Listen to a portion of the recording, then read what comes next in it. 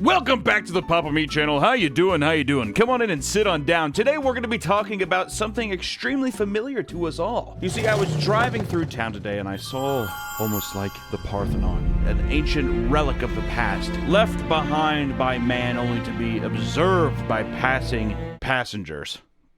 People in cars that drive by. I drove by a McDonald's that was out of business, and I saw the play place, just an abandoned play place. And I thought to myself, my God, I haven't thought of the play place in forever, and it led me to think about the entire history of the play place. So today, we're gonna be going over the rise and fall of the McDonald's play place, or pretty much just like the playgrounds in fast food places. It's just weird. But without further ado, let's get started. Which, let me tell you now, the new McDonald's are just ugly as shit. They're all these weird modern designs. They kind of look like all those new modern apartments too. It's like the minimalist, kind of like really simple geometric. I don't know, it's just too plain and ugly. Back in the day, it was a spectacle to be had. Red roof and, you know, it grabbed your eye. Even driving up, you got to see the Ronald McDonald bench, which, you know, I went down to Dallas, Texas, and I picked up my very own and got it. All of these things have collected in these pools of memories from when I was a kid. I mean, even going into the play place myself and playing in there was a bit of a war zone itself, but, you know, the little Game Boy kiosk they had in there too. It was an exciting time to go into McDonald's and be fat as a child. It was a good time. But where did it all start? Where did it all begin?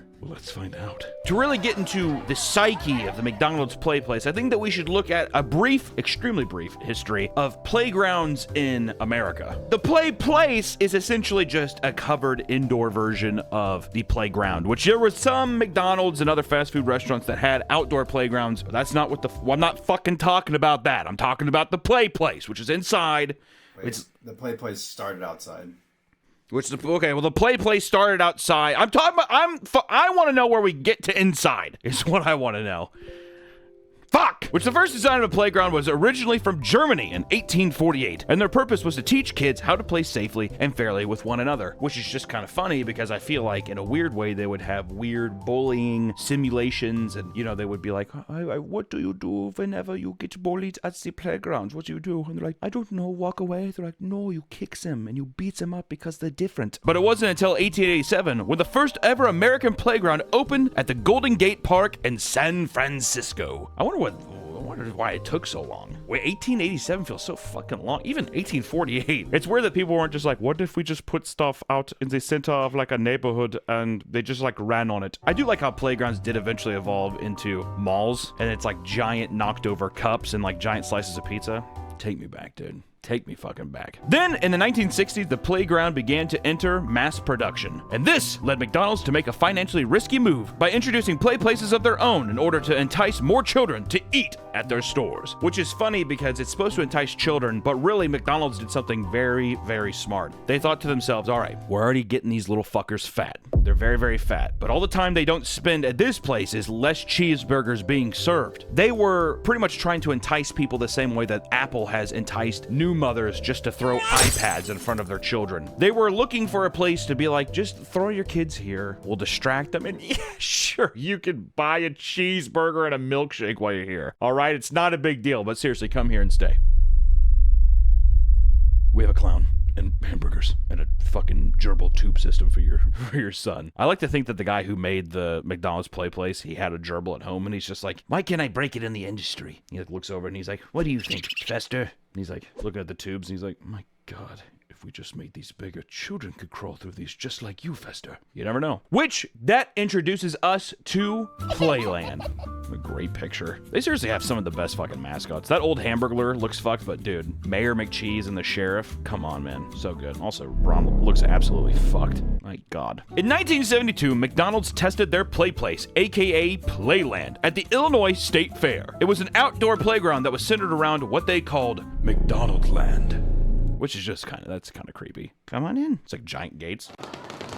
Only kids. Come on in. A fast food themed world that was populated by Ronald and his pals, which these first original play places were pretty fucking crazy. I mean, all of the structures were made of metal. I mean, it was all outdoor metal sculptures that consisted of these, you know, Mayor McCheese, the Sheriff that was a burger. We actually got to see some of them. When I went to go pick up my bench, we got to see some of them. A guy had a huge lot. I mean, this fucking extremely dystopian cryptid Hamburglar swing set. I mean, it shook me to my fucking core. And the guy could not have been more proud of this collection. It was awesome. But these collections collections of metal playground attractions. I mean, they would just bake in the sun. They were extremely claustrophobic. I mean, you get bumped around in them, your fucking head breaks open, you're getting sunburns left and right. It was, in the better sense, they were fucking like little torture camps, to be completely fair. I bet you they were fun back in 1972. Don't get me wrong, I bet you it was fun, but I think they did a little better in the future. Rather than engage in any safety testing, they stated they figured that in 5 days at the state fair, it would receive roughly 3 years worth of use. 350,000 kids played on the equipment here, and they declared it passed. So off this little 350,000 kids at the Illinois State Fair? Man, back in the day, people just had nothing to do. And people just had fucking nothing to do. They're just like, well, I could read this book again, or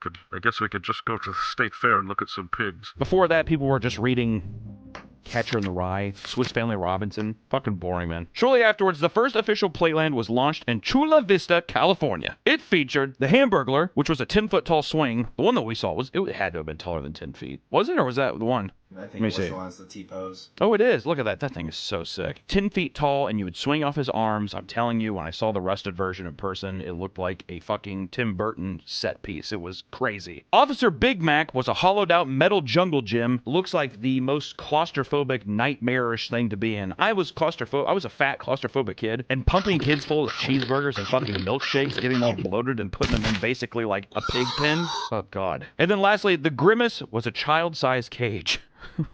Wait, they had 2 cages? Grimace back then, I like that he was the enemy. But yeah, it was like, it was just a little cage that he could run through. It wasn't as claustrophobic as the Big Mac Sheriff, but still, I mean, my God. And like I said, we got to go and see a bunch of these throughout the year. Like, the guy that we went and got the bench from, he had a collection from the 70s all the way to, like, present day. And it was pretty unbelievable. I mean, it was just like, it's odd thinking that these things actually had children that, like kids actually wanted to climb inside of these, like, metal contraptions. I mean, I was looking at them like almost like the Iron Maiden torture devices or the Brazen Bull. I mean, it had that kind of feel to it. It was really fucking weird. The Playland was such a massive success that in the months that followed after introducing the Play Place, the Chula Vista location saw its business increase by 60%. I'm gonna preface this now. This is an old 1970s just commercial for the Playland, and the cutting and editing of the segment is so uncomfortable, and you'll hear the guy choke several times. Like, they didn't edit it out or be like, hey, can you re-say that? They were just like, fuck it, he's eating, just keep it rolling. For the love of God, just keep it rolling. You know, sometimes, dear, I think you like this place as much as the kids do. Well, it does bring back memories of the candy shop, the ice cream. Well, it does bring back the idea of the candy shop. Like, I like how he's just like shoving a fucking burger in his mouth. I think you like this Playland as much as the kids do. He's like, well, I certainly do. You see, it brings back the idea of the candy shop or the... Ray's, zoom out a little bit. I hate how his face is like halfway out and he's just like, he keeps like dipping down and, There's really only one thing missing. Really? What's that? Why is that its the longest take? He's choking, dude. He is choking. Being able to run and play. That's what being a kid is really all about. Like how they keep showing this fucking, like, this, like, dunce kid who's just like, what the hell is he even looking up at? Is it supposed to be the Playland? I think he's hearing voices. Yeah, he's hearing voices from McDonald's fucking demons and ghouls and goblins. Just keep eating, Georgie. Just keep eating. Georgie, up here, look. It's me, Colonel Milkshake. You should ask your mom and dad to buy you 5 milkshakes.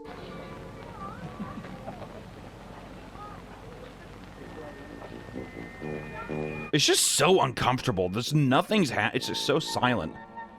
Where is he going? I know that they're leading him to the Playland thing. This is supposed to be him being inquisitive, but they're just like, don't even care. This child gets up and walks away, and they're just like, all right, well, he's gone now. It was nice raising him, but when he went to McDonaldland, he actually moved out of our house, and he no longer lives with us, so I would fucking kill for one of those original McDonaldland signs, dude.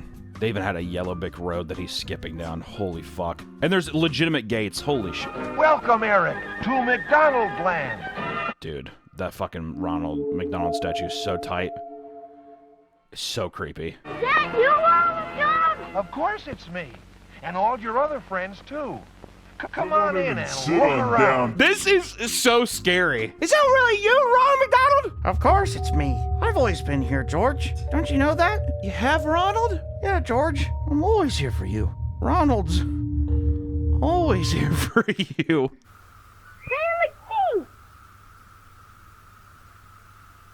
Big man, where did you come from? It's so interesting to think about what was cute back then. These statues, I would fucking kill for an Officer Big Mac statue. Mayor McCheese has to be one of the best designs. Which actually, coincidentally too, all of these designs where people are like, what? That design rules. Why did they get rid of that? They never paid the designer. Oh. Did you know that? All these cool designs, like they only had rights to Ronald, the Hamburglar, and Grimace. So Mayor McCheese and the other guy, the company designed all of the characters, but like once again, Roy Kroc or whoever the fuck it was at the time just didn't pay him. So they're like, okay, well you can't use these anymore. So that's why they stopped using them.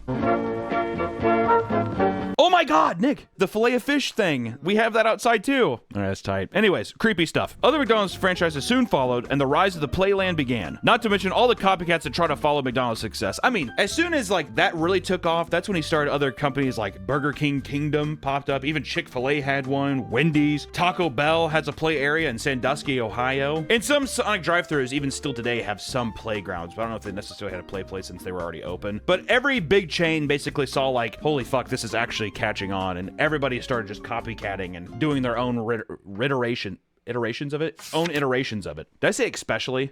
If I've said especially, it's especially. All right, I'm sorry. I see people get upset about that. I'm sorry. I apologize. I want you to know I'm just kind of fucking dumb. All right. Around this time, too, a lot of parents saw this as the safe choice when taking their kids places to play and stuff. You know, with the rampant rise of kids being reported missing on the news and the increased awareness of stranger danger, parents became less likely to let their children play in an open field or park. In an open field. Did you just pull off the side of the road and just like, there's cows over there, go touch them. The Playland provided a good alternative where the price of admission was a burger and the parents could watch their kids play with other children from a safe distance. I like how you put that in there. From a safe distance. We're not up close with them, it's just whatever. But how safe were these Playlands, to be precise? Which in the 80s and 90s, McDonald's Playland equipment was issued to over 3,000 restaurant locations, which made McDonald's the largest playground operator in America. McDonald's always does this shit. I'm pretty sure they are the largest real estate company in the world. It's kind of funny that they're also the largest playground operator too. It's just, I don't know. With the increase of locations, the injuries began to increase as well. Reportedly, over 1,500 injuries were claimed by 1991. So a lot of these injuries, the most common being small cuts and bruises, romping around too much, rolling around, fucking punching the Ronald statue, probably. I don't know what the fuck they were doing, but they were romping around, tussling around the asphalt, eating cheeseburgers and living life. Of course you're gonna get some cuts and bruises. But they also had children breaking nose when they ran into the fry trees. They were bumping their heads on the rocky hamburger ride and breaking teeth from falling off the apple pie stools, which in the grand scheme of these things, it all sounds pretty awesome, but I could see how that would make people be like, hey, don't fucking go there because your kid's gonna just like nosedive into these fucking fry trees. And it probably just started to cause a little bit of panic. And quote, all of the equipment on McDonald's land's premise was never tested for safety, nor were the playgrounds ever inspected for safety as well. In 1986 in Rialto, California, a 4-year-old child went down a hot metal slide and burned the skin off their hands. Holy shit, that's fucking crazy. His sister soon followed. Why would you follow that? His sister soon followed and had a large pink burn on her bare calf. The kid's probably like screaming, and the sister's just like, I don't care. Whee! Like all the fucking muscle on her calf is just melting off like butter. The two children sustained second-degree burns and were sent to urgent care. McDonald's was cited for failing to report the incidents. Lawsuits claimed that McDonald's was at fault, and McDonald's blames the franchise owners for not performing maintenance. You need to stop the sun from shining.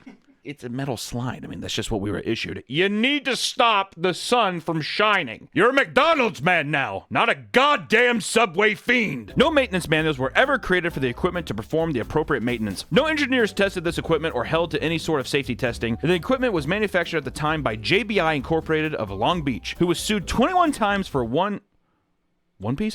Who was sued 21 times for one piece of equipment alone. The Tug and Turn Merry-Go-Round. What a name, dude. The Tug and Turn Merry-Go-Round. I like how they're just like, after the second time you get sued for it, you think you'd be like, hey guys, we should probably take it off. They're just like, it's fine, God. Imagine getting that letter. We're being sued again. You mean the Tug and Turn Merry-Go-Round, Pops? Yep. It's our crown jewel, though. It's what we're known for. Which this was the most dangerous ride. The equipment had a safety device that was not installed on over 800 tug and turns. And in 1988, in Bakersfield, California, 6-year-old Marlene climbed onto the new McDonald's playground in Delano to spin with a friend, catching her shoelace in a loose bolt. It tore her shoe apart and broke her leg in 2 places. In 1990, the family of Marlene sued McDonald's Corp. On the grounds they've known about the defects on this equipment since 1982 and had done nothing to correct it. Marlene and her family sued the old fucking Cheeseburger Kings for $10 million in damages. And 120 claims in total were credited to this piece of equipment alone. Here's a list of examples. Some severed fingers, dislocated elbow, broken bones, child concussions, which, let me tell you, child concussions, what usually happens with child concussions? Leads to serial killers. Oh, really? That's true. John Wayne Gacy, Jeffrey Dahmer, all those guys. Maybe not Jeffrey Dahmer. I'm speaking out of hand a little bit, but childhood concussions, dude, damage your growing brain. All in all, $190,000 in damages was paid out. So they didn't even get $10 million in damages? I don't fucking know. Who cares? Other lawsuits include $36,000 to the family of a girl whose neck was injured when she was struck by a falling playland tree. $9,300 to a girl who suffered skull fractures in a fall. $1,700 to a family of a boy who fell from a hamburger toy and broke his arm. Luckily, there was no deaths in the McDonald's playland, but there was a death at Burger King. You know, BK was like, are you fucking kidding me, dude? Really? We're always coming in second, dude. God damn. A 4-year-old boy who was playing in a net enclosed play structure in a St. Louis, Missouri Burger King restaurant on April 29th, 2001. That is a fucking crazy sentence. That's my birthday. Oh my god. First off, this would happen in St. Louis. That is the worst city in America. I fucking hate St. Louis. A 4-year-old boy gained access to an area of the enclosed playground not intended for play, became entrapped between parts of the structure, and died. Wait, so how? I'm picturing that in my head. The boy gained access to an area of the enclosed playground not intended for play. They'll usually have, like, let's say there's like a spot to the side or underneath something, but you're not supposed to get in there. I think that's what it is. He like got in. So he got into basically a playground thing, which became entrapped between 2 parts of a structure and died. That's actually insane. You know what's kind of fucked up? Is it's kind of like that movie 127 Hours, except it's Burger King structures. That's horrible, and I'm actually it would be devastating, but that's fucking insane, especially being stuck between like a fucking slide and like a Burger King statue or something. Brutal way to go. And in 1988, JBI and McDonald's decided to discontinue the tug and turn and all the other playland equipment because of the rising legal costs associated with the injury claims. It only took 21 times, over 20 times, for them to just say, I think we're done, let's retire the tug and turn. How did we make it to 1988 before people were just like, hey, can we not put our kids on the fucking tug and turn? You really know it's a fun ride. Yeah, but it's the tug and turn. Hello? During this time, the playland was still drawing a lot of business for the restaurants, but change had to come, and McDonald's decided to get rid of the dangerous metal and bring playgrounds inside. Ooh, I think you know where we're going, baby. That brought us to the play place. Let's say it loud and proud, dude. The play place. Now the weather wouldn't affect you anymore. It could be rain or shine. Now you could play inside in air condition. We're really making sure people become as soft and as pale and mushy as possible. And you know, we got to treat our little boys and baby girls right. So the play place wasn't seem like a good thing, but there was an outdoor to indoor transition. And until the 80s, almost all play parks were outside. The hard and unyielding equipment was susceptible to burning people in the sun, much like the hands and calves of those 2 poor children. And even now, you bring up the old play places, the first thing that comes to mind is the burning heat of the metal. And there's just a couple of people here. Like 9 years ago, a guy said, the Telecaster baiter. He said, in Texas, that thing was a metal level of death. You couldn't even climb up the metal ladder without searing the grease-covered fingers. And Jedi Smog replied, It was in Indiana, too. So hot. But I climbed the shit out of that McDee's playground. And then Big Scary Smoke Monster said, I grew up in Vegas. Those would just be actually on fire. People are so fucking dumb on the internet. Areas with colder weather made the playgrounds useless 6 months of the year. So now you had areas that were either too hot, some people couldn't even fucking go out half the year. It just became, it didn't make sense. And sharp edges and rust made the areas practically hard to navigate. Kids are fucking running around slicing their fucking legs open. Then you have to go get a tetanus shot. It becomes a whole ordeal. Especially because the McDonald's managers are gonna go out there and like inspect the slides. Or who gives a shit? It's 1988. Are you fucking kidding me? Metallica's on top of the world. Guns N' Roses is doing cocaine. I mean, Hair metal's just about to die, but goddamn if the world isn't A-okay. Impending legislature over the safety concerns hastened the progressive phasing out of the outdoor parks. God, I would kill for this McDonald Land playground regulation sign, dude. Officer Big Mac rules so hard. That design is so fucking good, it's unbelievable. Which, unfortunately, in 1999, the Big Mac Climber Jungle Gym marked the fall of the McDonald's Playland. More than 400 children were hurt on the particular piece of equipment, and from 1986 to 1991, more than 1,500 claims were filed against McDonald's for their Playland injuries alone. This is out of 3,000 Playlands nationwide, and half of all Playlands had a legal claim. That's actually fucking insane. Over 50% of all of the Playlands had some kind of legal issue against them. I wonder how normal that is. With something as big as McDonald's and as the amount of people coming in, it must be kind of normal, right? But still, it's like a staggering statistic. Like, if you heard that, if that was on the news and you were like, oh, I take my kid there all the time, and it's like, yeah, 50% of people have had claims against all of them, you'd probably be like, oh shit, fuck, maybe I shouldn't be taking them there. Of those, 100 suffered broken bones, concussions, or fractured skulls. McDonald's failed to report the injuries in any meaningful capacity, and they were fined $4 million, which is nothing, dude. Their fucking sign says billions served every day. Holy shit. At this time, this was one of the largest fines ever given by the CPSC, the Consumer Product Safety Commission. McDonald's argued that between 1986 and 1990, there was only one accident per year at each Playland nationwide, and McDonald's tried to shift blame for equipment onto the franchise owners. That's so fucked. Franchise owners are like, I'm doing what they're asking me to do. What the fuck am I supposed to do? They purposely told me not to inspect the rust on the slides. What am I supposed to do? They're just like, just shut your mouth and keep, you know. It's like Ray Liotta in Goodfellas at the beginning when he doesn't rat, and then he comes out of the court and all they're like, oh, you busted your cherry, and they all start clapping. That's all the franchise owners to the fucking CEOs of McDonald's. As stated above, there was no maintenance instructions or manuals to go with these things. I mean, they're slides or whatever. What kind of fucking maintenance? It doesn't matter. Gaps in the bars of the Big Mac Climber were large enough for kids to fall through and angled such that children could get stuck in or fall catching a limb. I'm stuck, dude. Can you crawl all the way up? Help me, please.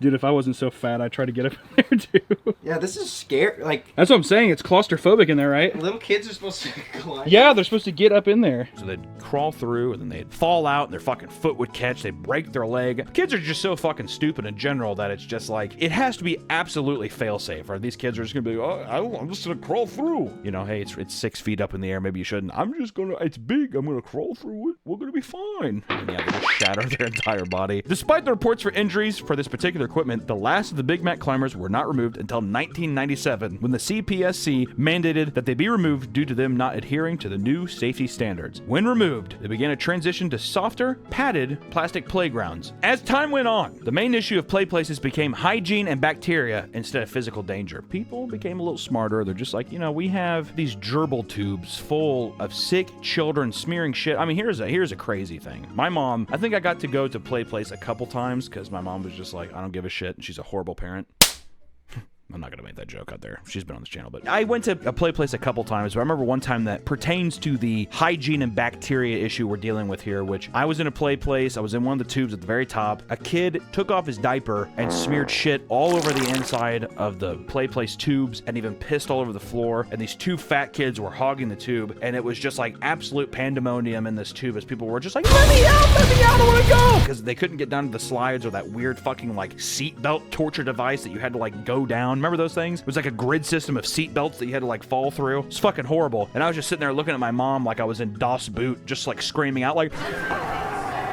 And after that, I was like, I think I don't want to go there anymore. I don't want to go to the play place. Or if I did go there, I didn't go into the tube system. That was shell shock for me. I couldn't do it. The real reason why you cannot bring food onto McDonald's play area is because if they allow food in the area, it becomes a food area. It must adhere to certain sanitation standards. AKA, they just don't want to have to deal with another step of sanitizing things and making it just a little bit better for people to be at. They're just like, if they brought a food in there, it's against the rules. Hey, not my fault. And let me tell you, children are fucking absolutely disgusting. That is just, I mean, it's, if you have kids or you know anybody who has kids, you can see it with your eyes. I mean, they just like, it's... God, I hate kids. Excited children are running around after eating. What happens there? You puke. They throw up everywhere. Children have worse control of their bowels. Way too many stories of kids shitting themselves or taking off their diapers after doing so. I mean, my story. There's gonna be so many comments on this video of people being like, I was the kid who shit in the play place tubes. And kids don't understand to just like keep things to themselves. If a kid has to piss in a play place, they're gonna take a piss. They're gonna spit. They're gonna fucking like blow a fucking booger. They have no idea, and they just sit there and they do that thing that kids do I absolutely hate. They have like snot running down their face, and they're just like... They do the lost toddler look. Looks like one of the 1970s Romero, like Dawn of the Dead zombies. Just like... Especially, you know what I hate too? Looking at kids in like fast food restaurants. You ever just be like walking by, you have like your tray of food, whatever, you're like walking to your table, and you see a kid, and he just has like a little fucking paper slouch of small fries from McDonald's, and they grab shit like this. They have to like contort it and put it in their mouth. It almost feels like they're auditioning for some kind of Frankenstein or chimp role. I mean, they're just like...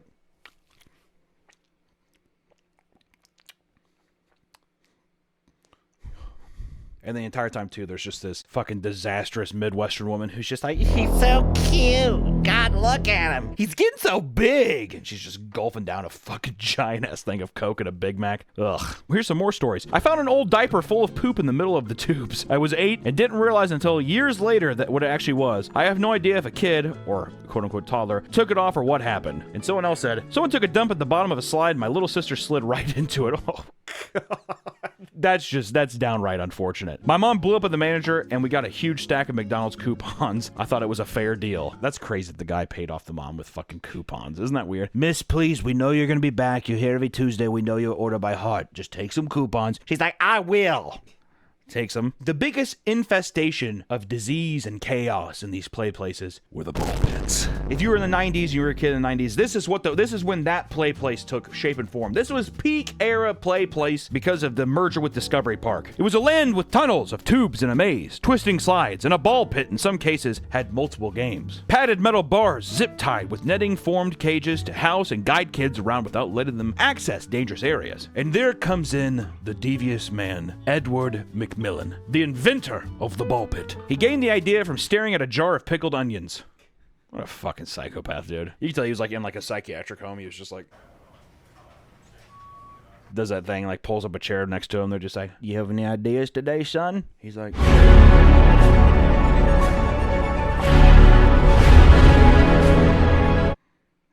I may have some. That's what he says. Hundreds of kids play in these pits, but the question of sanitation has always been an issue. The kids playing in these often have bathroom accidents. There are no national standards to how ball pits are to be maintained or cleaned. That is actually fucked. So if somebody took a shit or piss in there, no one ever, I mean, like, who actually went in there and cleaned every ball? Think about that. I remember putting like those balls in my mouth. Uh-oh, what did I say? Didn't get past me. Don't comment below. Dirt, vomit, feces, and urine are common contaminants found in them. Bacterial contaminants that cause disease were common. I mean, urinary tract infections, pneumonia, meningitis, septicemia, a blood infection, endocarditis, infection of the fucking heart. Children were getting infection of the heart because of the shit, dirt, piss ball pits, man. And there is more bacteria on a single ball in a pit than one on a public toilet seat. I'm going to say that again. There was more bacteria found on one ball pit ball than on the average public toilet seat. My God, we failed them. I was failed. We failed as a society. There was also a lot of stories about finding teens going in after hours, having sex in the ball pits. And also, I remember I worked at McDonald's when I was like 14 or 15. It was like right when they were transitioning from the old look to the modern look. And I thought that the renovation was for a play place. My manager at the time was like, oh no, we're not doing that. He's like, I told them no, because he used to find like old syringes. He used to work in like a, not as suburban, more city-like one. And he used to find homeless people go in there, shoot up, and they leave the syringes in the fucking ball pits. Syringes. How fun. And due to the nature of the ball pits, things can fall to the bottom. Loose change, video games, watches, broken glass, food, and like I said, needles, which is, there's rumors to believe that that was one of the big contributing factors to why the ball pits just stopped being, because it was just a matter of like too much hidden shit, too many things that could actually kill a child from infection. So there's speculation there, but nothing proven. In addition to there not being sanitation standards for ball pits, there's likely no way to fully clean them. Machines have been developed, but they do not address storage space for moving the balls completely out and washing the bottom. So I think some places had some of these machines, but I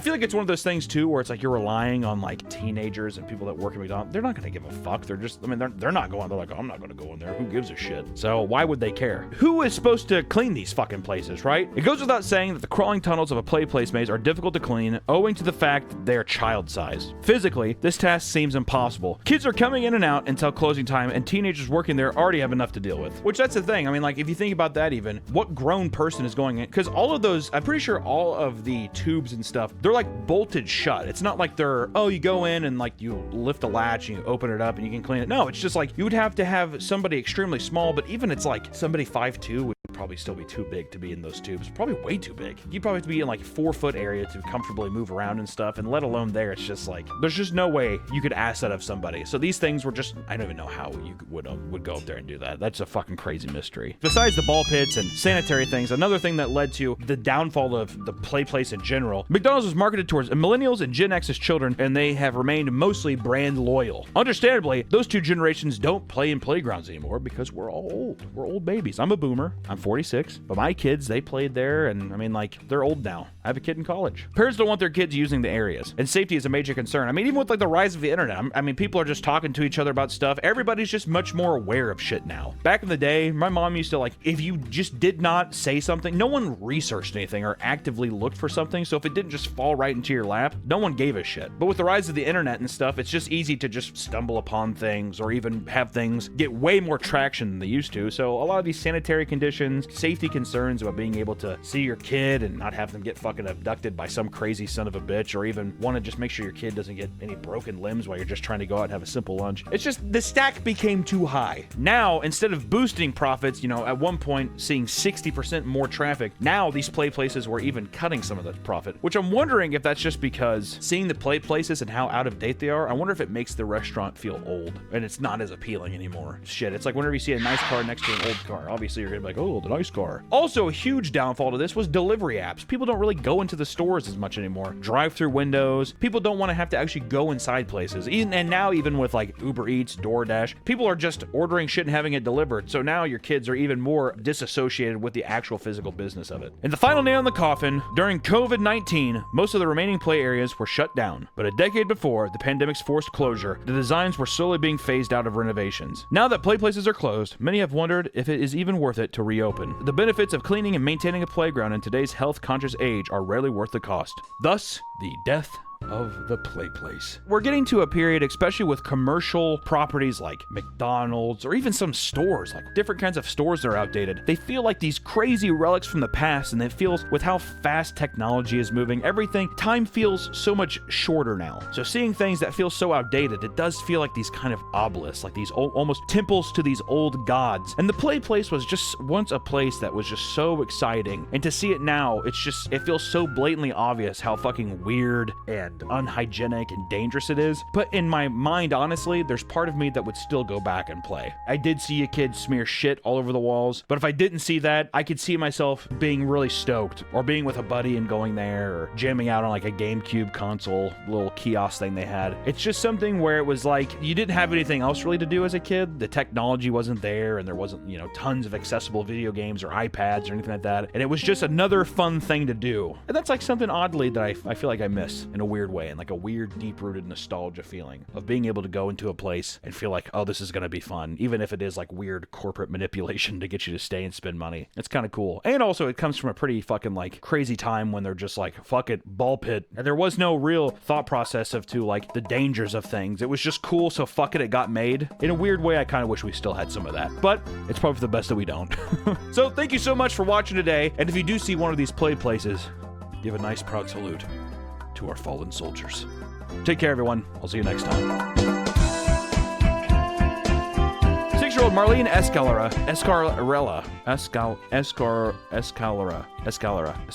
climbed onto the new McDonald's playground in Delano. Oh my God, Jesus fuck. 6-year-old Marlene climbed onto the new McDonald's playground in Delano? Holy fuck. 6-year-old Marlene climbed on the new... 6-year-old Marlene... Oh my God! Welcome back to the Papa Meat channel. How you doing? How you doing? Come and sit down, because today we're going to be talking about scratcher tickets. 1, 5, 7, and 11. 1, 26. I'll do 6 as well. 10, 24, a 1, and an 8. Win $5? $20 Papa card. Holy shit. 39. Oh! Gambling can be one of the hardest and most financially draining addictions a person can have. Bombshell.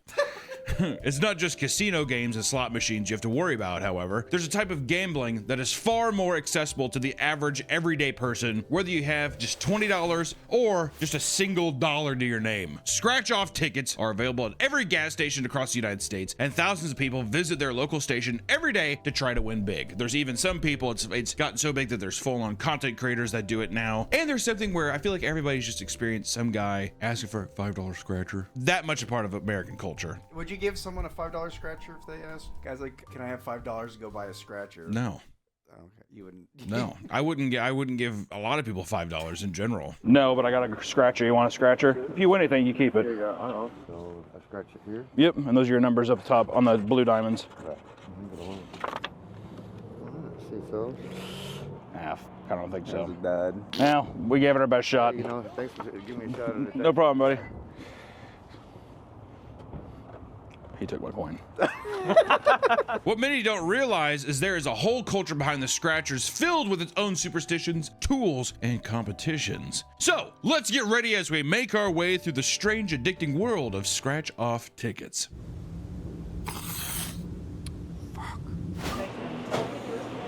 Alright, this says 115. Okay, I got a $5 check that says 500 Frenzy, a $10 one that says 50 and a $100 Blowout. Oh, I want to get blown. Loaded exclusively with 50 and $100 prizes. $20, $2 million jackpot fortune, a $30 Super 7, and then last but not least, a $50 ticket. Jesus Christ. Which is millionaire riches. Okay, so these are the icons I'm looking for. These are the winning numbers, voice. Oh, feels good doing this, doesn't it? Win $5? Wait. Or is it not one of these? I think you want $5. You want $5? Buy another one, buy another one. Broke even, boys. So- Broke even. What happens now, you won $5 and it's $5. So you just go get another one, do it all over again. Oh, there you Oh, go. you want to go cash in and get yourself another one? I'm gonna do the $10 one while he's doing that. You know what's kind of fucked up? I don't think we're gonna lose on any of these. I feel that confident. Keep sending Jacob back. Yeah, go back in. For most of you, scratchers have been around since as long as you can remember. But those who were around in the 1970s were losing their goddamn minds over this game-changing way to gamble. American computer scientists John Koza and Daniel Bauer created the first lotto scratcher in 1974, and together they had marketing experience as well as a history of designing computer algorithms for printed bingo cards, something that translated perfectly to the lottery. They even developed a secret coating on the scratchers that would keep them safe from counter theft tickets. Massachusetts was the first state to sell scratchers, and they were practically flying off the shelves. And this overwhelming success led to other states wanting to get in on the action immediately. Their accessibility, convenience, and ability to elicit instant gratification has made scratchers insanely addictive. Throughout 2023 and 2024, California Lottery sold $6.6 billion in scratchers, which accounts for over 70% of their total lottery sales. If going to a nearby gas station isn't convenient enough for you, there are now online scratchers, and we're not just talking about your standard cards. Scratcher.fun is a crypto-based online scratcher launchpad that allows you to not only gamble on themed scratchers, but create your own and make money off of it. People will post custom artwork and even offer up their own bonus prize, like a free vacation, or in one case, a PS10 Pokemon card. I hope it's Charizard. See, that's how you know online gambling is getting bad, digital gambling. The thrill of a scratcher is to actually hear the scratch. It's the ASMR. It's the scratch. Yeah, it's exactly. Am I really getting my itch scratched if I am not physically scratching off the ticket? I know I wouldn't. Bust. Fuck. It's okay. That one's just a dud. Is this the same one? It's the same one, yeah. All right, let's see. We're rolling. All right, I don't know if I like that we have both 33 and 34. Come on. Bust.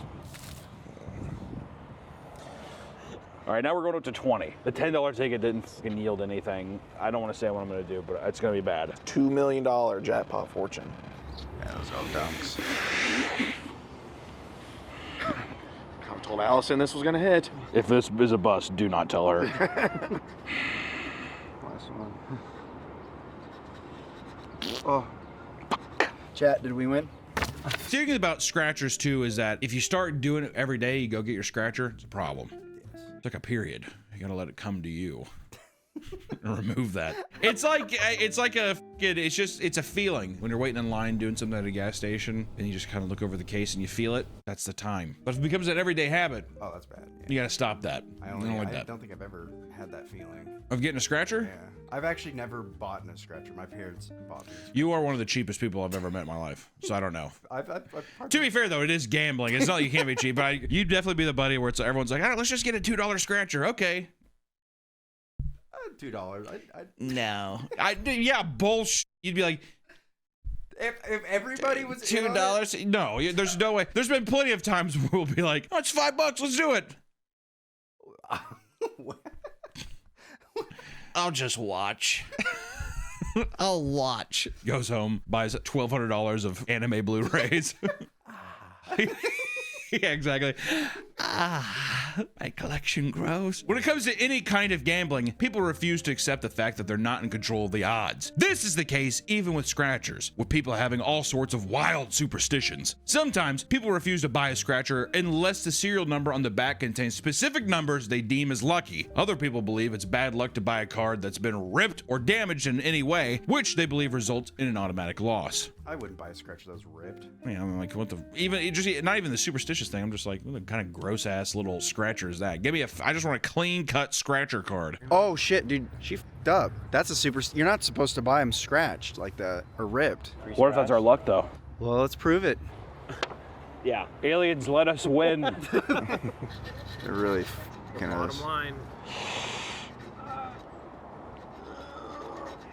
All right. Well, obviously. The aliens didn't do anything. Aliens didn't come to our aid. It was also because it was ripped. It was fucking ripped. There are also people that blow on their cards, or wait until a specific lucky time of day to pick a store they deem to be lucky, or use a special coin or tool to scratch the numbers off with. I had a buddy whose dad used a wrench. That was his lucky wrench. I'm not even joking, in his truck. I've never seen. You ever see somebody struggle? Let me tell you, take a fucking wrench and scratch off a scratcher. Difficult. I bet with that guy, he was just like, man, I don't got nothing. Oh, here's a wrench. And then he hit it one time with the wrench. He's like, that's my lucky wrench. Exactly. Yeah. One strange gambler was caught getting angry whenever someone wished him good luck after buying a scratcher, claiming it actually jinxes the cards. Oh, f you, buddy. You're basically just dousing this in gasoline and lighting it on fire, dick. Whenever it happens, he becomes irate and mumbles under his breath, these tickets are worthless now. Nick, I wonder, do you think these superstitions work, though?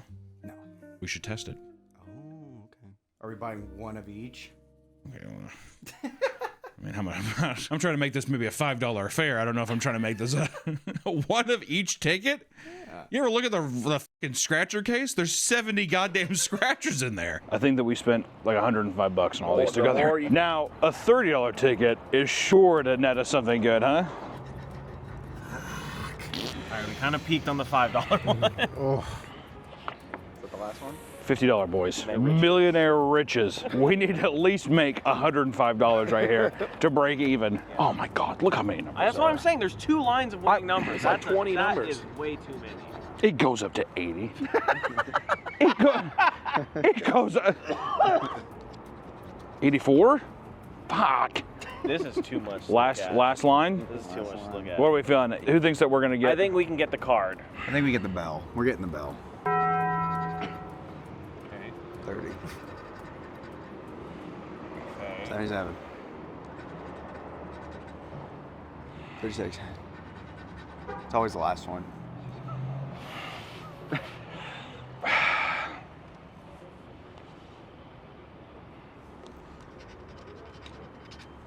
Before? We had 53. 59. This is a do not tell Allison moment. Yeah. I'll tell you what, you know what's disgusting though? You know what's absolutely disgusting? What do you think I'm gonna say? Again. I immediately want to get more. Should we do one more run through? Yeah. The only way that I actually lose is if I stop right here. True. Because when I go back in there and I get the next one, I'm gonna get 210 and I'm gonna break even. We still won. 85%. We won the $5 one. We still won. Well, we won a $5 and then we lost it. So technically we're still very much down. But still, you got the feeling. I do not like that I hit my peak on the 5. All right, can I at least say that? Since scratch-off tickets are so readily available, nearly everyone has a few scratch-off stories. On his birthday, a man received a card and 4 tickets from his mother, only to find that tickets were already scratched.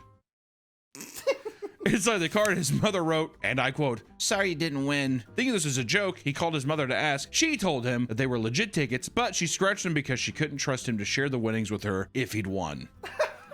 I'll tell you what, you hear the specific thing of that little blurb was that he called her. He does not see that woman on Christmas. Hey, did you mean to send this to me? Okay, cool. Click. Who was that, sweetheart? A ghost. That's what I would say. I will say too, I don't care who you are. Can we at least agree that scratch off tickets are the best stocking stuffer? Oh yeah. You try to show me someone who doesn't smile when they open up, when they peek in their sock. Oh, it's fun. You didn't pay for it. It's free gambling. And if you win big. Whoa. Oh, baby, exactly. And I'm not sharing. Yeah, exactly. Sorry, you gave me that luck. This is a gift. It'd be rude to give back. For those that are serious about winning, there are tools specifically designed for scratching tickets that some gamblers use. One woman went online seeking tool recommendations after their mother developed an infection in her thumb from using it exclusively to scratch off tickets. They claim that their mother's finger was black and infected after not cleaning the area because she refuses to use coins. How many people, like when you see people sitting there scratching, how many people wash their hands? None of them. Yeah. I'm telling you, fucking goose egg. Most of the comments on her post recommended a standard scratching tool or tools from their garage. What? To scratch the tickets? Yeah. Just use a fucking coin. Why do people have to make that to be so complicated? Just fucking carry a quarter with you. Ain't a big deal. Am I wrong? Maybe it's not efficient. Like maybe you want to scratch off one go. You just want to get it done. You know what's fucked up is that's 100% what it is. It's somebody being like, well, I don't want to sit there and do this, but with this tool, I'm able to do. Just fucking use a goddamn coin and call it a day. Am I wrong? It takes too long. I want the money now. At what point is it? I paid for it. I want it now. I guess if you're a scratcher addict, the allure of the scratch and like the buildup is gone. You're just like, it's like peeling off a scab with your finger. But that's, yeah, see, for normal people, that's the fun. That's what you at the anticipation. Well, that's what I'm saying is that the coin keeps that allure alive is the possibility. Almost every severe gambler that I've seen where you're like, that motherfucker's in deep is somebody that's like, they're superstitious and they have to have their remedies. I don't think it's a quick process. I don't think that it's just a swipe and pull. I think they're wanting some. If anything, the fucking tools are probably to make it even longer. Like the wrench. I was telling you that fucking wrench, I'm telling you. 1, 5, 7, and 11. And then can I also do like a $1, a $2, and a $3 scratcher? I got a $1, a $3, a $10, a $20, a $30, and a $50 one. All right. You got a hot dog? This is the problem, dude. Beforehand, you know what the problem was? I didn't make a little ceremony for myself. So I gotta do my ceremony that I'm gonna make for myself right now. I'm gonna light it. I'm gonna blow this on the card. And that's gonna give me the luck I need. This is Patreon exclusive. Oh shit, because we can't do that. All right, well, just no. Well, I can't do that then. What about something with your hot dog, maybe? Could you hover your hot dog over my scratcher? Bless it. Okay, you're gonna put that in your mouth and eat it? Yeah. You can't eat all the hot dog. I mean, we got all these scratchers. You're gonna have to hold on, if that's the thing we're gonna have to do. So you have to touch your hot dog to this. Which scratcher is that? This is a $1 scratcher, the 10 times the cash. Ooh. If I make $200 on this, I will actually kill myself. Because I've spent too much on the tickets. And I would have been like, all I had to do was buy a $1 ticket. Our numbers, boys, are 9 and 4. 3-9. You know what? You eat the hot dog. I'm gonna take this ketchup packet. That's on the ground. Oh my God. Well, first off, this is a $3. Do I have to undo? Okay, I'm actually gonna put that down. Do I have to do all of these and then see if I make bingo? Yeah. Too much goddamn work going into this, dude. See, this is one of the ones though where it's like, it's a slow burn. The $1 one was too quick. Now these are for people that's like, I want to have a little bit of time. This is gonna take so long. Just go fucking scan it and see if we won. Some people will do anything to get their fix, but not everyone wants to spend the money for a chance to win. In some states, you can cash in non-winning tickets for points with the lottery system. And if you collect enough points, you can turn them in and earn a free ticket. An Ohio resident regularly takes advantage of this by dumpster diving behind the local gas stations in his town to collect all the discarded losing tickets before submitting them for free tickets. It's not just gas stations that give out lotto tickets. Since the early 2000s, car dealerships have been mailing out scratchers. Most of the time, the prizes at these car dealerships involve winning a large sum of money or even a new car, but they can come with extensive fine print that most people don't read, leaving many participants feeling a bit scammed. In North Carolina, a dealership lost a potential customer after baiting people into believing they won $5,000 on their scratcher. I already know this is going to be a thing where it's like, oh, it's a promotional thing, whatever. You can't fuck with people's money like that, dude. Because, you know, he called everybody, I just won $5 grand. We're going out to dinner tonight. You know, all that kind of stuff. The game was identical to the simplest lotto tickets. Participants had to match 3 symbols and they won a big cash prize. However, when people showed up to the dealership eager to claim their cash, they were shocked to find out that they hadn't won any money. Instead, they had a code linked to a prize that was a meager $5 or nothing at all. That's gotta be illegal, right? That is illegal. Yeah. The flyers that the scratcher came with promoted that matching the symbols won big money, so many people thought it was a scam. The dealership said that it was not a scam and that its flyers were reviewed by specialists before being sent out. They also claimed that the number of complaints compared to the number of flyers sent out was relatively low, so it wasn't a big deal. What fucking scumbags.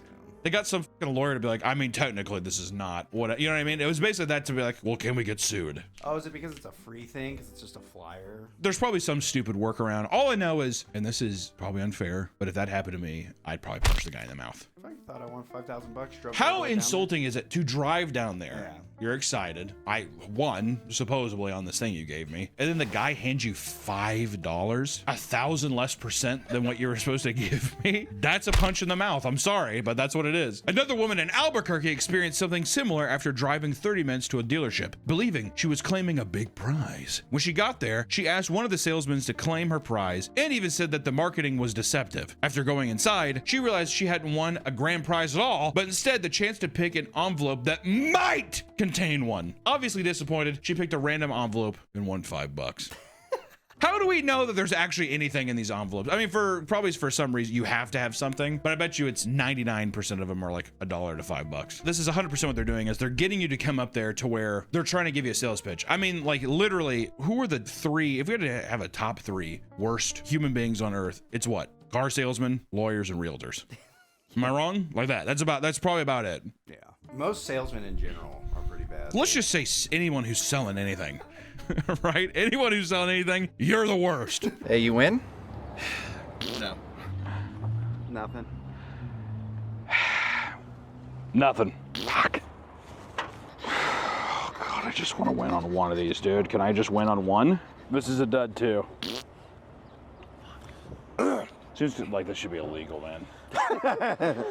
We're gonna be down 210 if we lose this one, all right? We can't go home after this. You should rub it on someone's head for good luck. Who has the luckiest? He has the baldest head. Yeah. You're our designated pet for the afternoon.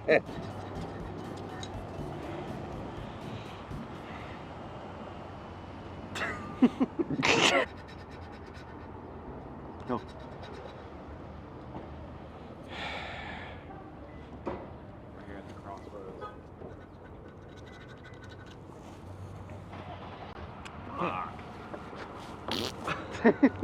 Wait, there's still one more line, no?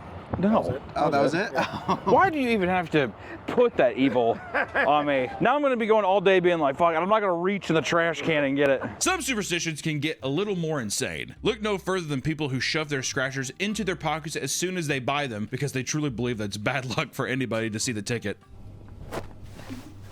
Which also, that doesn't make any sense because that person that says that, don't look at my scratcher, do you think he's like, I want that one, but don't look at it?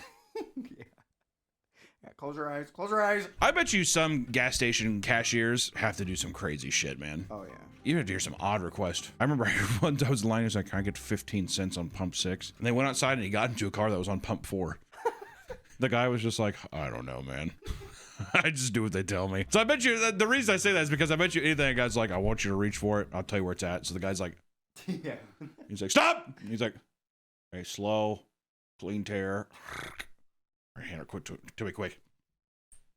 You know? I think with superstitious people, it's that if someone else looks at the ticket, I'm getting their luck. I've heard a lot of people be like, I'm naturally very lucky. So then they have like weird things where a lot of people are like, if you touch it, it's like no longer lucky. So then you lose, you're like, it's because you touched it! Because that guy, it's probably like, it's because you looked at it! Exactly. Or whatever. Make excuses. Yeah. 126, I'll do 6 as well. And then I'll do 18 and then I'll do it.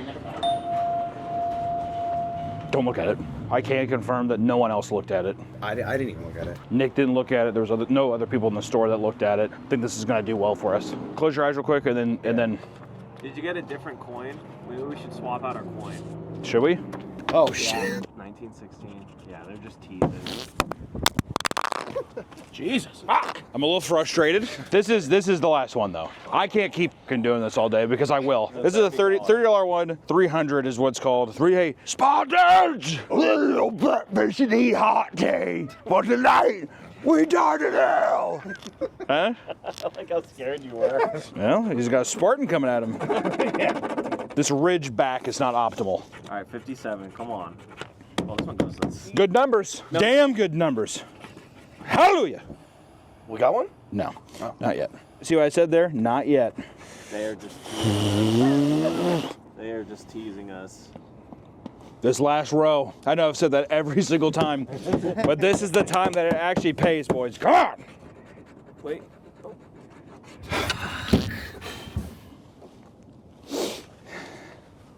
You know what? Here's your fucking warning sign, dude. I'm down $250. Okay? 100% addicted to scratchers now. I gotta stay away from gas stations. One more time. I can't do any more. I'm not gonna do it. 85% of gamblers quit right before their big win. You're making a lot of sense. Do you have any scratchers? Not all scratcher enjoyers are plagued with bad luck, however. In 1998, Bill Morgan was living in his car when he was involved in a serious car accident that left him with a severe heart condition. While recovering from his trauma, he was prescribed some medicine to help treat his condition. However, the medicine caused him to have an allergic reaction, which led him to having a heart attack that killed him. He was dead for 14 minutes until being revived by paramedics and rushed to a hospital, where he remained in a coma for 12 days. My God. Miraculously, he awoke from his coma despite doctors recommending the family turn off his life support. And he would go on to make a full recovery. Okay, can I just say, sometimes do you ever think doctors are just a bit hasty? Yeah. With some shit? You like walk in, they're like, oh my God, he's in a coma.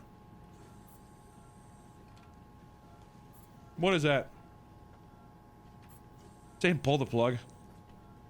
How long would you wait? Well, here's the thing. Am I talking about who's in the coma? Am I in the coma or no? It's a family member. Which family member? Your mom. Well, I wouldn't want her to suffer, so I'd pull it pretty quick. Yeah, but like an hour into it. Let's say we're putting her on life support, and I'd give her back to God. That's what I'd say. I love you, Mom. I see your angel. That's the thing too. Is you can have like a little religious fit in there. No one can say anything. You're in distress. I saw her. She's an angel flying around. Mom. Okay, why don't you calm down? Mom, she's flying to heaven. Oh, put that bitch in a hefty trash bag. Right into the dumpster. You ruined my life. No, I don't know. Actually, I would not have the strength to ever pull the plug. I actually commend people that can be like, it's time. I have a lot of respect for people that can do that. I think if they're brain dead, and the doctor's like, oh, sure. Yeah. But if it's like a coma, yeah. I mean, this guy is not brain dead. No, if they're just Motherfucker's just in a deep sleep, then they're just like, yeah. It's been a week. Yeah, exactly. You're doing him a favor. I'm like, well, he did have like a heart attack, and I'm like, give the motherfucker some time. We could be using this bed for a kid who needs his tonsils out, but okay. Around a year later, Bill's life had dramatically improved as he had just recently been engaged and started a new job. Imagine this guy didn't. They couldn't give this guy a fucking business week. Engaged, he's got a new job. I mean, good God. It's another time where I'd go back up to that doctor, I'd punch him right in the fucking mouth. And you know, here's the thing. I know doctors are just like, statistically, X is the thing. And they see this stuff every day where you're like, someone's like, I have hope. I'll tell you what's scary. Have you ever seen someone who's on the brink of death and they will like get up? Oh, no. And they'll move? Oh, dude, it's like fucking frightening. But some people are like, oh my God, he's gonna come out of it. But they're like, that's like his body basically dying or whatever. Okay, I didn't know that was a thing. Yeah, I don't know. I get bought into whatever. But editor, put up a clip of it. Is that real? Nope. I don't know. But things would only get better when he bought a scratch-off ticket when he won a $30,000 Toyota Corolla, which also, dude, could you pick a longer lasting car? I bet you that fucking thing is still running like new today. How awesome. Good for this guy. A local news station was intrigued by his story and broadcast a segment about his change in luck. During filming, they had Bill scratch off another ticket for B-roll, but when he finished scratching it, he realized he won another $250,000. I just won 250,000. I'm not joking. You're not, are you? Really? I just won 250,000. Oh my God! As soon as he realized, he almost fainted, told the camera crew to stop filming and that he might have another heart attack. After the initial shock was over, he called his wife and told her they could afford to buy a new house. Today, Bill still buys a scratch ticket every week and is grateful for everything that has happened in his life. He states, and I quote, "I've had a bonus of 22 years, and that's the way you have to live your life. Every day I get up and put on my shoes, and even if I'm not real well, I have to shuffle down the road and smell the roses, look at the sun and think, how lucky am I?" Can I just say, I have goosebumps. I want you to know right now, that made me giddy. Yeah, that's such a crazy story. How fucking amazing is that? It's one of those times where you're like, is there any other proof that God is real? I mean, actually, just to be like, you, my friend, are an angel. 14 minutes dead, you'd come out of that and you'd be fucked up. Oh, yeah. Brain-wise? A lot of brain damage. Yeah. You know what I mean? And this motherfucker's just strolling down the road, cognitive enough to just be like, I mean, how fucking lucky am I? I mean, good Lord. We need more stories like that. You know what's fucked up? This is the truth of the matter, is that if you did stories like this all the time, no one would watch. Boring. No one would watch. Because I know some of you motherfuckers are sitting there watching this video in your living room eating dinner, and you're just like, fuck that motherfucker. That lucky cocksucker eating a Hungry Man dinner, scolding at the screen. I have to go to work in 2 hours, and that motherfucker has a heart attack and gets a payday.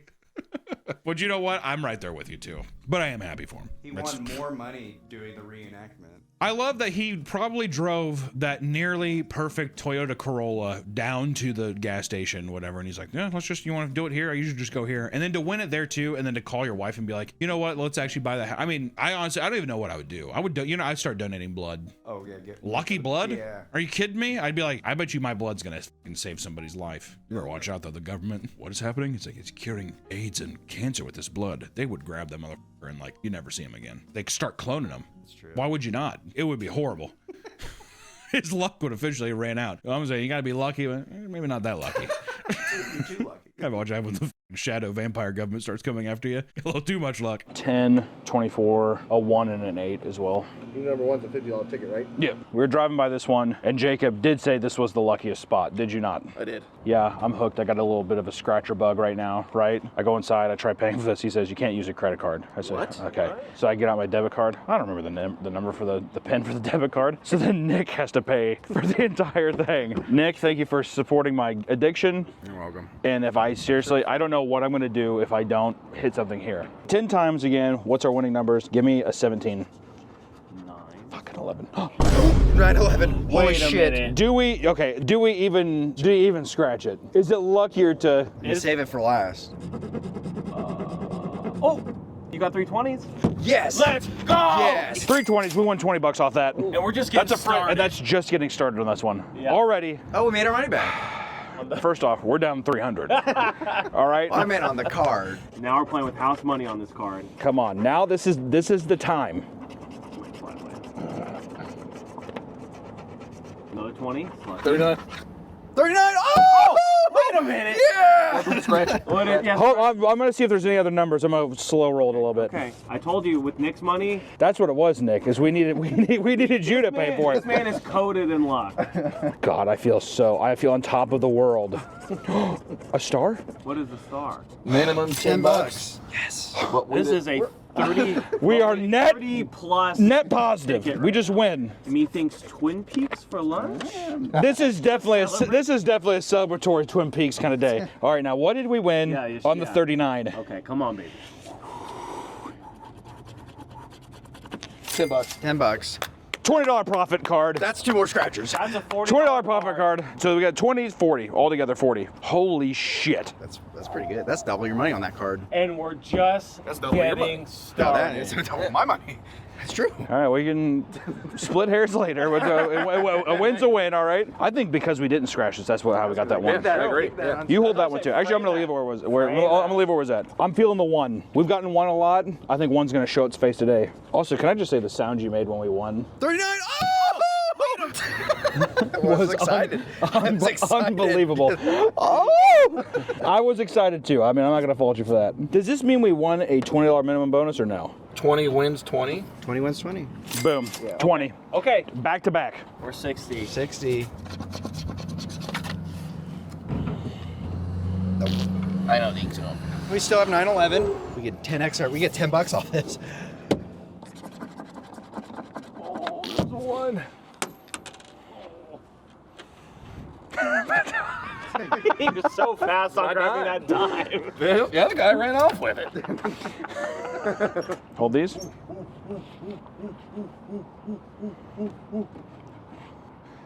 Not all men get a peacock like this in the parking lot of a gas station, boys. We got to hold our heads up because today we're winners. Granted, we spent about $350. We glaze over that part. That doesn't matter. No. We won 60 Where bucks. we are negative, we are positive. You know what that means? Twin Peaks for lunch. Twin Peaks. Scratchers may be a cheaper way and more approachable way to make a quick buck, but it's no different than going to a slot machine. If anything, the accessibility of scratchers can make the addiction even more harmful to you. Final thought from me, scratchers, they're addicting. Stay away from scratchers. I feel already today, me scratching that hunched over, I feel addicted. I feel like I have changed fundamentally as a person. So I get the hype. I understand why people love the scratchers. I also, after a while, it was kind of fucked up. I know we were joking at first about like superstitious stuff or like your things you do to win. I was already like, what if I did this? Like I'm gonna trick fate. So that's where it lays. Buy a scratcher every now and then if you want. But if you're hanging around at a gas station for hours on end, it's time to take a look in the mirror. Otherwise, maybe just treat them as stocking stuffers or like a fun gift other than a means of financial freedom. Take care, guys, and hey, lucky scratching. We'll see you next time. Bye-bye. Welcome back to the Papa Meat channel. How you doing? How you doing? Come on and sit on down because we're talking about something that's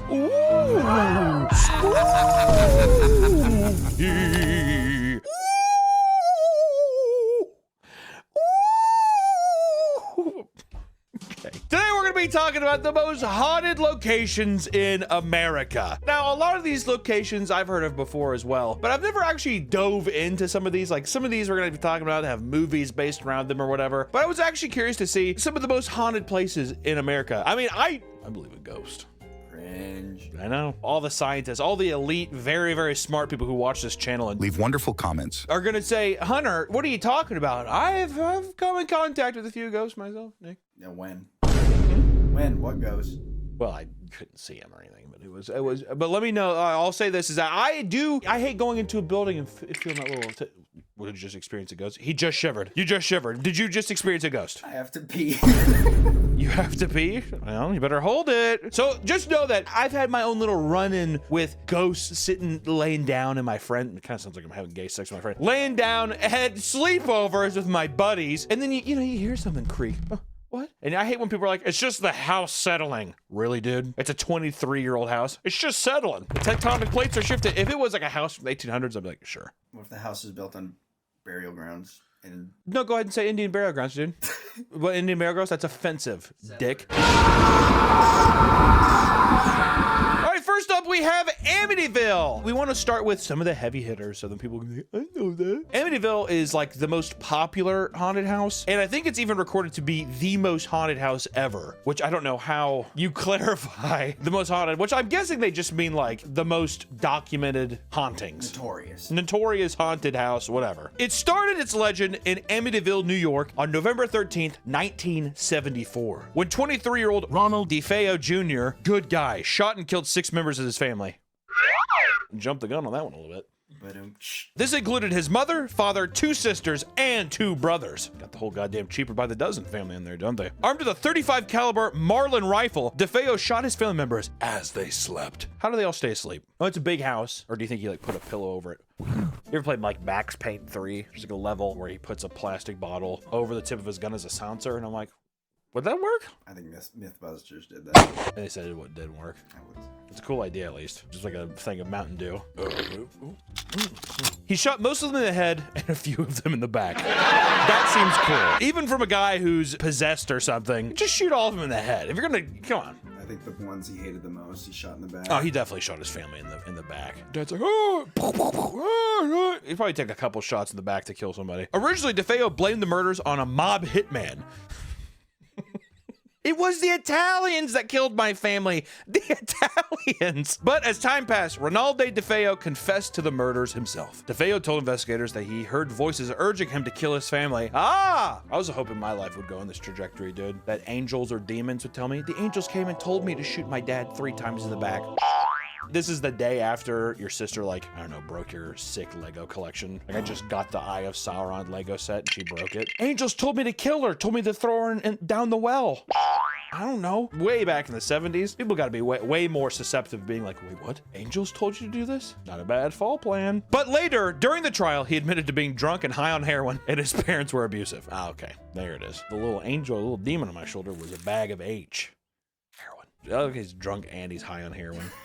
All right, I'll be honest. I had a couple brewskis, a couple syringes of heroin, and my dad hit me with a belt. What am I supposed to do? DeFeo was found guilty of 6 counts of second-degree murder and was sentenced to 6 consecutive life sentences in prison. Never understood the consecutive life sentences. It's in case you're immortal. Well, especially if he comes back and maybe possesses someone, and they're like, we know it's the ghost of DeFeo. Get him in prison. He's like, no! In the years since his claim of hearing voices, he has admitted to the lie, claiming, quote, there was no demon. You know who the demon is? I am the demon. To be fair, that does sound like something a demon would say. He's just admitting that there is a demon. No, there is no demon. I'm the fucking demon. They're just like, what? He's like, no, the entire altercation likely stemmed from DeFeo's theft of $20,000 from his grandfather's car dealership. Fuck this kid. He was tasked with depositing money to the bank, but ultimately had a friend stage the robbery. His father eventually grew suspicious and questioned him, earning a death threat that his son followed up on. So literally his dad was like, did you take $20,000 from Pop Pop at his Toyota Camry dealership? And he's like, no, Dad, I'll fucking slice your throat. He's like, okay, come on, man. And he's like, I'm just like drunk. He's like, I'm gonna get high on heroin and kill my dad. To be fair, though, I hate to say this, Nick. I hate to say this. If I was already drunk and high on heroin and I was planning on killing my dad, I'd probably just follow through with the whole family. Oof. Fuck, dude.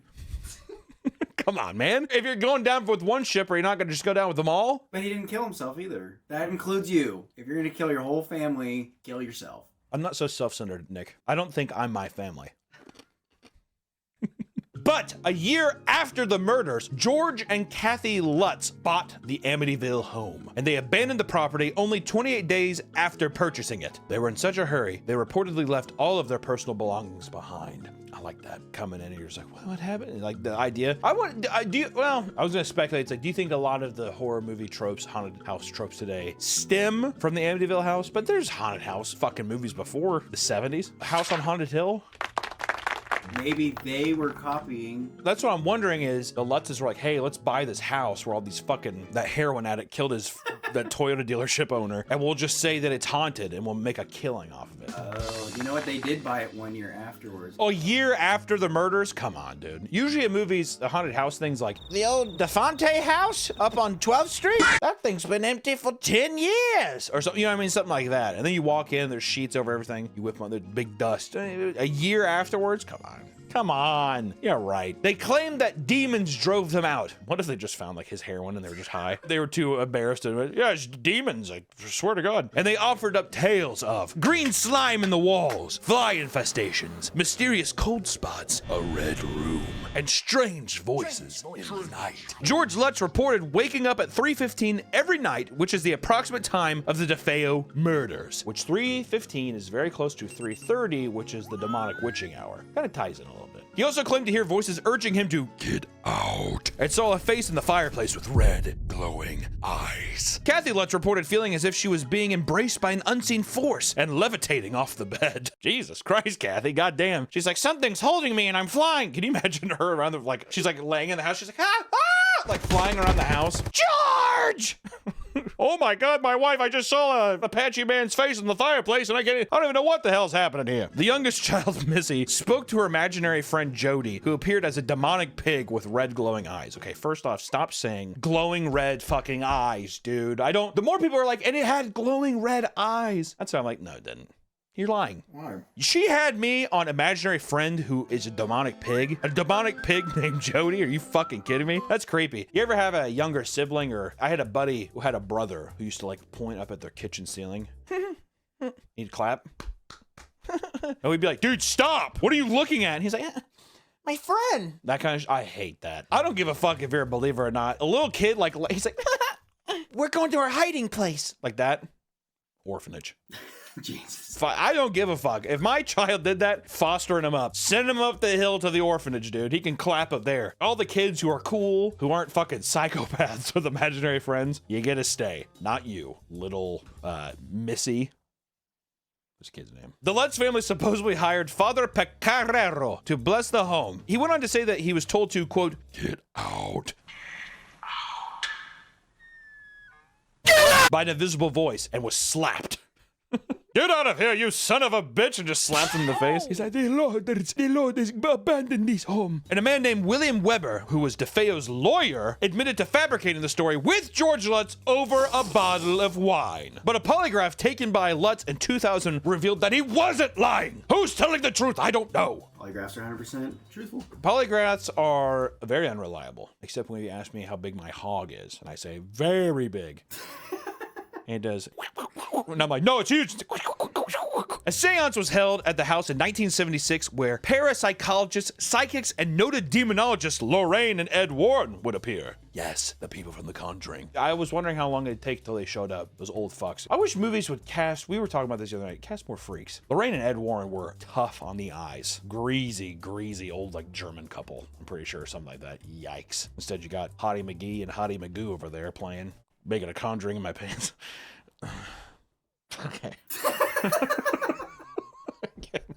That was not a good joke. Which, when they all, this fucking, I guess, like, Avengers team of the paranormal showed up, and nothing happened. Nothing happened at all. And at 3 a.m. in the sewing room, which was said to have the worst reputation, nothing happened in there either. Like, the sewing room was apparently the place where it was the most haunted. Nothing happened. The psychic did say this, though. This is as close to hell as I want to get. Which feels kind of weird, because it's like, if nothing happened, what does that mean? The drive up here in upstate New York was truly devious. Maybe he was being sarcastic. Yeah, oh, this is as close to hell as I want to get. What if there's just like a Puerto Rican guy walking around the house? Oh my God.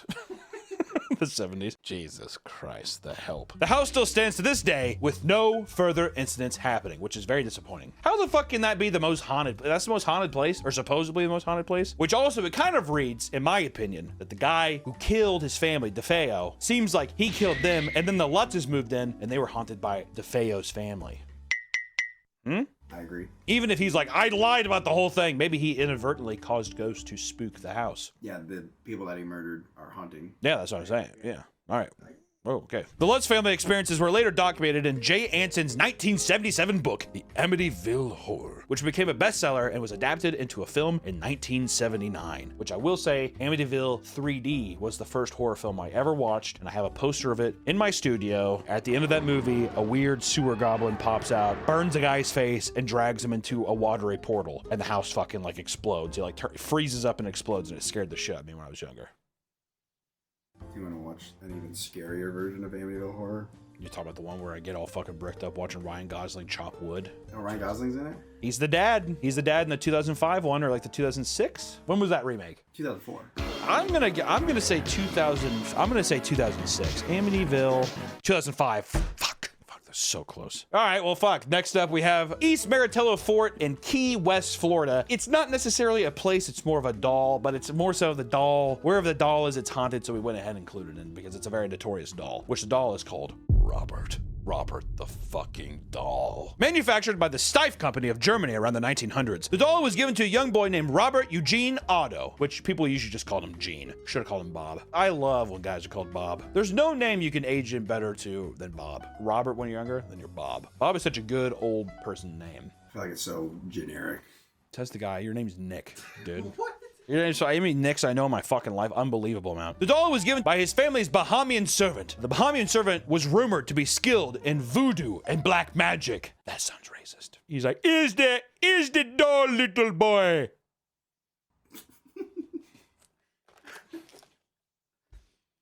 Oi! The Bahamian servant went, Oi, Gene, take this little doll and put it in your knapsack now. Going to be your best friend, you hear? And Gene's dad was like, my God, the help knows voodoo and black magic. What cost did you bring upon the doll, servant? Upon receiving him, Gene named the doll after himself, calling him Robert, which is one of the creepiest things I've ever heard. Imagine getting a doll and you're just like, me. Hello, my doll's name's Hunter. And your parents aren't like, you're not a psychopath, you're my beautiful boy. There's no way. This thing is freaking out. My screen is freaking out. Is that Robert? It could be. Close the windows. Jesus Christ, it's like, give me a fucking epilepsy attack over here. Look at this. Robert the doll is approximately 40 inches tall and is stuffed with wood and wool. He is dressed in a sailor suit that is believed to have belonged to Gene as a child. Once again, gets even fucking creepier. I'm gonna have him wear my little sailor suit. This used to be mine, Robert. The doll's just like, kill me.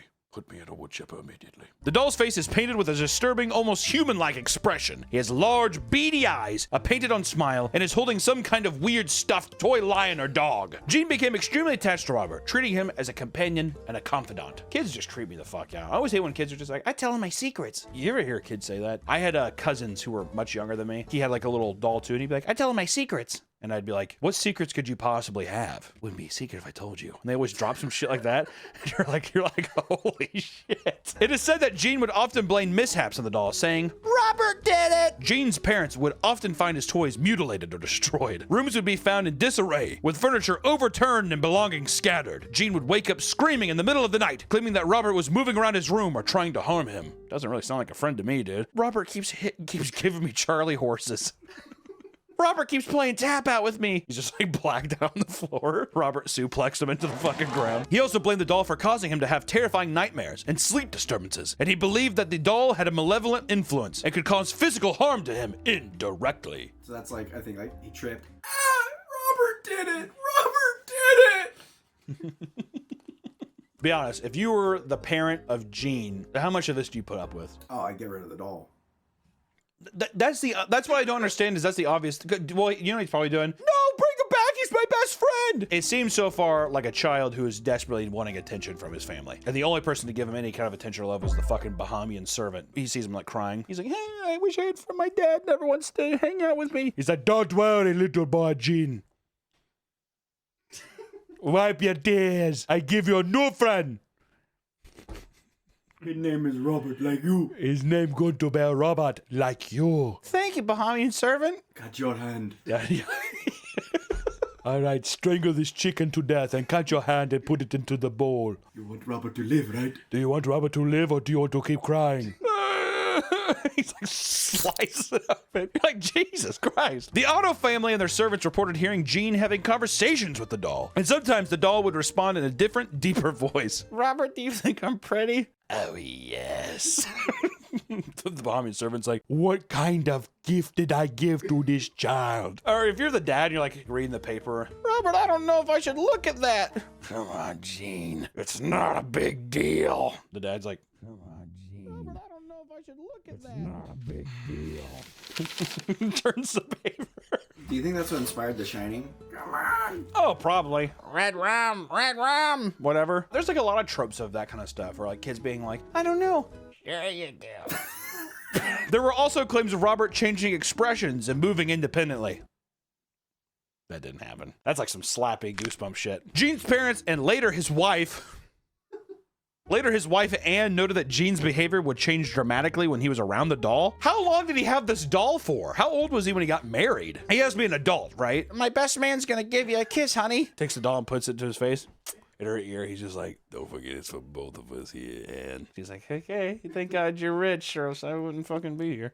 So yeah, Gene's behavior would change dramatically when he was around the doll. He would become more agitated, irritable, and at times even aggressive. Seems like he kind of has a fuck relationship with the doll. He would hit Anne and then blame it on Robert. Yeah, there you Robert, why would you do that? Yeah, Gene punches her as hard as he can in the chest. Gene gives her a fucking dead leg. She's like, what the fuck, Gene? He's like, oh, it wasn't me, it was Robert. Robert, you give me so much trouble. It's like laying on the floor or whatever. He's like wrapping like chains around his like wrist and shit. And he's like, what are you gonna make me do, Robert? Even as an adult, Gene continued to believe in Robert's supernatural abilities. Gene's a fucking psychopath. He's scaring the shit out of me. When he and his wife Anne moved back into the family home, Gene placed Robert in a room of his own, often referring to it as Robert's room. It seems like a guy back in the day, like way back in the day, who's like, that's like his jack-off room. You don't want to go in Robert's room. No matter what you do, don't go in there. Respect his privacy, Anne. Anne reportedly experienced the same unsettling phenomena and grew to fear the doll, insisting it be locked away. Despite her efforts, Gene would often find ways to retrieve the doll and keep it close. If I was the wife, I'd be like, put the fucking doll up, dude. He's gotta be mentally gone. He's like, he told me that he was scared in there. I had to come get him. He told me he was scared. Like, you're 43 years old. You need to fucking thwart giving it away. After Gene's death in 1974, the house was sold, and the new owners reported strange occurrences, such as the doll moving to different rooms, giggling, and unsettling accidents happened around the house. Visitors reported feeling uneasy in Robert's presence, and many claimed that the doll's expressions changed in response to things being said around him. That's so crazy. After he's dead, they still just have the fucking doll out and about. And like like guests are around. They're like, hey, can you put up the fucking Victorian like weird voodoo doll, please? And they're just like, we can't. It's in the will. Gene's ghost is here haunting us. We can't do it. After changing hands a few times, Robert was donated to the Fort East Martello Museum with claims of him moving about. Cameras and electronic devices supposedly misbehave around him, so we unfortunately don't have any footage of Robert moving. Damn, I really thought that we were gonna see a puppet move. Oh my God, wait, we do have one caught on camera from Jonathan's Other Adventures. Thank you, Jonathan. So I went to Key West, Florida in 2018 to meet Robert the doll. After I viewed my video footage, I was shocked to see that Robert had moved his foot all by himself. What? As well as captured a ghostly orb next to his arm. So I'm showing you guys what I've captured. Here's the footage. That is a creepy fucking doll though, if I'm being honest. It's even creepier knowing that like a Bahamian servant was just like, I got this for you.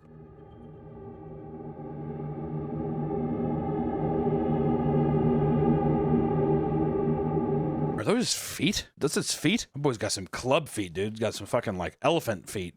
Jesus. He said there was an orb by his arm, right? Oh, right there. Oh my God. Oh my God. Did you see it? On the left side of the door frame. Gene definitely had to fuck Robert once, right? He pegged him. His watch this foot. Watch, it's the chair moves back and then forward. Whoa. It looks like his foot moved all by itself. Please tell me what you guys think. I think that the fucking chair moved back. Robert's legend continues to grow to this day. And it is said that anyone who disrespects a doll or takes his photo without his permission will be cursed. So hopefully none of you guys took a screenshot of my video or you're gonna be fucked. Technically we're cursed because we're technically capturing his deal. And my really sick Logitech monitor just spazzed out, or Samsung. Letters from previous visitors apologizing for their behavior and asking for Robert's forgiveness are displayed near his case, often recounting misfortunes such as accidents, illnesses, and financial troubles that occurred after visiting him. Imagine they're just like, well, we're going bankrupt. Thanks for that, Robert. After he was moved during the last hurricane, he was tied down to the chair he sits in with a fishing line. After the change, movement stopped being reported, but comments that he twitches his head and swallows remains. The swallows one. Oh, Robert swallows. Yeah, not bad about that. Next up, we have the notorious Winchester House, which is just this story is very odd. If you guys haven't heard this one, it's pretty funny. The Winchester House is a sprawling mansion located in San Jose, California, known for its bizarre labyrinth-like design because the bitch who owned the place is crazier than all hell. She's crazier than a shithouse rat, which is one of my favorite expressions. My grandpa used to say it a lot. My mom used to say it a lot because they're white trash. It was the personal residence of Sarah Winchester, the widow of William Winchester, the heir to the Winchester Repeating Arms Company. It's a gun company. Bang, bang. Bang, bang, bang, bang, bang. Sarah built the house after she inherited a vast fortune from her husband's death. Just like Bezos' wife, dude. Just like Bezos' wife. She also lost her daughter, Annie, just weeks after her birth due to malnutrition. Jesus Christ. The successive losses of her daughter and husband deeply affected Sarah, leading to prolonged periods of mourning and isolation. Basically, that's what made her crazy. Yeah, definitely. Extreme depression and trauma. She's probably just like, ugh. Well, especially like that far back, because this is like 1800s. You definitely would be like, oh, I'm cursed. We're cursed. The Winchester name's cursed. Legend has it that she was advised by a medium in Boston that she was haunted by the spirits of those killed by Winchester rifles, and that she needed to continuously build a house to appease these spirits. That seems like that should be illegal to say that to a billionaire widow. Especially like a manic woman who probably shows up and she's like, yeah, I'll give you all the gold. Just tell me what's wrong. She was told that if she stopped, she would die. If you stop building your house, you're gonna fucking die too. Construction on the mansion began in 1884 and continued non-stop, 24 hours a day until Sarah Winchester's death in 1922. That's fucking insane. The construction was guided by her own designs and was influenced by her superstitions and desire to confuse the spirits she was believed were haunting her. I mean, the actual labyrinth of this house is unreal. Like the way hallways end or connect with each other doesn't make any sense. It's an actual labyrinth, which I always thought ever since the beginning of time that people thought that spirits could just float through walls. Well, that's the thing. Spirits think they're alive. Oh, okay. That's right. Also, apparently, it only cost $5 million in 1884 money. So who knows? $5 million in 1884 money. So that's got to be like what? Oh, so $20 $71 million today. God, $71 million today. That's insane. The house is an architectural marvel with 24,000 square feet, 10,000 windows, 2,000 doors, 160 rooms, 52 skylights, 47 stairways and fireplaces, 17 chimneys, 13 bathrooms, and 6 goddamn kitchens. The house is famous for its unconventional features, including staircases leading to nowhere, doors that open onto blank walls, and windows overlooking other rooms, and secret passages. One of the house's most famous oddities is the door to nowhere, which opens to a sheer drop to the second floor. That's pretty funny. See, that's gonna get the ghost. They're gonna open. Do you think that was, she's just like, the spirit who's haunting me right now, he's gonna walk through and die again. Do you think that she was probably crazy enough to believe that she could kill a ghost? That's what that was. It was a trap. I think if she did believe that, I think that she would probably invest into like Winchester making some kind of ghost gun. Or she has the things, she's just like, in her house. Another peculiar feature is a staircase that leads directly into the ceiling, ending abruptly without any purpose. Which, going in this house, this would be fucking creepy. This would be an actual, like, Jesus Christ. Well, it would be like you're on like a set or something, or like... It'd be like that Escher painting, or you know what I'm talking about? Yeah. But seeing that in real life would be odd, especially if everything was built soundly. You're just like, what the fuck? Because you'd almost think the house is like moving. There's a scene in that movie Grave Encounters where they like go up a staircase and it just leads to a wall, and it's because the actual asylum is like shifting. It's kind of like the movie Cube a little bit too. These elements were purportedly designed to confuse and trap spirits. Visitors and staff have reported various paranormal activities, including hearing footsteps, whispers, and seeing apparitions. So she didn't want to kill the ghost. She just wanted to confuse them. And trap them, which I think is fucked up. Yeah. You're a trap, and what are you going to do with them? Oh, you know what? That's what it is. Okay, imagine staircase to nowhere. They walk up, they phase through the door. They don't know how to go, they don't know how to get out. Here are some of the specific hauntings of this house, though. Many believe that Sarah Winchester herself haunts the mansion. Of course she does. If ghosts are real, that bitch's spirit is definitely wandering around. Especially it's like a mentally unwell person caught in like a purgatory loop, definitely. Visitors and staff have reported seeing a woman in a black Victorian dress roaming the halls and disappearing around corners. This figure is often seen in rooms that Sarah frequented, such as her bedroom and the seance room. The seance room, that's a bitch is fucking creepy, dude. Some of the ghosts are even some of the people who built the goddamn house themselves. Some of these workers have been seen or heard toiling away to this day, still building on to Winchester's large labyrinth. That'd be hell. That is hell. That's actually hell. You have to do, a construction worker has to do the same job forever and it never ends. There are reports of disembodied footsteps echoing through the hallways and the sound of hammers and saws in the dead of night, despite no ongoing construction except for the Red Robin being built across the street. One of the most haunted rooms in the house was the seance room. Sarah Winchester used a special room in the house to communicate with the spirits she believed were guiding her in the construction of the mansion. Oh, so she believed that the spirits were like, you need to add this. She'd go in her seance room and sit down and be like, spirits, what should I build? Spirits, where should the staircase go above the fireplace? They said, KFC under the couch. Yeah, the workers are there. They're just like, a titty bar room, men only room. She's like, I hear you, spirits. The titty bar will happen now. Sarah would lock herself in the room from midnight to 2 a.m. and consult with the good spirits on how to continue the construction. She's like, all right, good spirits, come on in. Bad spirits, stay out. Do you think she ever, you don't need to include this in the video, but yes, she did get her eaten out by a ghost. Oh, I was actually gonna ask that if she was gonna get her, if she got her pussy ate. How did you know that? How did you know that? Am I that predictable? That's I swear to God, that's what I was gonna ask. This room, known as the seance room, has no direct entrance or exit. It can only be accessed through a series of secret passages. That is fucking weird. Visitors often feel a sudden drop in temperature, hear whispers, or see flickering lights when they go near this room. Some have even reported feeling an unseen presence or light touch their shoulder. Those are the good ghosts. Those are the good ghosts. They're just like, hey, I'll suck your dick. You want me to eat your pussy? I tell you where to put a staircase at in your house? Like, oh. Or how about we talk about the wheelbarrow ghost? Barrow? What's a wheelbarrow? Hey, dude. One of the most famous ghost stories involves a spectral figure known as the wheelbarrow ghost. The apparition is often seen pushing a wheelbarrow full of coal or ashes down the long hallways. Staff and visitors have reported seeing him in the basement along with various winding corridors of the house. He is described as wearing overalls and a cap, appearing solid at first, only to vanish into thin air upon closer inspection. Or how about the crying lady, aka every woman? Jeez. In one of the bedrooms, there have been repeated sightings of a ghostly woman who appears to be crying. She's often seen sitting on the edge of her bed or standing by the window, looking out as if waiting for someone. How tragically romantic. This apparition is usually accompanied by the sound of soft sobbing or whispers that seem to come from nowhere. I hate that, dude. I'd be like, grow up. How long are you gonna do this for? Fuck. But there are many cold spots or eerie drafts in this drab mansion. Throughout the mansion, there are numerous reports of sudden cold spots and unexplained drafts. These temperature changes are often accompanied by feelings of unease or the sensation of being watched. What was that? The cold spots are particularly prevalent in rooms where tragic events are believed to have occurred, or where Sarah spent a significant amount of time. Either somebody was bludgeoned to death, or Sarah just kind of stood there sometimes. Or maybe she was getting her pussy eaten down there. Or she's probably getting her pussy eaten by a ghost, dude. I'm just saying that we can't count that out. That's the first thing I would do. If I could talk to ghosts, get some ghost head. Okay. Consensual, of course. Yeah. Yeah. Do you consent ghosts? Of course you do. The mansion is now a popular tourist destination, offering daily tours that exploring its history, architecture, and paranormal stories. Special events like flashlight tours and Halloween events are still hosted to this day. I wouldn't mind going. I would actually be scared though. I'm not gonna lie. If I would definitely. If I went there, I'd be like, huh.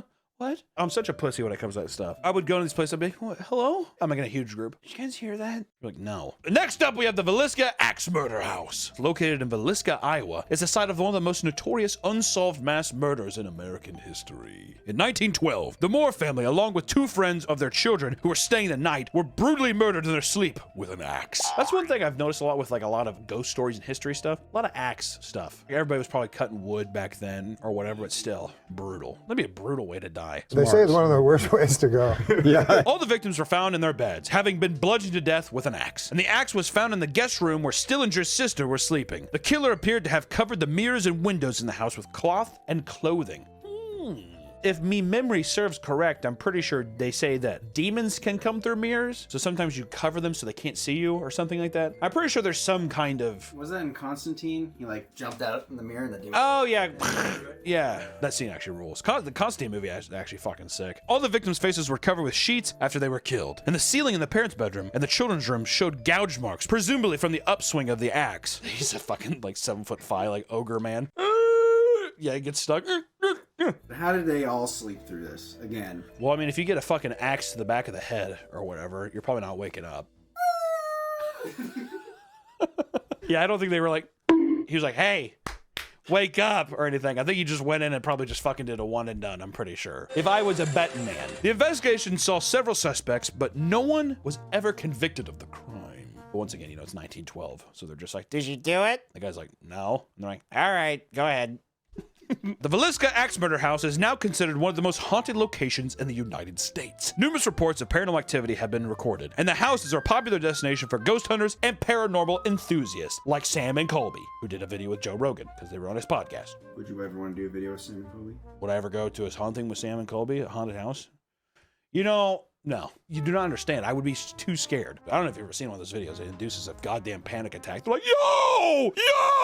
I mean, it flusters me up. I'm like, what? I don't think I could do it. Visitors often report seeing shadowy figures, especially in the children's room and in the attic where the killer's believed to have hidden before the murders. I always thought it was weird that the guy hid in the attic before the murders. When you climb up the fucking house? God, my fucking shoulder. Wait, are you the axe murderer? No. Apparitions of the victims have been reported, particularly on the Moore children. Disembodied voices, children's laughter, and cries have been heard. And some visitors have even reported being touched, pushed, or scratched by unseen forces. Paranormal investigators have even captured EVPs that seem to respond directly to questions. These recordings include children's voices saying, "Help me, play," or simply calling out names. Josh. Jamal. Tyquarius. I don't know if Tyquarius is his name. Other EVPs feature sounds of distress, such as moans, cries, and pleas for help.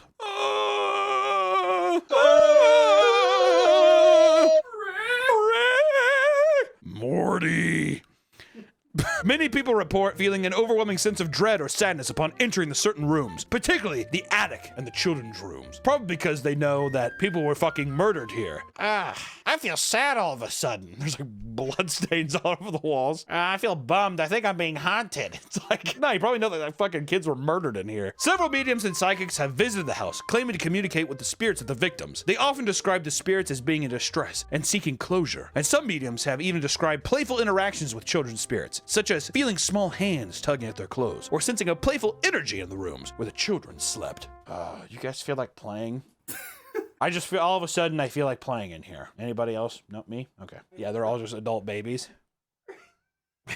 Anybody else want to play with this cool righty horse or whatever the fuck it's called? Puts underneath their pussy or their balls and they're just like hopping around the room. Mediums have sensed the presence of Josiah and Sarah Moore in the house. Josiah is often described as having a protective energy, trying to watch over his family and even in the afterlife. Sarah's spirit is said to be deeply sorrowful, mourning the loss of her children. Sarah's spirit has reportedly communicated the pain and horror of that night, expressing feelings of helplessness and an overwhelming sense of loss. Now, why are you so hung up, dude? It happened. Get over it. Here's the thing. This is gonna sound fucked up.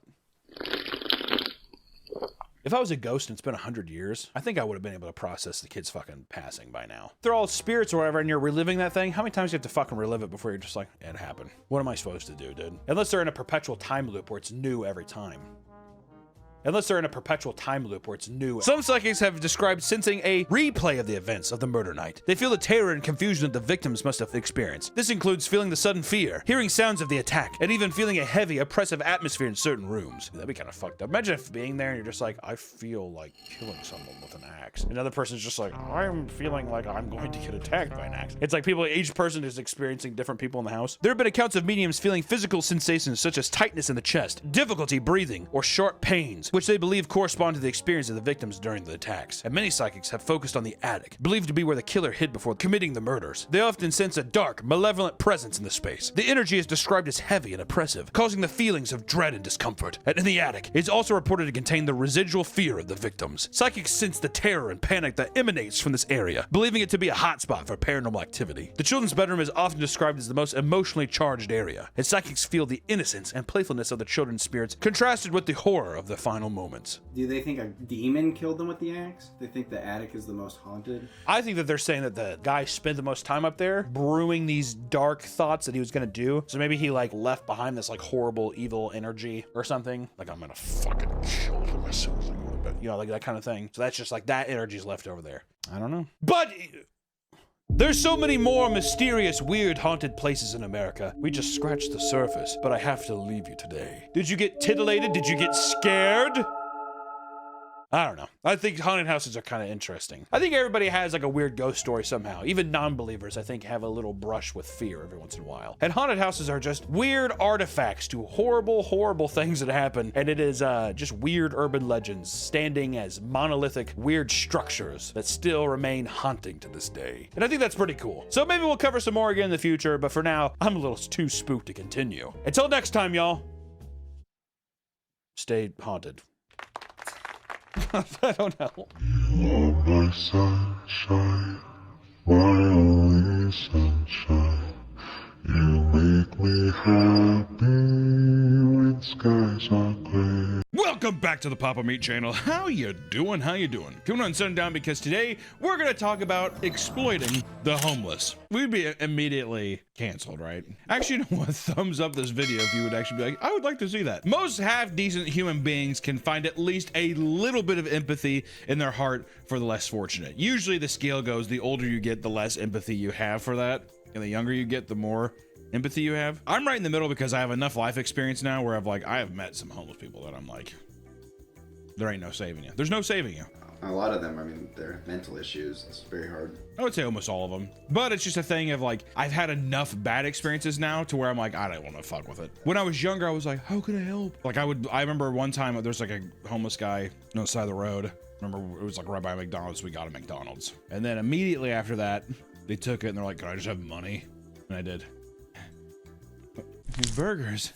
This feeling may encourage you to toss a homeless person a few bucks or maybe some food now and then, which, you know what, I still do. If somebody's just like, dude, I need, of course, even when we were in New York, Nick, guy went in, he's like, can I get some toilet paper or whatever? And they ended up getting a bunch of groceries or whatever. And then Nick was like, I thought you just said toilet paper. Oh, he's like, can I get this? And he pulled out like a candy bar. But you know, I mean, let me just say, we have not even gotten out of this fucking intro. Help people when they are in need, but also, you can't help every single person in the world, right? Does this just look bad? I can't tell if this looks, is this look bad? Are people gonna be like, well, you should help everybody you come across? No, I mean, that's just a fact. You can't help everybody. Like, okay, can I give you an example of a time when I'm like, I can't. I was walking, I was in Los Angeles, North Hollywood. Crazy, there's homeless people there, right? It was like off this intersection, I was in my car, and it was hot. I mean, it was very hot out, and I felt bad. And I sat out there like, oh, dude. Guy sitting in the shade. Guy gets up, pulls down his pants, and shits like all over the wall. Scratches his bare ass and then pulls up his pants, and he's come up to cars and tapping on the window. I don't want to roll down my window. First off, that's a dookie finger. At that point, is that not bioterrorism? At some case, that's the time where I'm lock the door. Today, things are a lot different, especially in the age of the internet. Tugging on a person's heartstrings directly correlates to financial success, not necessarily for the homeless person. And since the dawn of YouTube, content creators have made a killing off of exploiting the homeless, whether it's shoving a camera in their face as they make generous donations. You remember those? Dude, I just wanted to give you $10,000. And it's them just being like, guys, seriously, we just changed a life today. Whatever. How do we know they don't go back and be like, where's that fucking money? Or it's play money. It's Monopoly money. Dude, don't pass go. Get a jail free card. Or imitating them on the streets for vapid social experiments that are often fully scripted. Remember the social experiment craze? Remember back on YouTube back in like 2013, 2014, you couldn't leave the home page without seeing social experiment. It was hot. Oh boy, it was hot. Red hot. Social experiment. Mommy Makeout Day. My favorite video. And it's Mommy Makeout Day. Mommy Makeout Day. That was a social. I think pretty sure that was even supposed to be a social experiment. Or is it a prank? There really was no difference between prank and social experiment. I wanted to know if you wanted to play a quick game or a quick kiss. Let me tell you how much I've come to hate you since I began to live. Why would you kindly slip someone a $100 bill and treat them like a human when you could just film it and make 10 times the money monetizing it? So just how bad has the homeless exploitation gotten? Today, that's what we're gonna find out. Which, you know, this leads us also into, well, before we even get into the video, we should talk about a thing on YouTube that I think we've talked about before. At least I've put it in cartoons before, which is charity porn. Do we have to bleep? Probably. Charity corn. Charity corn.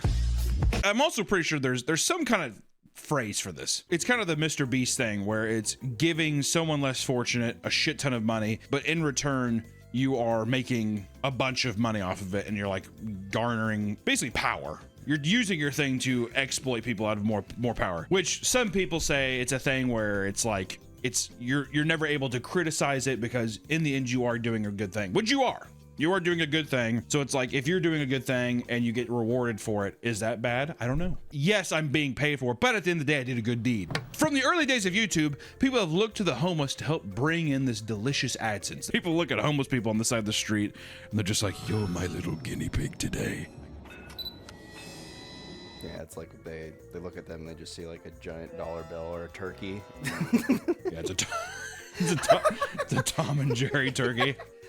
More than a decade ago, YouTubers such as Vitaly and Fousey were taking homeless people off the streets and giving them makeovers. Now, we've talked about both these people on this channel. These two planted the seeds that would eventually grow into a massive corner on the internet, which is essentially social experiments, pranks on homeless people that are just becoming really popular, that people are like, yes, this is awesome! This is Pog! A creator who goes by Josh blew up over the last couple years making heartwarming videos where he helped out the homeless. In some videos, he would find people on the streets and hand them money, or he would buy them necessities such as coats, shampoos, and backpacks. But what really brought in the views was when he would walk into restaurants and ask the workers for large orders of food so he could go out and feed the homeless. Many of these videos reached well over 30 million views, and each time he went in, he never had to pay for a dime for these massive orders because of all the owners were moved by his story and wanted to cover the charge. No, seriously, man, you're doing a good thing. Can I have 70 pizzas? What's this for? Is this for a party or something? On their pad? Is this for a party or something?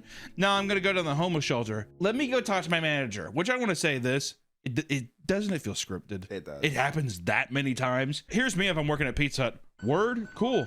That's $650. Thank you. It's always funny too because they're like, 100 pizzas or whatever, and they're like, okay, hold on, and they come out and they're like, we couldn't do 100, but I got 12. Yeah, well, we got a couple coupons for your buddies. They don't have money, they're homeless. Yeah, but it's a little BOGO thing. If they want to buy at least one, they can get one free, like that kind of thing. Josh gained millions of followers for his generosity and earned a good reputation for his work.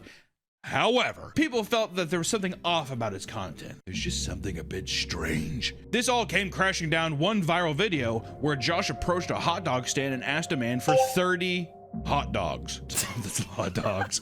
How many? Okay, just give me a second. The man was visibly annoyed by the camera in his face and clearly didn't want to be a part of it. Although he was angry because the large order wasn't called in ahead of time, he ultimately opted to make 20 hot dogs so that Josh could hand them out. Josh tried to give the man a large tip, but was still met with frustration. The man simply told him to use the money for the people he was trying to feed. He ends the video by shouting out the business, which led to his followers review bombing the restaurant and claiming the man hated the homeless. Yeah, like, which it's like, what a weird way for that to clash though, right? It's a guy sitting there being like, I want to get 30 hot dogs. The guy's like, dude, you have got to be fucking kidding me. All right, I'll take them one at a time and all the fixins. Yeah, all the fixins. You know what I mean? All of them. He's like, I got 17 fucking options here. He's like, the whole thing, not a dime saved. Multiple people called out Josh for not only exploiting the homeless for views, but supposedly editing the owners to look a little extra bad to increase engagement. You gotta splice the videos up a bit to make it a bit exciting, right? Well, you can't just get out 30 hot dogs. You can't put 30 hot dogs in some buns, dick. The guy's like, dude, I mean, you cut in line. How fucked up would it be if he cut in line? He's just like, 30 hot dogs. There's a whole line behind him. One creator contacted the owner and found out that he even pulled their cameraman aside and calmly explained to him why he disagrees with the ethics of what he's doing. I'd love to see the POV. It's like the guy's feet. He's like, yeah. Okay. It smells good. What if he didn't even acknowledge he's in? I love relish. The guy's like, no, seriously, I get it, but mustard. In several of his last videos, Josh approaches homeless people, buys them food or clothing, and then asks them to choose one of his followers to receive $100 when they could clearly benefit more from it. Just kind of fucked up. Okay. Exactly. Here you go, buddy. Hey, could you give someone randomly online that you don't know $100? Okay, this person. Great. It'd be funny if he's like holding it in front of his face too. Exactly. Oh. Nope. Try to reach for it. Oh, too slow. Just kidding. I'm Josh. Josh's videos have caught the attention of millions of people and have likely inspired others to do the same. Though some are far more cruel, which that's true. Which I don't think what he's doing is horrible. But it's just an example. It's an example of a new way of like people think this is a new thing. It's been going on for a while. Also, if you are double dipping, that's fucked up. I was gonna say if you're not even benefiting off the PayPal, really, why not just have it be like, here's a link to my local food bank. I'm always in this area helping people, you know, or like if he's in Los Angeles or whatever. I'm always in Los Angeles. This is the Los Angeles Food Bank. Donate there. You know what I would do? If I was doing this, I would talk to the homeless people, get their address, or where they hang out. And get their address. To what home? I'd get their phone number and their Discord. And what I would do is... You would get their phone number and Discord. Okay. What I would do, I'd put them in my video, and then I would say, hey, percentage of these, like the profit I make off this, I will give back to you. You wouldn't do that. But that's how I'm saying if I did this. Even if it was something like, I'm giving you 10% of the thing. Just something where it's just so however many views this gets, he gets 10% of the thing. I think that's fair. Why not? All right, so I'm taking the 10% clause back. I worked fucking hard on this video. Come on. But people do exploit the shit out of this kind of method where Josh isn't as bad. He does get exploited, right? Like in Malaysia. Where a group of 3 Instagram influencers went to KFC, recorded themselves eating chicken, and then went out and gave the bones to a homeless man. You know what that is? That's cruel. And also that person should have their leg broken. For every bone they gave, whatever, that's how many bones you break. They should get their, the meat ripped off and eat. I would be superstitious. If I was in Malaysia, I'd be superstitious. The white ghost is coming. It's the fucking colonel, rises from the grave. To their arms. Yeah, how sick would that be? The colonel's ghost has risen from the grave once again. Would the colonel like eat your meat too and like make you boneless? Oh, dude, that'd actually be like a swarm of locusts, but they're in the shape of Colonel Sanders. Colonel! Oh, Colonel! And they go all around him. And then they leave, they disperse, and he's just a skeleton. Another creator has made a living off exploiting homeless by posting videos of him giving them copious amounts of cigarettes, alcohol, and weapons. Which I will say, you're a bit of a god damn. When you first see the videos, you're like, holy shit. Well, the captions are always keeping the homeless. Yeah, homeless. it's always like keeping the homeless safe or something like that. And the motherfucker gives him like a machete or something. Pav Wolfie has been slowly gaining traction over the last few months for walking around and handing homeless people some of the worst vices society has to offer. In another series of his called Water or Buzz Balls, he goes up to homeless people, offering them 2 drinks, knowing they will more than likely pick the alcohol because, once again, a lot of homeless, just substance abuse. Also, too, if I was homeless, I'd be like, what the fuck, do I have some water? Let me ask you this, too, Nick. If you're homeless, what would be your advice? I feel like I'd sniff glue. Probably meth. Why meth? Seems like the party drug out there. See, you know why I don't want to do meth?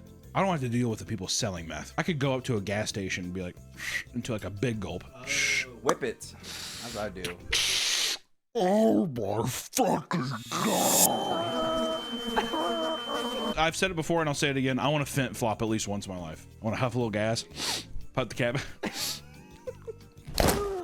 See, knowing me, I would die from fent. I'd be the one to. I would die the first thing I took it. I'd be one of those people for sure. Take one.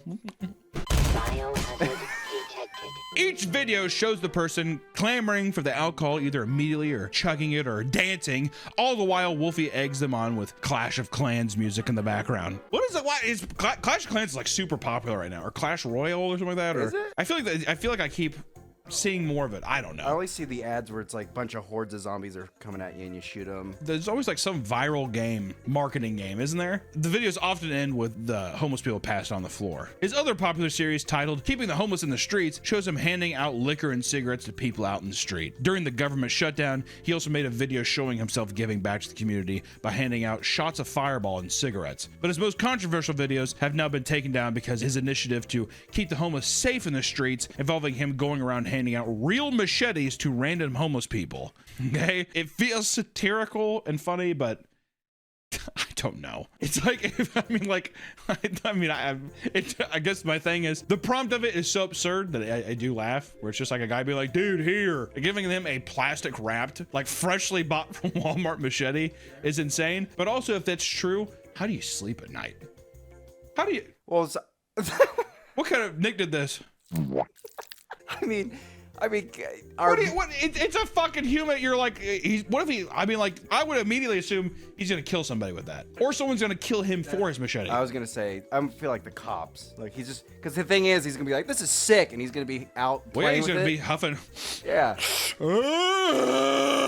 and swinging that. Yeah, the rapid growth of AI now also plays a part in these degenerate antics, with AI homeless people for pranks becoming a rampant issue. Last year, a new trend blew up and got people into legal trouble. Essentially, people were using AI image generators to place homeless people into their photos or real-life homes. These images would be texted to family and friends, claiming that they had broken into their home in order to send them into some kind of panic, right? Like a daughter would be like, Dad, some guy's in my house, and you'd get a voice memo of the dad being like, oh my God, call me! To unassuming parents, this is their worst nightmare and has resulted in numerous false 911 reports. On more than one occasion, this has resulted in felonies being charged against the AI prankster. Which also, too, you know what's fucked up is, you know how many cases of boy or girl who cried wolf this is gonna happen with? Like, there's this ad that was so fucking stupid for, I think it's like an AI generator thing that Adobe did or something, but it's like pranking my mom and telling her I broke a vase at the museum or a bust at the museum, and it's her being like,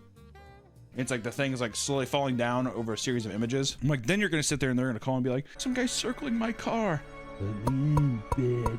I need your help. Yeah, sure, Sarah. Hang up. She's dead. Plunged into her fucking neck. At a school in Ohio, multiple students face charges for circulating images of homeless people breaking into schools.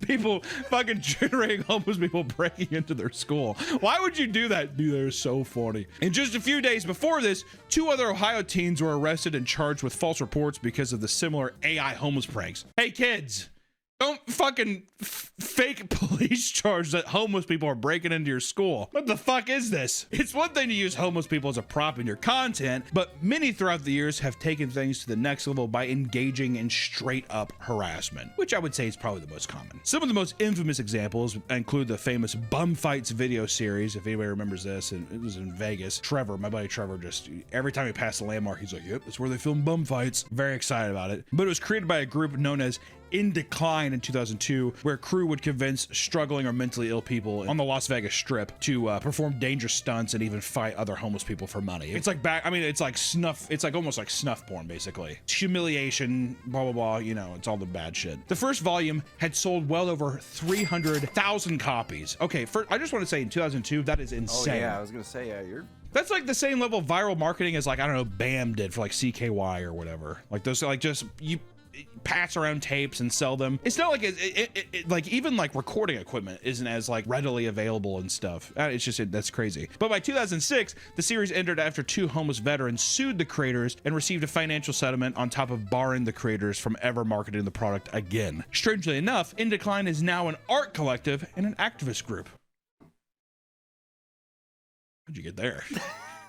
You think they woke up one day, they're like, dude, what are we doing? Or actually, if you get sued, I mean, that'll straighten any motherfucker up. Sorry. I'm sorry. I won't do it again, sir. Exactly. See the ghost of Colonel coming, the bone collector coming. I do the same. Many influencers don't even pretend to be doing a good deed for their content. One man filmed himself scaring the shit out of sleeping homeless people by screaming, chanting in a scary voice, and dragging them by their legs. That's content. That's a guy who has a phone who's like, this is gonna be great.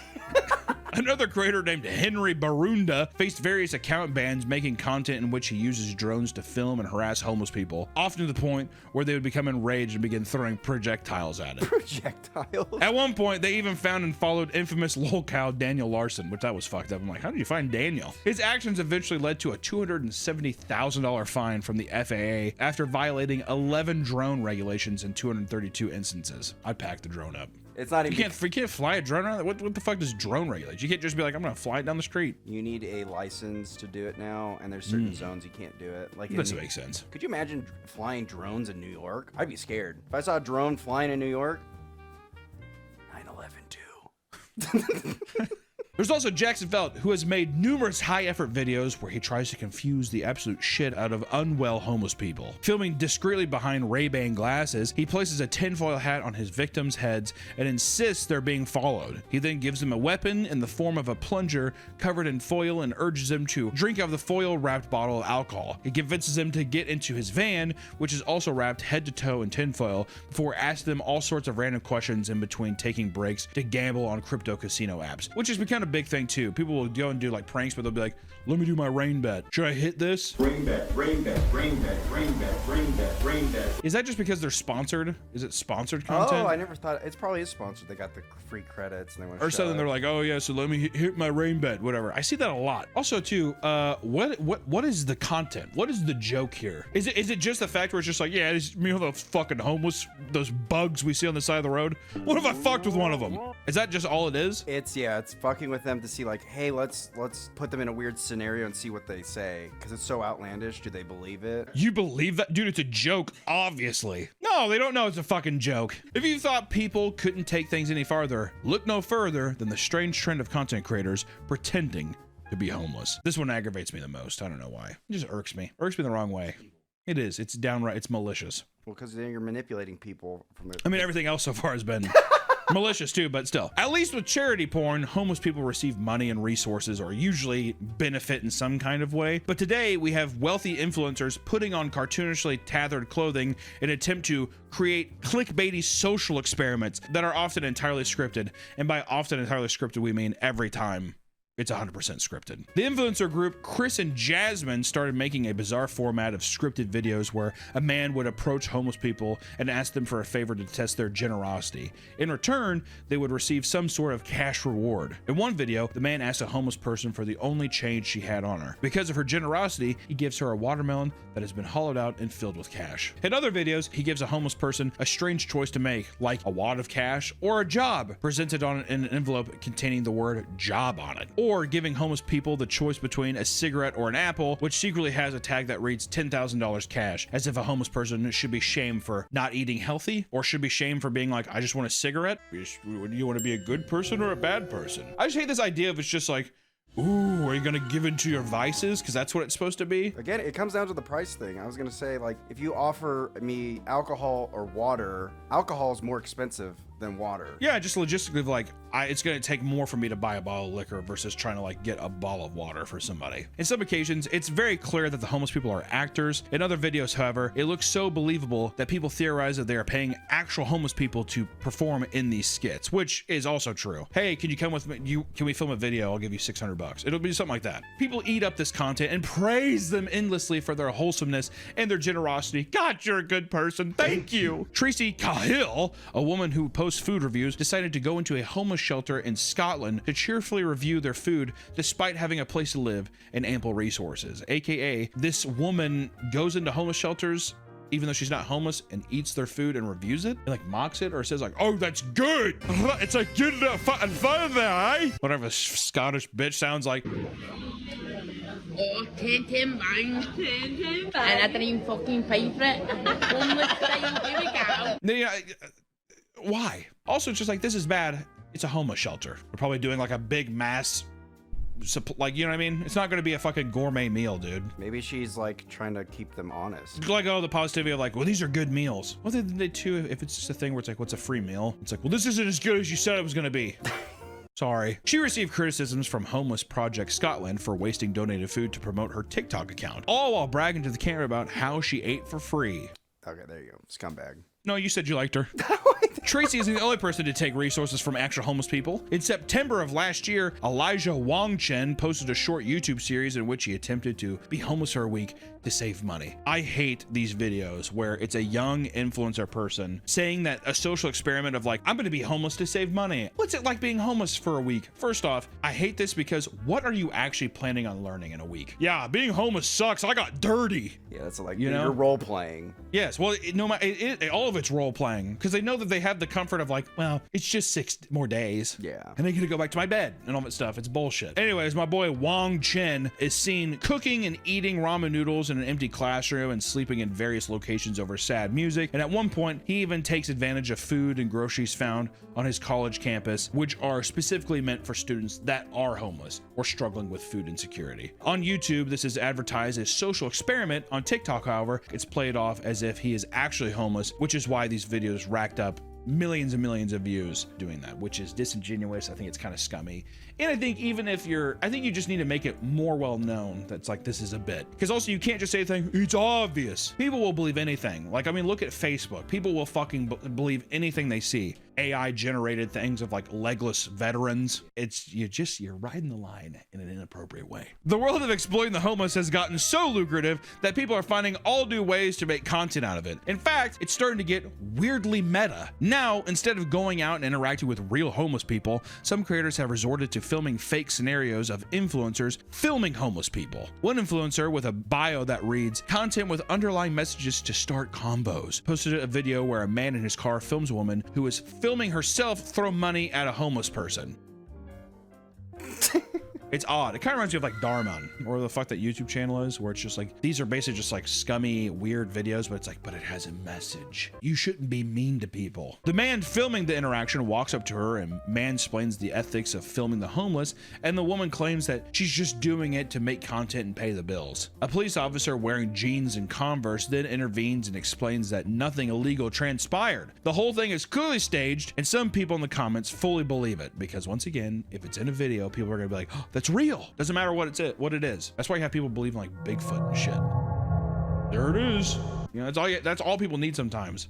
It's also like the way it's filmed. It makes it look like this is a candid thing that you're picking up. People are like, oh, it's normal, you know? Other creators have begun posting videos of themselves recording similar scenarios for views. In a 2-part series, a man watches as a woman changes from nice clothes into more ragged clothes, aiming to fake being homeless for free handouts. She even folds her legs into one pant leg and ties it so she appears to have an amputated leg and gets in a wheelchair to create more of a sob story. When he confronts her and exposes her act, he takes her money cup from her and forces her to hop on one foot and scoot on the ground begging for the money.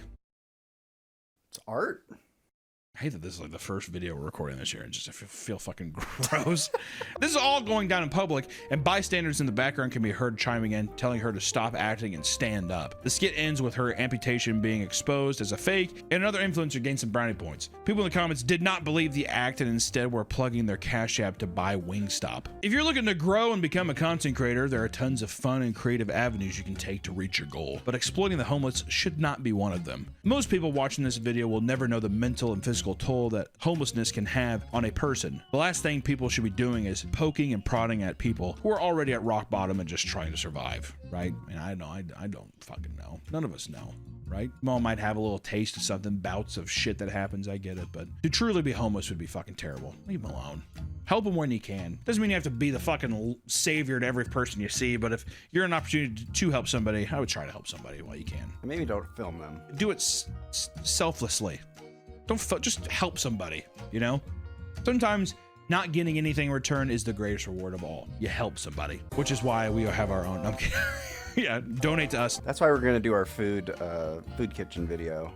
We go and yeah, so we're gonna be ranking food kitchens next. In solidarity of the Scottish woman who did that as well. So thank you for the content idea. If you are ever actually doing stuff and you think, let's record the homeless, just don't do it. In any aspect of your life, just don't do it. Even the person who, like the guy who said I saw shitting, just don't even record him. Just leave it be. Oh, I saw this crazy video of this homeless guy shitting. It looked like it was in like a car wash, but he literally pooped out like a 2 or 3 foot long single I saw that, piece dude. of turd. It's insane. It was legitimately like 4 feet long. I think I was backed up. All right. Bye. Welcome back to the Papa Meat channel. How you doing? How you doing? Come in and sit down because today we're going to be talking about some of the world's dumbest lawsuits. You know why I wanted to do this video? Have you seen that video of the lawyer who is being sued or he's being questioned by the police for like fraud or something? He's like popping mysterious medication the whole time and he's like insulting everybody in the room. Have you never seen that? No. It's crazy. Put up a little clip of it. It's insane. You should watch the video. It's fucking crazy. Objective form. For continuing to obstruct and not answer any of my questions. Objective form. You cannot object. I just did. But the legal system is a wonderful thing. It protects the rights of people and holds wrongdoers accountable. In most cases. I would even say in some. I mean, rarely. Rarely. How often?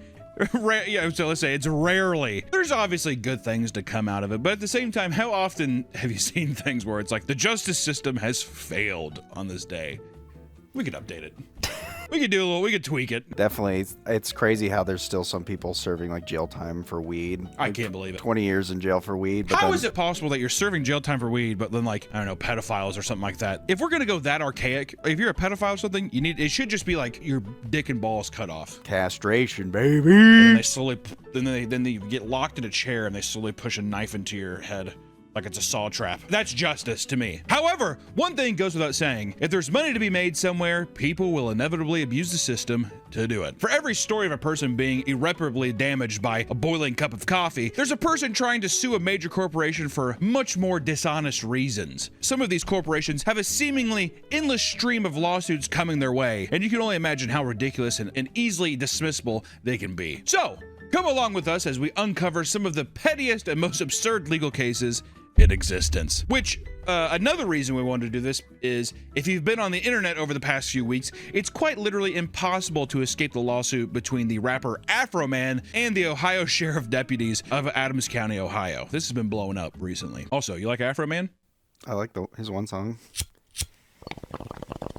There you go. Most people know Afroman from massively popular song, Because I Got High. While he's not often brought up beyond this one-hit wonder, he's recently seen a massive surge in popularity due to an absurd event that took place in August of 2022. Under suspicion of supposed kidnapping and drug trafficking, the Adams County Sheriff's Office enacted a police raid on his Ohio property. While he was out of town, they broke through his front gate, kicked down his front door, and aggressively searched through his belongings. Not only did they find nothing, they confiscated $5,000 in cash earnings he received from concert performances, something they eventually returned, but were conveniently $400 short on, according to Afroman. All in all, $20,000 in damages were done.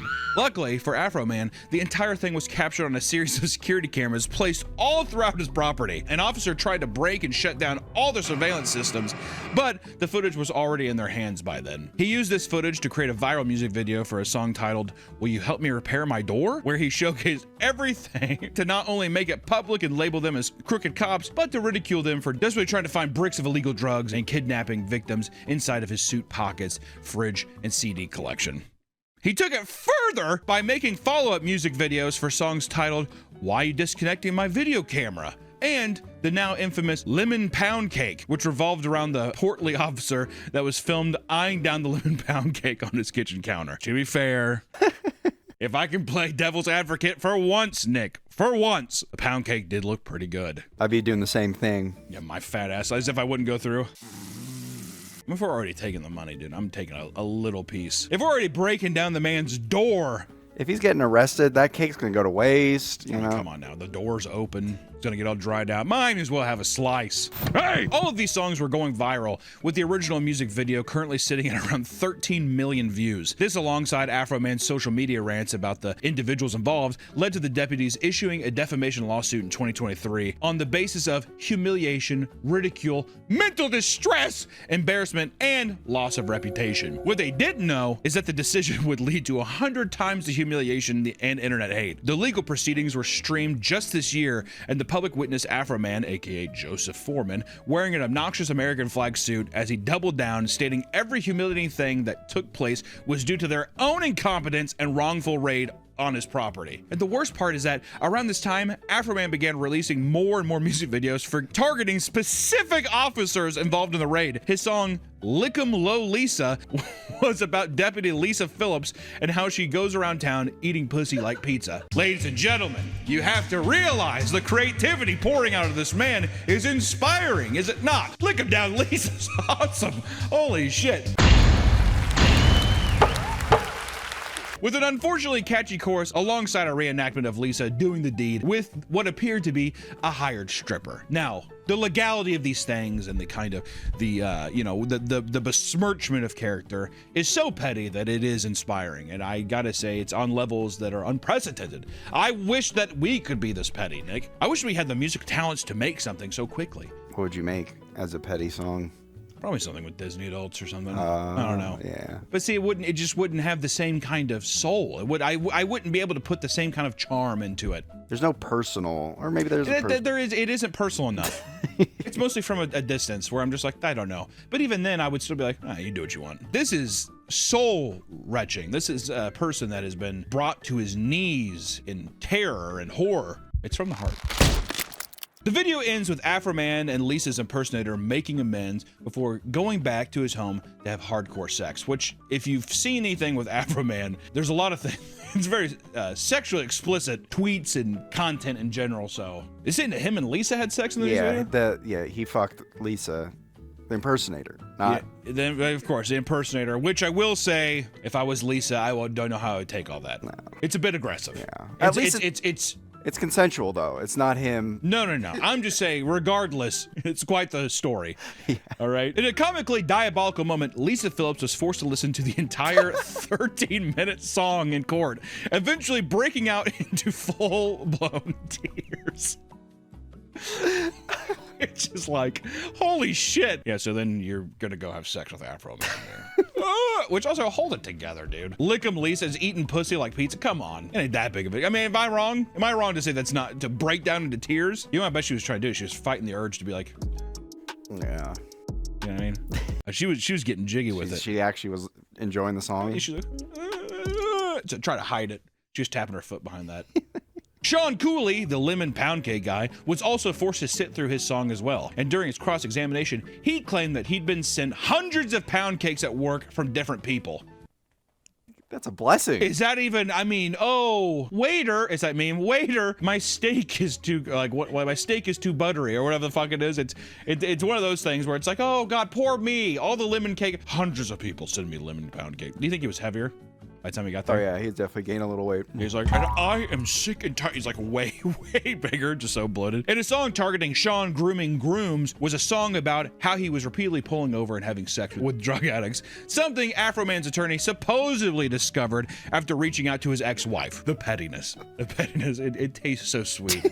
Sean claimed this song was a major factor in them getting a divorce, but his ex testified that this song had no effect on her life or this decision, adding that she'd even gotten a restraining order on Sean Grooms at one point. This song ruined our marriage. And then to have the wife show up and be like, no.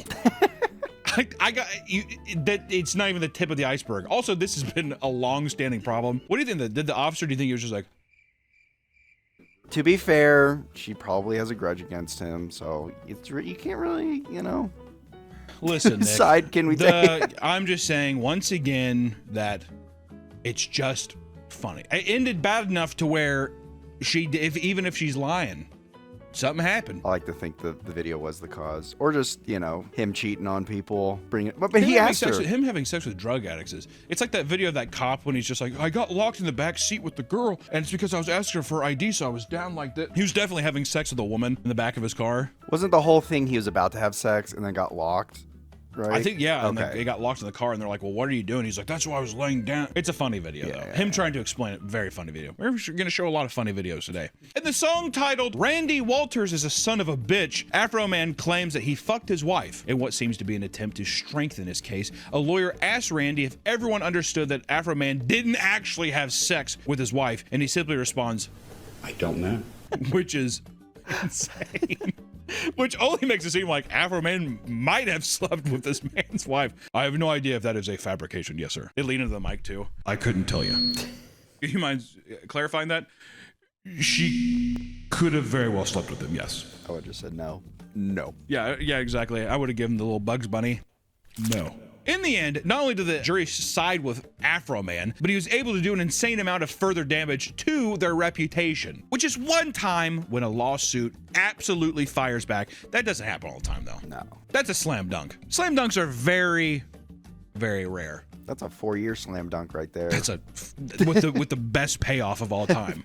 I can only imagine that he must have slept so well that night.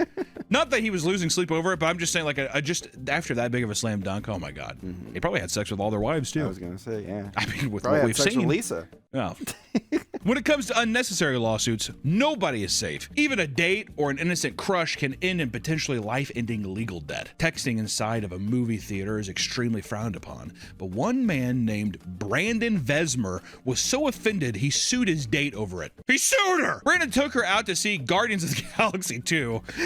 Of course, it's a fucking Marvel, bro. Yeah, Rocket Raccoon's just like, come on, Groot, we're gonna blow something up! Whatever, and he's just like... At that point, get up and, like, move. That or just be like, I'm gonna leave and see it some other time. Or be like, you just go. Yeah, get out of here. Yeah, kick her out. Get out of here. But slowly, he became more and more upset when he noticed that she had been texting throughout the entire movie. He paid, and I'm gonna say this, I want people to just really listen to it. He paid $17.31 for 2 of them to see the movie. And he thought it was insanely rude, so he told her to stop. She refused, so he told her to step outside to be respectful to him and the other moviegoers trying to enjoy Guardians of the Galaxy 2. All right, guys? Every time I've seen Guardians of the Galaxy, it's been on a date. It's a good date movie. I could see any Marvel movie being a good date movie because it's just, it's just big flashing images and then you get a smile and laugh and then you can be like... And then you kiss the girl at the end. Yeah, you wake her up from her nap and you feel her breast. Have you ever witnessed anybody in a movie theater do anything? No. I mean, I've partaked a little bit. Not like... Just a little booty grab. Are you talking about a girl fell asleep during Batman, you like grabbed her tit and you started making out with her? Yes, but I woke her up first to kind of clarify that. You're gonna miss this part. Wake up, baby. Wake up, the Batman's home. Hey! Wake up! And then, I don't know how I got to it, but then I think I just looked her in the eyes and went for a kiss. And then, yeah, the family of 5 sitting next to us definitely saw me. I have the biggest tell when I'm about to kiss. I just stare them in the eyes. Yeah, it's just one of these. Yeah, smile and then lean in a little bit. Yeah. Eyes wide open. Yeah. And that's exactly what she did. But she then decided to just go home because she was the one that drove them. So she just stranded him at the movie theater by himself. Which, to be fair, if you asked me to get up and leave, what am I going to do? Take you home? Okay, yeah, I will. All right, you ready for the ride? No, fuck off. Take an Uber, dude. You know? So he did the only sensible thing and sued her for the cost of the tickets. $17. Okay, not even $17. What? Not like almost $9. 18 and some change. Arguing that she was a threat to civilized society. A threat to civilized society. However, the case was dismissed because the woman moved out of the county and left the judge's jurisdiction. Or the judge is going to be like, what am I going to do? Find somebody for $9? At that point, you're wasting the judge's time, aren't you? Well, it's because it was his allowance. It was his 40. He's a 43-year-old who lives at home. His mom's like, all right, we'll give you $10. And he's like, cowabunga. Yeah, I could have saw 2 movies, but I wasted my allowance on you. And now I have to watch it again, so it's like I paid for 3 movies when I He must have had been some silver tongue though, right? Be able to pick up a lady? Oh, that's true. You got the date. That's true. Something's going right. Over in Italy, another lawsuit began after a husband told his wife he had to attend a business dinner with some clients at a local restaurant. Not thinking anything of it, the wife told him to enjoy his meal. But little did she know, her husband was meeting his secret lover. Mamma mia. While eating, the restaurant was filming promotional content, which just so happened to film the man and his mistress sitting at a table. And shortly after the dinner ended, the video was uploaded to TikTok, where the wife somehow caught it and realized what was going on. The wife quickly filed for divorce, and instead of taking accountability for ruining their marriage, the husband sued the restaurant for filming him. Not long after the footage was uploaded, an Italian consumers' rights organization, Codicons, backed the husband and filed the lawsuit on his behalf. He claimed that the restaurant filmed him without his consent and exposed his private life, which caused serious damage to his family life. The lawsuit is still ongoing and may actually have a chance of winning because of European privacy laws, which requires businesses to obtain consent before publishing images of customers. I will say, the man's a dirty dog, is he not? Right? He deserves to be in the doghouse. But at the same time, don't film me at your stupid fucking restaurant and post it on TikTok. Yeah. All right? Because also, they're going to misconstrue my emotions in that restaurant. Like if I'm laughing with my friend, they're going to take that and put it online and be like, look how much fun they're having in our restaurant. Be like, really? My friend just told me a funny joke involving radio. Yeah, my woman friend told me a very funny joke, so I kissed her. Yeah, she told me such a funny joke that I had to make love with her underneath the table. Getting rejected is hard, but some people cannot cope with it, so they turn to lawyers to try to help them feel better. Who does that? It's like a psychiatrist. I feel bad. Mr. Lawyer? Yeah, sue him. Okay. In 2016, Kay Koshingen and Nora Tanshu-May met at a Singaporean social media event and quickly became good friends. Koshingen had fallen head over heels for Nora, but Nora had repeatedly told him that she did not feel the same way and wanted to remain friends. God. How many times have we heard of that, fellas? Right, Nick?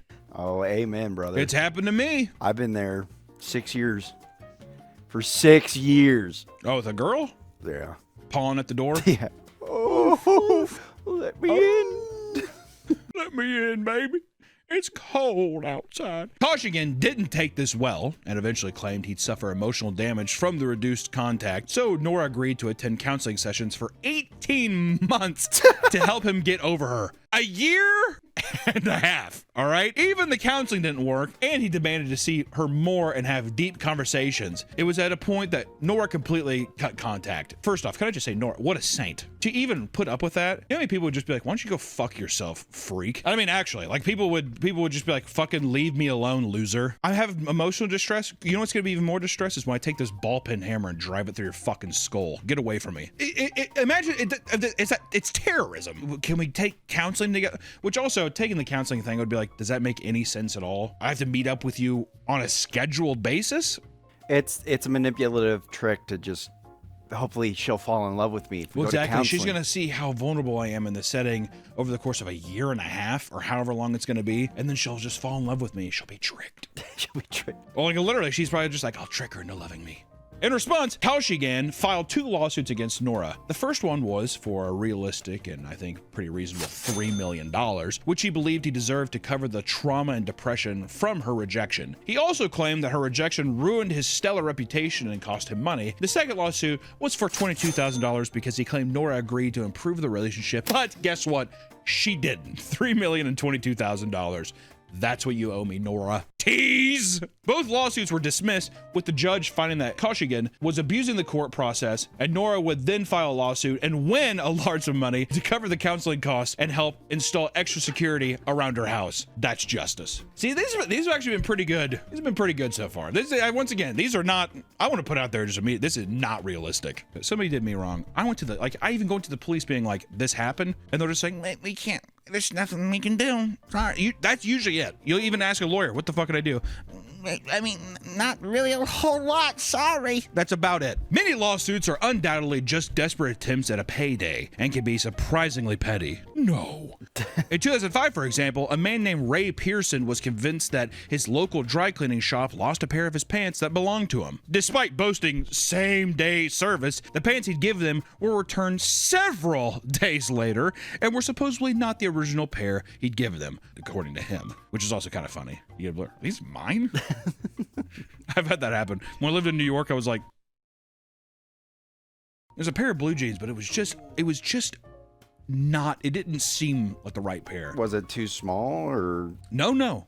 Right size, but it was almost as if I'd never held these before.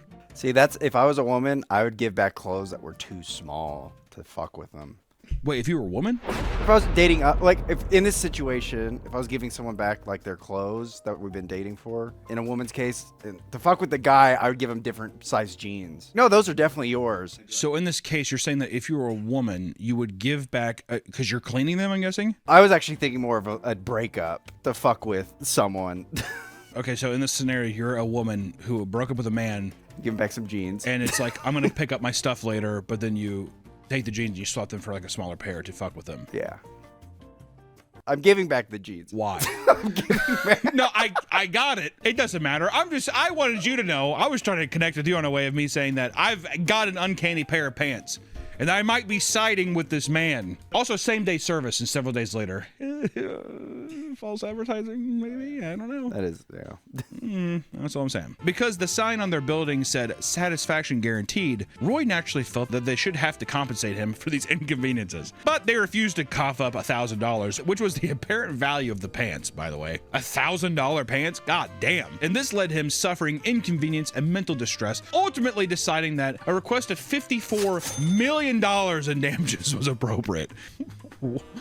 Whoa! Within that fortune, $15,000 was supposedly needed to pay for him renting a car every weekend so he could go to a non-local dry cleaners, a request that reportedly led to the judge having to physically hold in laughter, which was pretty funny.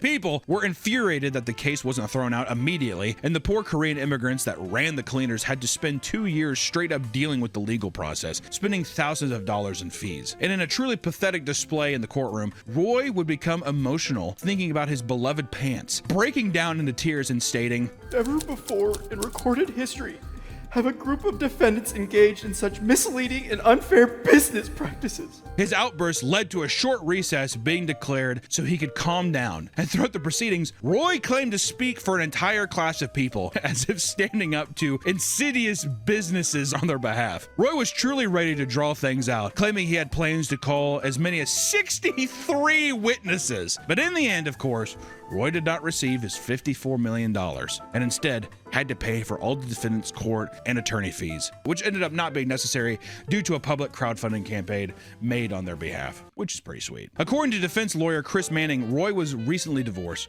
jobless, and only had as much as $2,000 to his name, which likely led to him picking on a family business out of pure spite. Which I will say, in this case, if I was the Korean family, I would want a restraining order. A man that crazy in court, I would say, is going, like, once this is done, he's going to show back up. I think not even the financial aspect. I think he needs to serve some jail time. I think some kind of punishment is in, like, some kind of, like, reforming of some kind. Exactly. Even if it's just a couple months in prison, just throw him in there. Full security prison. I agree. I think a year. Well, if anything, if you don't have any money, if you're that crazy, spend it in a year. A little year in prison never hurt anybody.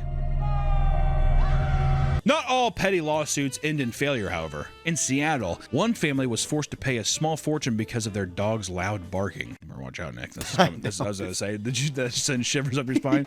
Nick every day has his neighbors call. I'm not even joking. Every day has his neighbors call him asking, can you tell them to come inside? And then Nick takes his app on his phone and he goes, Teddy Max? he waits for them to come inside the house. Is this true? It is true. And Do you ever fear a lawsuit is coming? they were sending letters to the county, and then it said, like, if this doesn't stop, you'll be sued. And then I asked my realtor, and she was like, they can't do that. That's just a threat. You can't. Yeah. What is a realtor? Is a realtor a lawyer? No.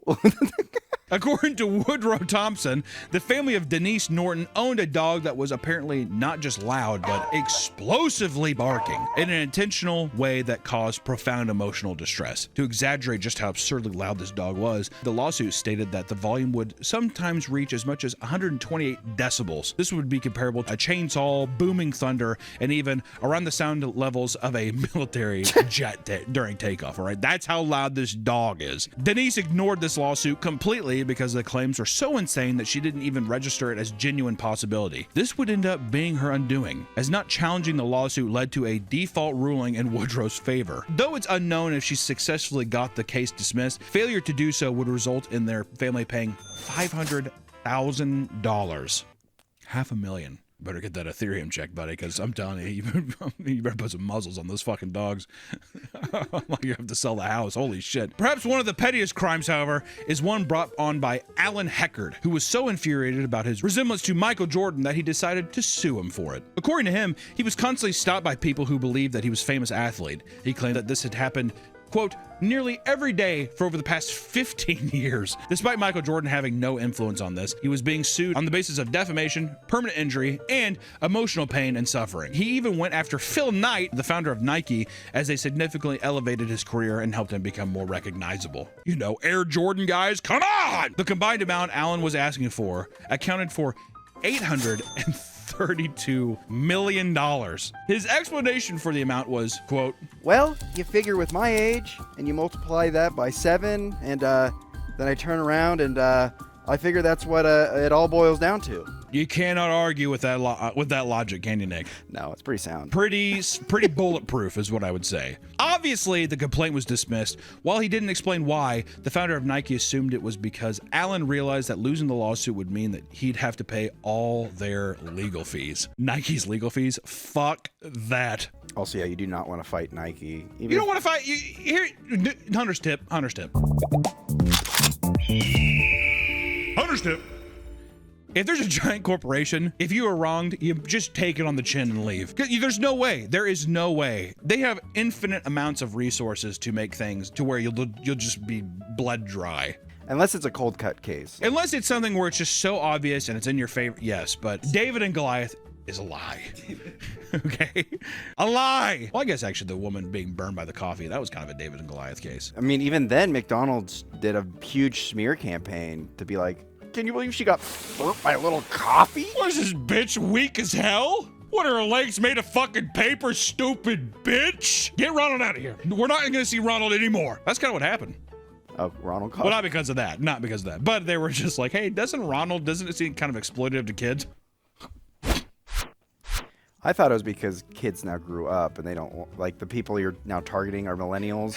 I don't think so. I think that I think that it was a thing where it was exploitative and a clown was going to kids being like, you should eat this big cheeseburger, this fries, you fat little fuck. There really is no end to the insane stories that came out from the world of absurd lawsuits. It doesn't matter how insane the claims are because people will always find a way to abuse a system if it benefits them. Robert Lee Brock was a prisoner in Virginia in 1995 when he filed a lawsuit against himself because he was responsible for his own imprisonment and violating his own religious beliefs due to his inability to practice them while in prison. In his own words, he said, I partook of alcoholic beverages in 1993, July 1st. As a result, I caused myself to violate my religious beliefs. This was done by my going out and getting arrested. In total, he was seeking $5 million, but his case was thrown out since he was both the plaintiff and the defendant, meaning he simply couldn't lose. Which in his mind, I bet he was just like, it's the perfect plan. Checkmate. Checkmate me. In 2002, Lee Boy Malvo and his accomplice, John Allen Muhammad, were committing a mass shooting in Washington, D.C., dubbed the D.C. Sniper Shootings. God!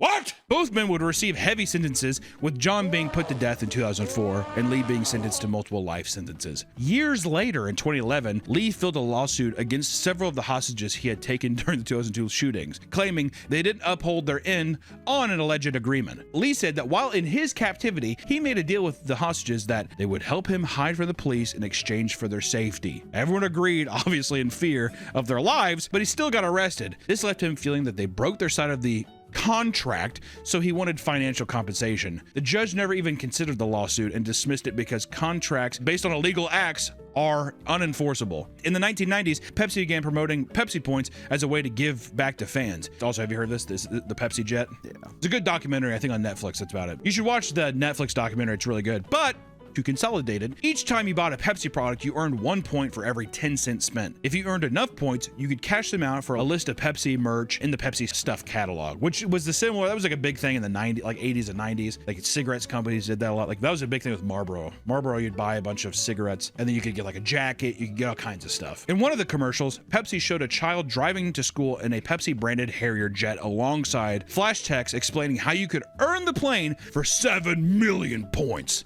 In order to get the jet, someone would have to buy $700,000 worth of Pepsi products, which is exactly what happened. And I want to say that some person found out that if I just spend $700,000 on Pepsi products, I can get a, what is it, like a $35 million jet? Kind of funny. A 21-year-old college student, John Leonard, sent a $700,000 check to Pepsi and demanded that the plane be shipped to his home, which was over the course. He knew some like investor buddies. I think he had a rich friend, and he was just like, this is a crazy idea, and the guy lent him the money. He also claimed that Pepsi actually accepted the offer, and that's why he sent the check in the first place. However, Pepsi never sent his jet, claiming they never actually agreed to the deal. And in response, John took the soda company to court and demanded he receive his plane, claiming that Pepsi had broken its end of the contract. The judge rejected John's claims, saying that no reasonable person would believe that Pepsi actually intended to give out a real jet in exchange for soda points, which I think is unfair. Yeah, that is unfair. I think that you put it on the screen, everything else we're believed that you can get, and that's the, I mean, come on. Also, I don't know if they ever agreed to it, but they definitely were like, haha, nice find, that was funny. Here's some like drink coupons or something. The defense also argued that because John was so young, he could never be trusted with a fighter jet, since he probably couldn't be trusted with the keys to his parents' car. Pepsi never cashed his check, so they couldn't be sued for fraud, and the two parties went their separate ways. Though John never got his jet, it wasn't really all bad. Just recently, in February of 2026, the Frontier Airlines allowed him to convert his 7 million Pepsi points into his 7 million Frontier miles, essentially guaranteeing him free flights for life, which is kind of cool. But at the end of the day, it was the principle. Once again, check out the documentary, it's really good. What I thought almost hurt them in the court case was they changed it to 700 million. Oh. After this, they aired it again. So it's like, well, you fucked up. You're admitting that was wrong. You know what I mean? Mm-hmm. I don't know. Listen, guys, there's inherently something hilarious seeing the kind of person that genuinely thinks that they can get away with some of these lawsuits. I mean, they're just so stupid, some of them.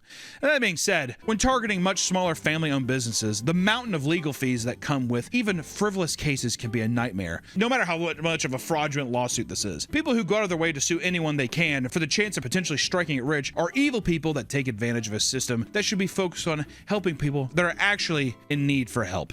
But, you know, when there's money involved, people will always try to find a way. Isn't it right, Nick? Oh, yes. Watch your dogs. This whole thing got me scared for you. Are you frightened slightly after listening to this? I'll actually just defend myself instead of ignoring the lawsuit. See, that's true. You'll go at it head on. You'll take her down. You'll take whoever's around you. You'll take them down. Exactly. I'll say, who is this? Which neighbor?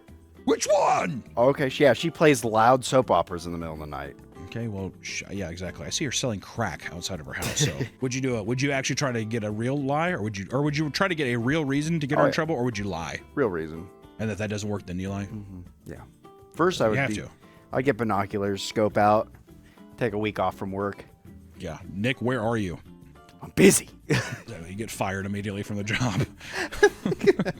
That's all we have. We'll see you next time. Bye-bye. Welcome back to the Papa Meat channel. How you doing? How you doing? Coming on Sundown because today we're going to be talking about catfishing. The dating world is already full of uncertainty, but perhaps the worst thing anyone can experience on a date is being catfished. Nick, give him a breakdown what catfishing is. It's where a man or woman pretends to be someone they're not, get your hopes up and crush your heart. Now, is that just physical looks, or does it also go to like, well, I guess people people lie about their jobs and all kinds of stuff too. Mainly it's the physical look. That's how I see catfishing. I feel like more men will lie about their job for like status or like financial status or whatever. I've had someone who, it was a woman, and they were sending pictures of a more attractive woman, and then when I try to go on a date, they're like, I have to explain, like, these pictures of me aren't me. There's someone I found online, and then we did a video call, and she's like, do you still want to go on a date with me? And I was like, no, you lied to me. Well, first off, that's a guilt trip. 1,000,000% that's someone trying to guilt trip you into going on a date with them. Did she try to justify, well, I have to do this because... She just said that she does this with a bunch of guys. She likes the attention. Oh my God, get away from me, demon.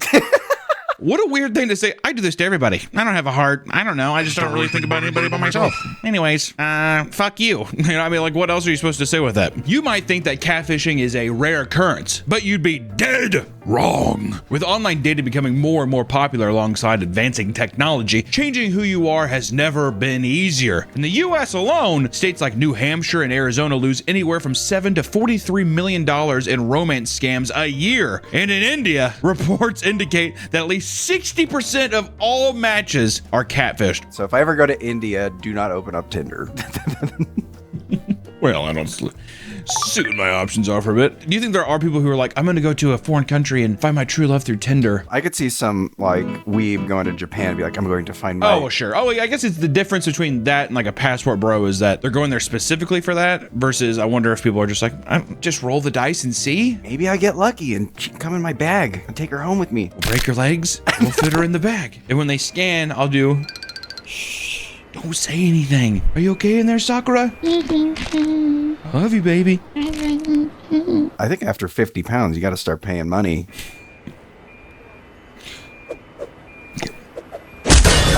AI is only making the problem worse, whether it's the thousands of people dating literal robots or people using programs to face swap and realistically alter their looks. People of all ages are looking to swindle on unsuspecting dates. So much so that we're even seeing cases of family members helping other family members catfish people.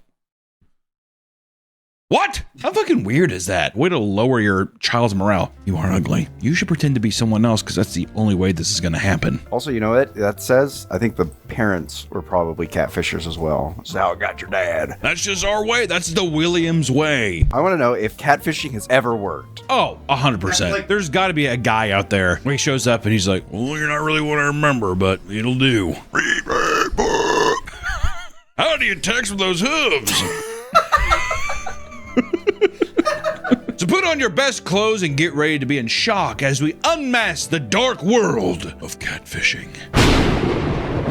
Catfishing has long since been in the cultural zeitgeist. Shows like MTV's Catfish were hugely successful even back in 2012. The show's premise was simple. The hosts, Neve Schulman and Max Joseph, would receive an email for someone requesting they investigate their online love interest to see if they are who they really are. I feel like the Catfish movie is when I really knew what that term meant. Before the show, Neve did the documentary showcasing his catfish. I wondered too how much, I was thinking about this, how much that documentary and how much his show actually just where people were like, oh, I can do that. He just showed people being like, oh wait, you can just trick people like this? Oh, okay.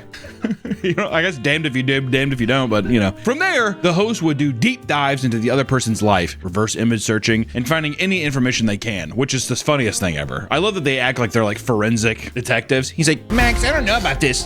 This is kind of weird. I'll like go on his Facebook and they just type in a name. That's not who that is. Whoa! And he has a camcorder. Yo! What? I got matched up with Pokimane. What if it was really her? Do you want to use this as a time to say that Pokimane, if you're single and available, that you would go on a date with her? Pokimane, if you broke up with your neighbor, I am single. I will travel to you. You broke up with your neighbor? What are you talking about? She's doing like a series where she's like, I'm cooking. My neighbor's such a good... Oh my God, you actually know, like, do you watch her? No, it's on Twitter. I see clips of it. Stop bringing her up on the channel. God. Then they travel to meet the person and confront them about lying or to simply talk with them. If the person is a catfish, they've revealed their true identity to the victim, either online or in person. It is a captivating show. The most awkward interaction, a guy was catfishing another guy pretending to be a girl. He like walks up, he's like, we could have had everything. Or something crazy, some crazy shit. And the guy's on like a park bench, like, what the fuck? And Neve has to step forward. He's like, yo, bro, back up. And then Max is in the background. They could definitely started faking it. Oh my god, yeah. I mean, I would imagine from the inception of the show, it was probably majority faked. Yeah. You think the documentary's real though? That felt. Yeah, definitely. I think that feels more realistic. Also, for people to even be willing to be like, yes, I'm the catfish, let me come forward and reveal who I am, I don't believe it. I mean, that's the thing about the internet is that people, if you're a catfish, if you get caught, you swim away. Oh, never mind. Oh, delete my account. There it is. This simple yet captivating concept drew in audiences weekly and was highly rated for the ridiculous stories it aired. Sadly, as the show progressed, audiences felt it lost its original mystique because people became better at recognizing fake accounts, which made the reveals less shocking. Also, too, once people realize that catfishing's a thing, they're just like, I mean, I'm being fucking catfished. This is not who it is. It's just not as juicy. There's not the mystique of people being like, wait, what? This is a thing? Oh my god. That's why I require every woman to send me their driver's license and social security number. You have to, and a blood sample. Just to make sure you are who you say you are, sweetie. I'm trying to protect both of us. Kiss me. However, many of the show's former contestants and viral moments carry on its legacy in other online communities. One AMA on Reddit, hosted by Neve, who answered many common questions about the show and reminisced with the fans about their favorite moments. In a very short AMA, a person claimed to be a paid actor playing the person being scammed and said the majority of the show was scripted, though they were told some of them were 100% real, which I believe that one out of everything. One, I don't even think it's the showrunners. It's definitely the network also being like, this needs to be way crazier. We're gonna get some actors in there. We're gonna fabricate some shit. How many times can you have some fucking weird person that's just like, I just didn't know how to say this to you. I'm sorry. You know? Also, if I was getting catfished, I don't want people to fucking know what I said to them. What? No shit. Did you send this dick pic and you said that your mommy was hard? That she wanted her milk? Kinda wish you didn't read that, but yeah, I said that. If someone approached you with this, would you just think that this is a moment to get on TV? And you're like, oh, well, I get to get on TV. Or do you think this is an actual way of being like, well, how romantic is it that it'll be filmed and then it'll be caught on television that she accepts me for who I am, or they accept me for who I am? How do you get self-esteem by being shown on the show? That would destroy my. You don't. That's also why, once again, I'm actor. Fans also brought up the numerous insane stories, like in season 5, when a man named Spencer Foley believed he was dating Katy Perry. During their quote-unquote relationship, she shared unreleased music and even planned to propose to her with his great-grandma's emerald ring. However, the host revealed that the woman he was talking to was a woman in England named Harriet. When Spencer heard the news, he didn't believe it, even after the host flew him to England to meet the woman. But there's no way. You're not Katy. He's like, not like, I could see also people not understand the situation. No, Katy, she's not dating you. This is who's actually been talking to you. That's not Katy Perry. Oh no, I've been lied to you. Yeah, you still get to propose to me at a concert. Another episode that season featured a man named Lucas, whose real name was Zach, who was actively leading on 3 different women. God damn. After some digging, the host discovered that he had an extensive history of catfishing, allegedly involving around 400 women. Now this has become an addiction. It's like a little dopamine hit every day, you know? As I've never catfished, but I could assume. You've definitely, whatever.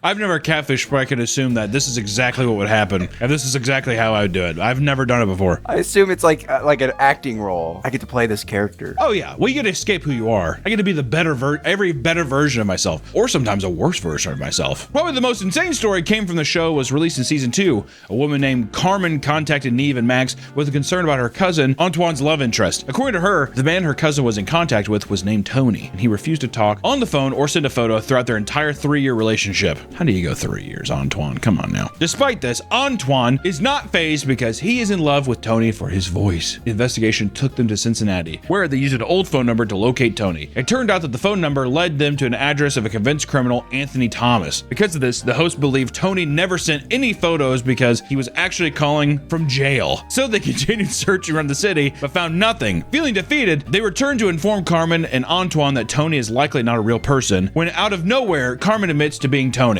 For 3 years, Carmen catfished her cousin Antoine because years earlier, he called her fat ass Kelly Price. And she was so offended that she faked a multi-year relationship.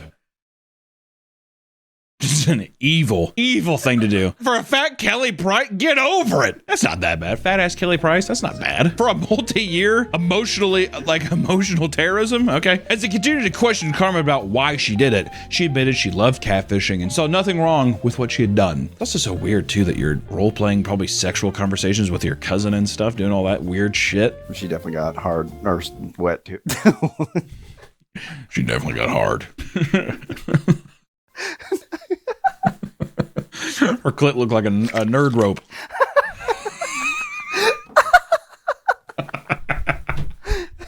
Catfishing stories come in all shapes and sizes. Strangely enough, many people have been scammed after believing that they were in a romantic relationship with Elon Musk. Who would want to date Elon? Can you actually imagine going on a date with Elon? There's the money, but still, I mean, like, listen, I get that of, oh, well, he's the richest man in the world. I'll tell you what, at the same time, if you can find a guy that makes like 150 grand, you get just about a similar thing. Honestly, who wants to go? Can I buy a yacht? When have you ever actually thought about that in your life, right? Can you imagine going on a date with Elon at whatever fucking cryptic hellhole he takes you to, and then later, yeah, he courts you? I was actually gonna see if you wanted to come up. Okay. Score. I have Starlink upstairs. We could play Starlink. We play Diablo 2. One older woman, Hilda Holland, supposedly met with him on Threads. Yeah, right. On Threads? God, would this happen last year? Supposedly met with him on Threads and started video chatting. Also, the competitor. She met with him on a competitive platform. In reality, this was an AI deepfake that also used a fake Elon voice to lure her in. God, that would make me run away. Come sit on Papa's lap. Hilda, I'm going to take you to Morocco. Hilda was told to send him money through gift cards, but to not redeem. After $60,000 worth of cards were sent, stores like Home Depot started refusing to sell her more. Good! At what point do you not know? Also, the richest man in the world needs Home Depot gift cards. The richest? No shit. The richest man. You have to go, Hilda. You have to go to Home Depot. My money's all tied up in stocks. It's all tied up in stocks and bonds. I'm not able to make it home from Morocco. She believed the fake Elon Musk when he told her she would receive a Tesla car and stacks of cash in return for her help. Hilda was then told the FedEx vehicle delivering the money crashed and that she would have to pay $1,500 to repair it. I like how she could have also literally just put a down payment on a Tesla and got it herself. There's no way to go beat around the bush. Like, getting $60,000 worth of Home Depot gift cards for some Elon dick and a goddamn Tesla. What are we thinking? A lot of people will be like, I'm afraid for my safety. So then they do these demands that they think that these people have power over them that they don't actually have. I feel bad. I do feel bad. But this is just a woman who's just like, she's fucking like a soggy diaper down there. You know what I mean? It's just fucking, she's just like, Elon's gonna come tap Hilda. Man, will you stop referring to yourself in the third person? Hilda horny. In the Home Depot line, splish splash, I was taking a bath, baby. That's definitely what happened at Home Depot. She came in so often, like, why are you buying so many cards? They're like, oh, Elon's gonna rail me. Yeah, I gotta get Elon home from Morocco, so he's gonna send me a Tesla. And he's gonna let it fucking clap. And I bet you anything, the staff was just like, I hate this woman. And then after a while, one person had a heart and they were like, we can't let you anymore. I refuse. I cannot let you do this anymore. One poor 80-year-old woman from Washington dodged mortgage payments for 10 months so she could instead send her love, Elon Musk, the money. After over $50,000 was spent via Apple gift cards, her daughter stepped in to investigate. She looked through her phone and saw that a fake Elon Musk convinced her that he would soon be whisking her away in a private jet and taking her to an island resort. That's very sad. Once again, it's just the old people, man. Also, too, that old people are still that ready. I feel like at 80, I'm gonna be like, I don't care. You know, if some like beautiful woman was like, oh, we could run away together, so I'd be like, no, I'm good. At 80, because also it's just saying getting whisking your way to an island resort. I mean, probably to get fucking pounded by Elon. In one of the most catastrophic Elon scams, an elderly woman from Texas dropped as much as $600,000 after meeting a man posting as the billionaire. She was convinced that investing into his company would give amazing returns, but she'd have to give the money to him directly.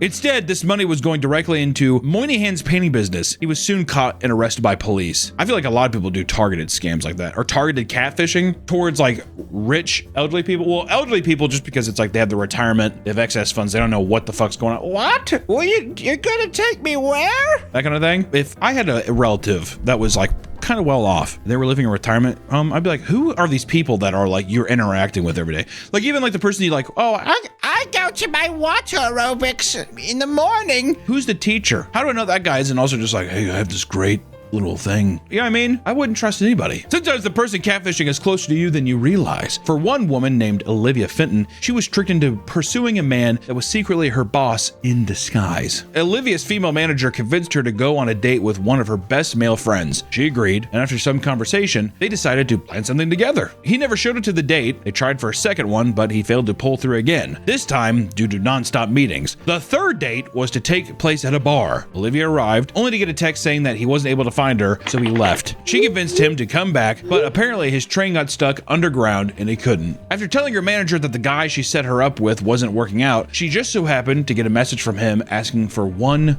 final chance. So they planned a dinner, but he claimed to have gotten into a car crash and was unable to make it. From there, she started to put things together. The flowers he once sent to her home just so happened to have a similar writing to her manager's. And in the end, it turned out her manager was using a burner phone and pretending to be this imaginary man using photos of random person from Georgia. It was suspected that she was secretly gay and was struggling to come to terms with her sexuality, so she tried using a fake man to pursue a relationship with Olivia. Regardless, she went to HR and got fired.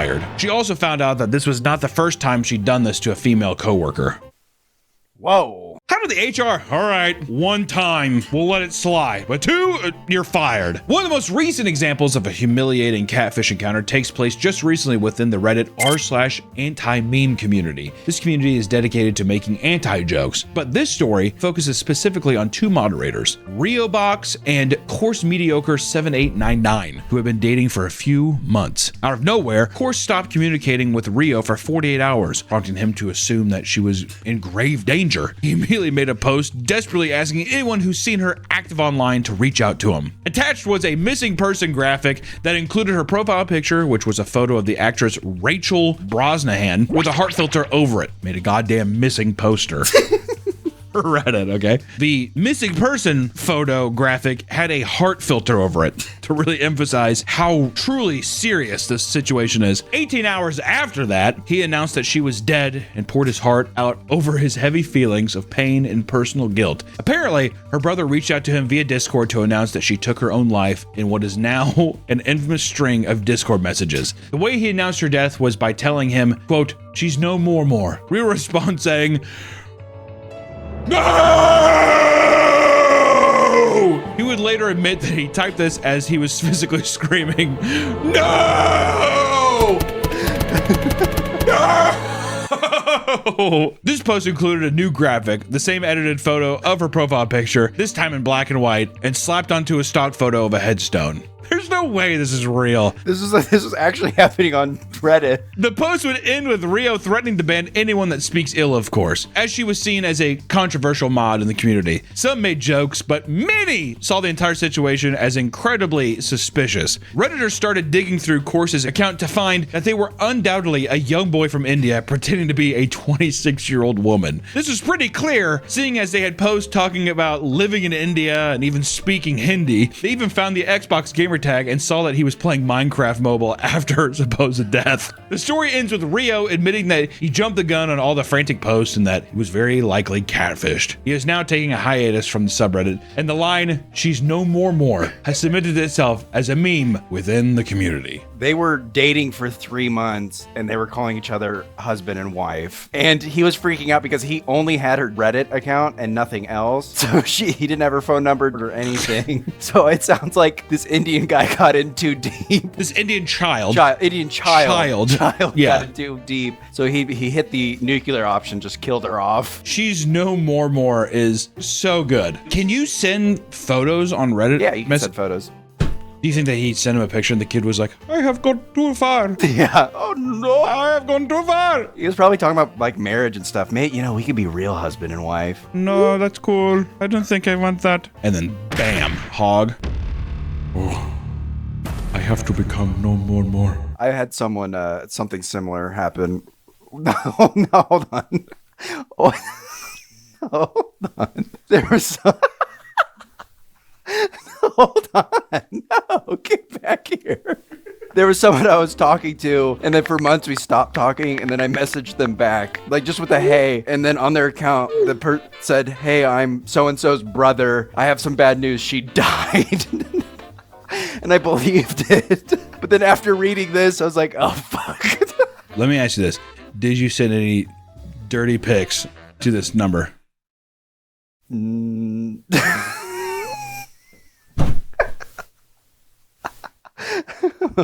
going to plead the fifth. There's a child out there that has your photos, Nick. That is unbelievable. How do we know this child isn't watching us now? Oh, I don't know. This was years ago, so. You want to come make a public statement to this person? Oh, you want me to? Might as well, on camera. Fuck you for breaking my heart. I think all the people who've been catfished felt your pain right there, Nick. Being catfished doesn't fall under a simple tax bracket. In fact, the rich and famous are just as susceptible for being catfished. In 2022, AMC Theater CEO Adam Aron began messaging and eventually sexting a ballet dancer named Mia, whom he believed to have had a relationship with in the past. Can I just put an announcement on real quick? Adam Aron, hey, do we need 7 AMC commercials before the movie? I know where I'm at. We went and saw Nirvana the band, the show, the movie. 7 AMC commercials. That fucking one with Nicole Kidman. There's like the fucking Coke one. There's the goddamn AMC. Like, who cares about the laser technology? Can we talk about that? Who gives a fuck? And it's always that fucking deep ass lights. This is laser magic. You're like, shut the fuck up. I hope this ends bad for him. Whatever. Okay. After a week of messaging and using other fake identities such as an ex-boyfriend, Mia revealed her true intentions and demanded hundreds of thousands of dollars from Adam. Otherwise, she would leak his lewd photos. Would you give a fuck? I'm the AMC CEO. Unless you had a little tiny cock. Even then, if your little pig dick was out there, it is what it is. Now you know. Guess what? I'm still hundreds of thousands of dollars richer. Why would I care? Ego. These guys have huge egos, small P and P. Well, they probably have to have egos with having the 7 AMC commercials before a movie after I've just watched 45 minutes of trailers. So this hour-and-a-half long movie has now turned into a 3.5 hour long excursion because of this.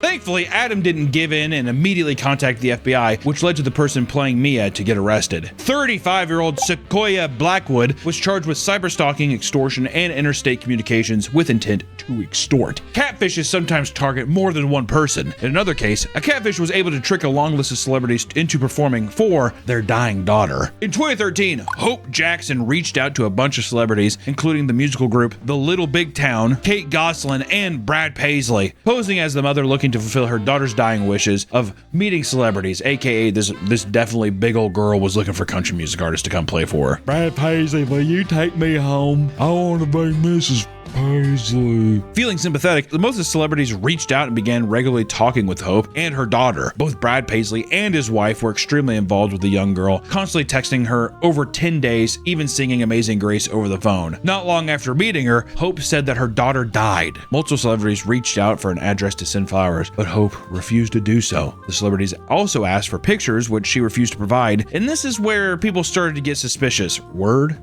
I can't have one photo of your daughter?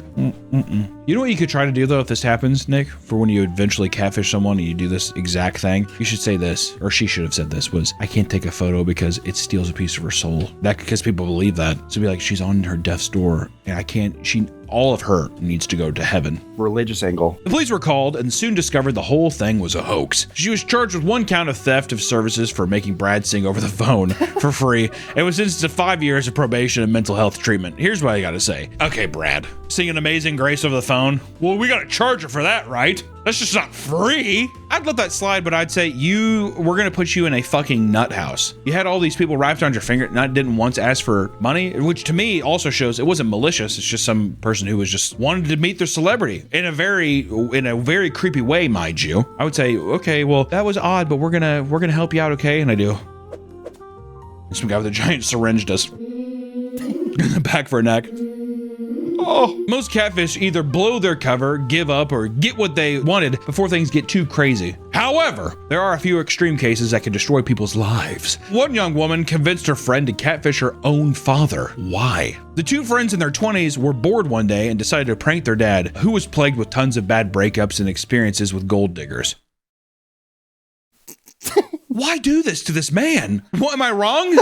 One woman suggested that her friend find her father on a dating app and catfish him as a prank. The friend made an account posing as a 50-year-old woman and quickly found her father and began messaging. What started out as a completely harmless chat soon turned into full-on sexting. One day, the two women were on a hike when the friend handed her phone to the woman while she went to the bathroom. She saw that her phone was being blown up by her friend's father with extremely lewd messages. When her friend returned, she called her out and her friend got angry and stormed off, saying she wasn't doing anything wrong. Now the friend has gone practically no contact and blames the woman for even suggesting the idea of catfishing her dad, even though she has continued to do it for 2 months straight. Sounds like she just wants to fuck the dad. Yeah, I was gonna say. See, that once again, is that not a good catfish? Hey, so actually it's me. What?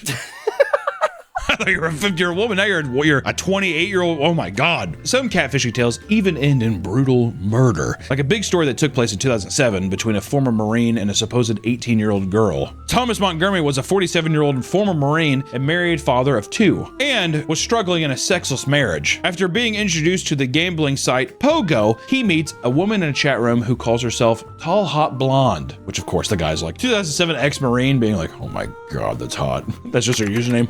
Whoa. The woman admitted to being 18, causing Thomas, whose username was Marine Sniper, to pretend to be 18 as well, despite U.S. Marine records showing he was never a sniper, nor did he see any action during his time in the military. I digress. It turned out she was a high school softball player named Jessie from West Virginia, and very soon they started to flirt and the relationship started to develop. She would send provocative pics, and in return, he sent pics of himself when he was much younger in his military uniform. They became in love with each other, sending gifts, love letters, and having phone calls, and even having cyber sex behind his wife's back. Thomas started becoming obsessed, writing notes to himself like one that read, quote, go ahead, Nick. On January 2nd, 2006, Tom Montgomery, 46 years old, ceased to exist and is replaced by an 18-year-old battle-scarred Marine. He's moving to West Virginia to be with his love of his life. Meanwhile, at work, his co-workers were hearing him openly brag about dating a teenager. One of them, 22-year-old Brian Barrett, would even get involved as well. At one point, Thomas's wife would intercept a package from Jessie that included love letters and red panties. She was disgusted and felt horrible for the young woman, so he wrote back explaining that he was a middle-aged father and not the man she thought he was. She also gave Jessie the contact for Brian Barrett, who was closer to her age. Jessie wanted revenge after being catfished, so she started chatting up Brian, moving into yet another romantic relationship. This rivalry between Thomas and Brian would lead to a tragic event. Thomas was fed up with Brian, so he brought a rifle with him and confronted Brian as he was sitting in his car after work, shooting him 3 times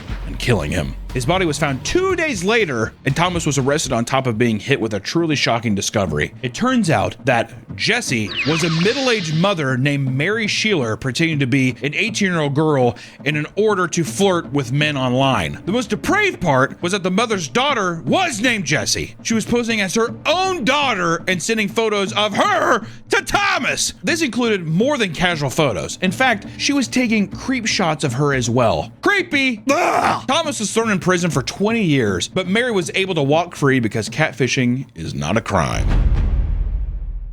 Millions of people each year get catfished, falling in love with someone only to find out that they wasted a large chunk of their life. It's safe to say for anyone currently in the dating game, you need to know what catfishing is to be suspicious of behavior. So make sure you spot the warning signs before you get duped into wasting your time and possible life. Yeah, just wasting a little bit of your time. Probably not your life, but still, it is annoying. Nick, how many times have you been catfished? Most of them are like, you know, because I swipe on the Asians, like...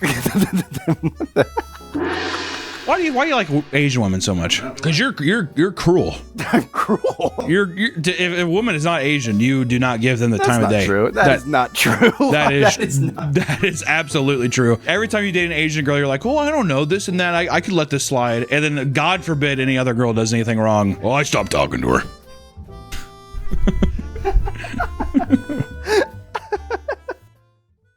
Welcome back to the Papa Meat channel. How you doing? How you doing? Come on in and sit on down because today we're talking about alternative medicine. Now see, here's the thing, guys. I have a lot of friends who refuse to go to the doctor. Yeah, I don't blame them. Going to the doctor's office, it's weird, it's sterile. There's usually definitely at least 3 people there that don't want to be in that profession at all. And you're like, you're supposed to be my guardian angel here, and I don't know, I feel weird about it. But it's opened up my mind to the idea of maybe diving into some alternative medicines. Maybe medicine, not necessarily scientifically proven to do anything, but holistically, spiritually, it might do wonders for me as well. And today, I wanted to dive deep down the online rabbit hole of alternative medicines. Ooh.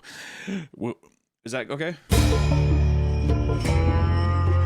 But you're probably wondering, Hunter, what exactly is alternative health? Well, let me tell you. Alternative medicine is a term used to describe treatments or cures that have no scientific backing, like traditional medicine, but rely on testimonials, anecdotes, spirituality, religion, superstition, or supernatural energies to promote their effectiveness for their healing powers, which it's also known as like pseudoscience or new age medicine. You've probably seen it thrown around, or maybe you have a hippie mom or crazy mom, I don't know, however you want to describe her, who maybe throws these terms around. I don't know. Don't shoot the messenger. A lot of alternative medicines are traditional or cultural, but there are new alternative health products and tips popping up every day, most of which have no proof they work and are just plain dangerous advice that is thrown around online, which makes it kind of funny and also makes a lot of the proponents of these people just kind of little goobers. Little silly goobers out there, right? And let me tell you, I am not the pinnacle of health. No, I know, Nick. Look at me. Dad's sick. What are you sick with, Dad? I wish I could cry on command so bad. I really wish I could. Try yawning. People say yawning, or what's the thing, the tongue thing? Put your tongue in the roof of your mouth. Isn't that what Natalie Portman does or whatever?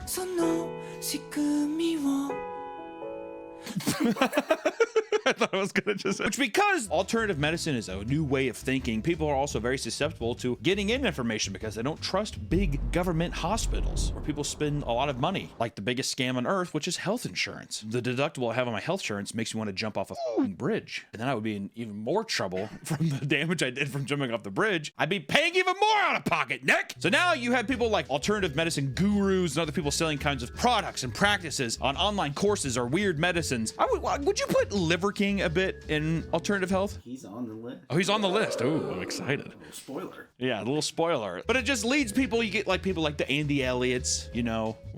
Is Shannon Blake back on this list? Well, she probably believes in alternate. Yeah.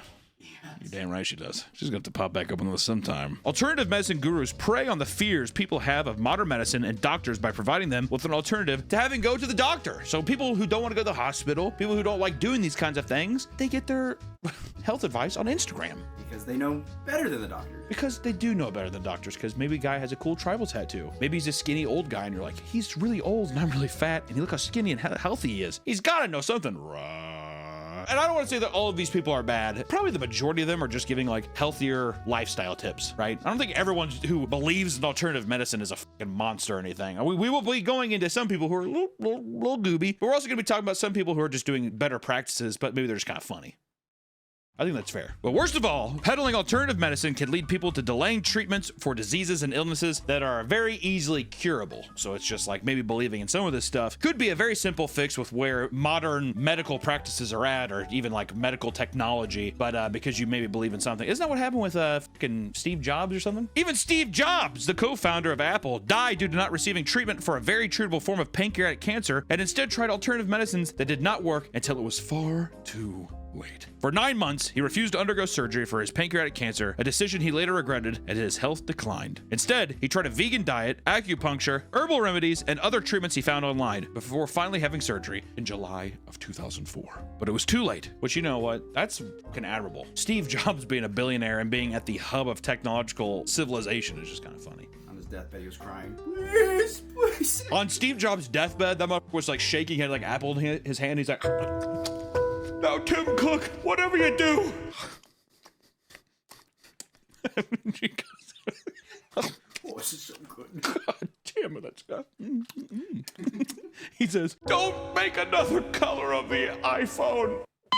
And I loved how that was like a huge practice of his forever. And as soon as that bitch died, Tim Cook's just like, we're going to do the whole goddamn rainbow. Because he's gay. Is he? Now that we know what alternative medicine is and health gurus and all that kind of stuff, we can actually start diving into them, which I want to dive into my favorite one first. Perineum sun exposure, or more commonly known as butthole sunning, which is fun. I'm not flexible enough. This is why I'm in hot yoga right now, dude. I see people doing this kind of stuff with their back, you know, just also that rock would be hot. I bet you that person's back is scorched right now. Can you imagine that? There are several versions of this, including Yanni, your vagina, and ball sack sunning, but they all follow the same basic principle. You lay on the ground on your back like a baby with your legs in the air, and you spread your asshole so it can be sunburned, like a banana chip. Every time I see banana chips, I always want to eat one of them, but then I look at it, it looks like an asshole, and I'm like, do a little scratch and stuff. And I'm like, They claim that because your asshole doesn't get as much sun as the rest of your body, spreading it towards the sun for only 30 seconds is like the equivalent of giving yourself 8 hours worth of sun exposure and vitamin D. Put your legs up, have your asshole wink at the sun for 30 seconds is the same as being outside for 8 hours. We have a guy here who's going to tell us a little bit about it right now. Okay, here we are, guys. You guys ask about the butthole sunning all the time, and this is another one of my practices. Which I do like the idea of like a guy talking in this way and his asshole is just completely spread open. Do you think if you fart while you're butthole sunning, do you think it smells worse or better? Oh, that thing's gonna be cooking. Like a hot fart? Yeah, it's gonna be a hot fart. It's bacon in there. Your asshole spread is like, it's just like, it does one of those. Shoot it like a gun at somebody. Ancient Taoists practiced perineum sunning because they believed the root chakra is the gateway between spiritual life and death. I do love the video here of the guy who's spreading his ass and his wife. At first it looks like she's like blocking her, like blocking the view, like she's like, good God. And the guy has no emotion on his face either. He's just like...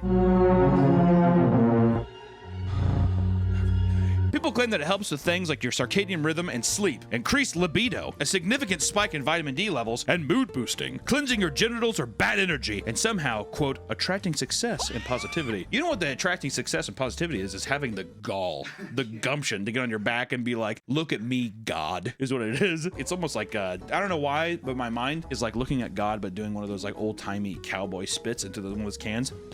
Yeah, that's what you're doing to him. Hey, God. Hits his eye. This is what it feels like. Unfortunately, once again, doctors have said that all the beneficial claims that perineum sunning does are false, and that any health effects are just related to you being in the sun and getting some vitamin D exposure. So I think he's basically saying the scientists are like, you're just outside. You're gonna get it anyways. Here's the thing too, and I might have to try it sometimes if I lay in the sun. Do you think your asshole just feels better cooked? If it's in between some cheeks, it's always kind of warm, right? But if you cook it and you put it up, is it almost like having a hot potato and then wrapping it in aluminum foil and saving it for later? You got a little sweaty. That's what I wouldn't like. If I went out and I had sweaty soul, I would have like a handkerchief and I would dab it. I take off my underwear later and it looks like just like a starfish was just sucking on the little bits of my underwear, my Hanes underwear. There's also a risk of exposing a very vulnerable part of your body that never sees sun to direct sunlight for an extended period of time, which can actually increase the risk of HPV-related cancers. Josh Brolin, Thanos, tried it and said it burnt his pucker hole and ruined his plans to go shopping with his family because he had to ice his asshole for several days. Oh, Josh, you silly. You're such a silly fuck. Jeez. I know, that was aggressive. But on a similar note, we also have yoni steaming, which is the practice of sitting over steam with herbs in it to clean out or cleanse the yoni, or AKA your your vagina. Your pussy, your whispering eye. Yoni steaming helps with menstrual relief, postpartum recovery, and increased circulation. Dude, I tell you what, if I was a girl, I would fucking steam. Postpartum, I just shit out a baby. I'd want a little steam. Also, I tell you what too, whenever I see like those air humidifiers putting up this stuff in the air, I always put my face over it. So if I was a girl, I'd be like, I want my pussy in that. I want that in me. I want that in me now, is what I'd say. Get that in my guts! What's up, ladies? I'm Tiara, and today I'm going to teach you how to yoni steam. I really don't like when people say kitty tip. Just say pussy. Kitty tip, steam before your cycle to reduce menstrual cramping and lighten flow. What if I want heavy flow all the time? Then you are the minority. Hey, ladies who like a heavy flow like they mans, rise up.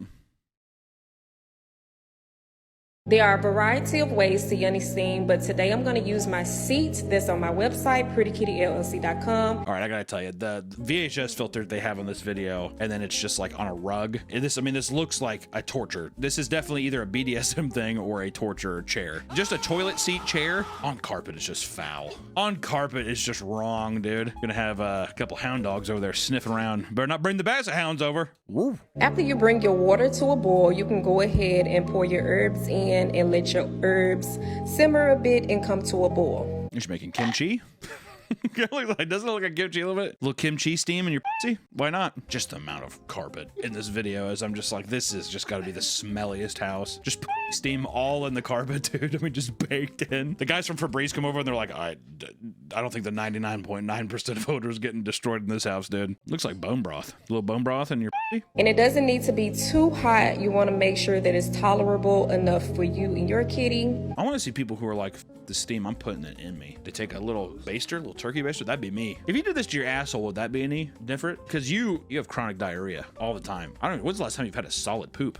6 months. Actually? Literally half a year? You serious? Yeah. Why don't you eat some fiber? Right? Won't that get, doesn't that get your shit a bit thicker? Fiber loosens it. Oh, loosens it. I don't know. Fact check. Yeah. We don't have internet. Yeah, no wonder you're issue. But there's also the yoni egg. Another yoni treatment being peddled is the use of something called a yoni egg. Is it yoni or yanni? I kind of like yanni. I think it's Laurel. I like yanni though. We're gonna say yanni, which is just a rock you shove up your cooter. I also like cooter. I prefer cooter over kitty. If I'm being honest, I just don't like kitty. They are believed to enhance sensuality, strength, and healing. They are made of various crystals like clear quartz, rose quartz, and jade. Each crystal has its own specific use. They are used to strengthen the pelvic floor muscle, increase natural lubrication, and increase sensation during intercourse. Natural lubrication, you know what that means? No. I don't either. But some of the cons of the yoni eggs is that sometimes you can have risk of infection and painful sex. Also, they say if you're pregnant, do not use a yoni egg. I say if you're pregnant, you gotta use a yoni egg. Use a yoni egg as soon as you can, all times, every time. You're supposed to walk around with a yoni egg in you? No, you're like supposed to lay down and like, there's a video of a girl saying your body needs to accept it. Don't force it in. What videos did you watch for this video, dude? I think it's the 4 basic yoni egg. You downloaded it for this video to watch? Yeah, she does it on TikTok. Also, she like puts it in through her pants. It kind of looks like a butt plug. I think my dad had some of these. My dad had a bunch of yoni eggs, but they're strung together and they were just in his sock drawer. I don't know why. Maybe my dad probably has something. It's not, yeah. Once it's in, you can start with some pelvic rocks. Inhale to lift your egg and rock your pubic bone up. Dude, sometimes I wish I had just a cooter, dude. Well, if I had my yoni egg would be like a dinosaur egg. I'd be like, and all my gutty works falling out with it too. Jesus. I don't feel particularly good. We could cut that out of here. Which, if you are wanting designer yoni eggs, luckily Gwyneth Paltrow with her company Goop sells yoni eggs for $66. But Gwyneth Paltrow's company was fined $145,000 for false claims that it was good for you and that it did anything. In court, they said it didn't. So I don't know what I'm supposed to tell you. I still advocate the yoni eggs though. Gynecologists and doctors tell people not to use them because they can be dangerous and can actually damage pelvic muscles, which is the opposite of what they're claiming to strengthen. They're saying, oh, put some eggs up your yoni. Hey, put some eggs up in your kitty. Meow. I also read somewhere that like if you have vagina-itis, don't use a yoni egg.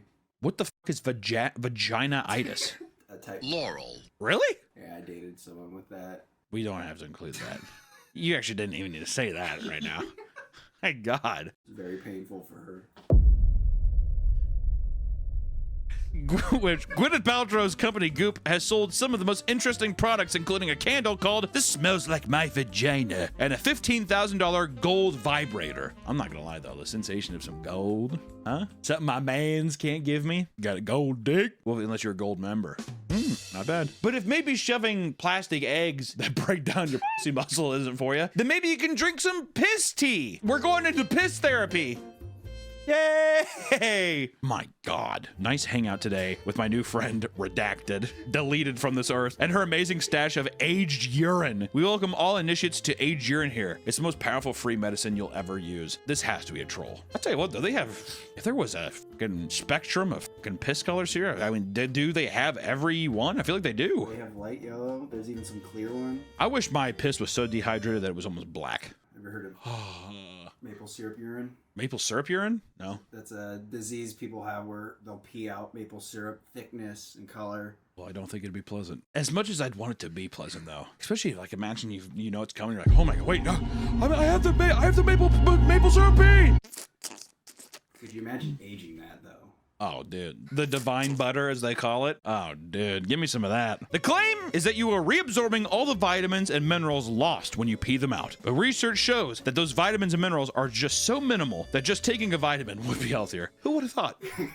Instead of drinking your piss, just take maybe a Flintstones gummy. I don't know what I'm supposed to tell you, dude. I got guys just like, well, just think about all of the gold we're wasting here. There's a guy who would eat his diarrhea and drink his piss on YouTube. Online, I don't know if it was on YouTube, but it was disgusting. Matt showed me it one time. Rat Watson. Oh, I thought Matt Pat. Yeah, Pat, the game theory. Can you get more vitamins by drinking your pee? It's just a theory. Also to note, urine is a waste that the body just filters out. So you're already getting all the good. This is literal waste. Anybody who's get you into drink pee for health benefits, you Maybe your body like missed the good stuff though. yeah, well, what's f***ed up is I'm thinking of the show Gold Rush, and it's like whenever their machine breaks, they let all the gold get off top of it. So it's like, how do you know your body's optimally absorbing the vitamins, Nick? It's like double filtration. You piss it out your tiny pee hole. And here are some of the proposed benefits of drinking urine. Detoxification. What does that mean? What the hell does that even mean? Are you a mutant? Are you going up to fucking Chernobyl victims and giving them urine? What the hell are you talking about, Nick? What is detoxification? That's just like, you know, if you drink like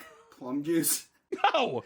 What are you talking about? If you drink plum juice, what is toxified, dude? I want to know. It's releasing the toxins. Releasing the toxins in your bodies. Yeah. That does not seem right. I don't know if I agree. All right, immune system booster? Maybe. Well, probably because it's like you're drinking something so horrible for you, your body's working overtime, and they're like, we need more men. We need more men. And healing properties. On the list, it just says healing properties. They're like, wait, there are some healing properties. We're not going to tell you which ones, but there are...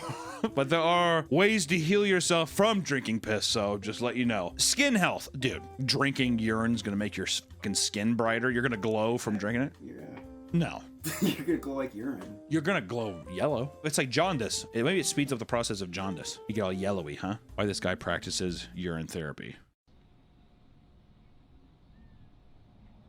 Even the way he drank at the beginning does not make me think that it's...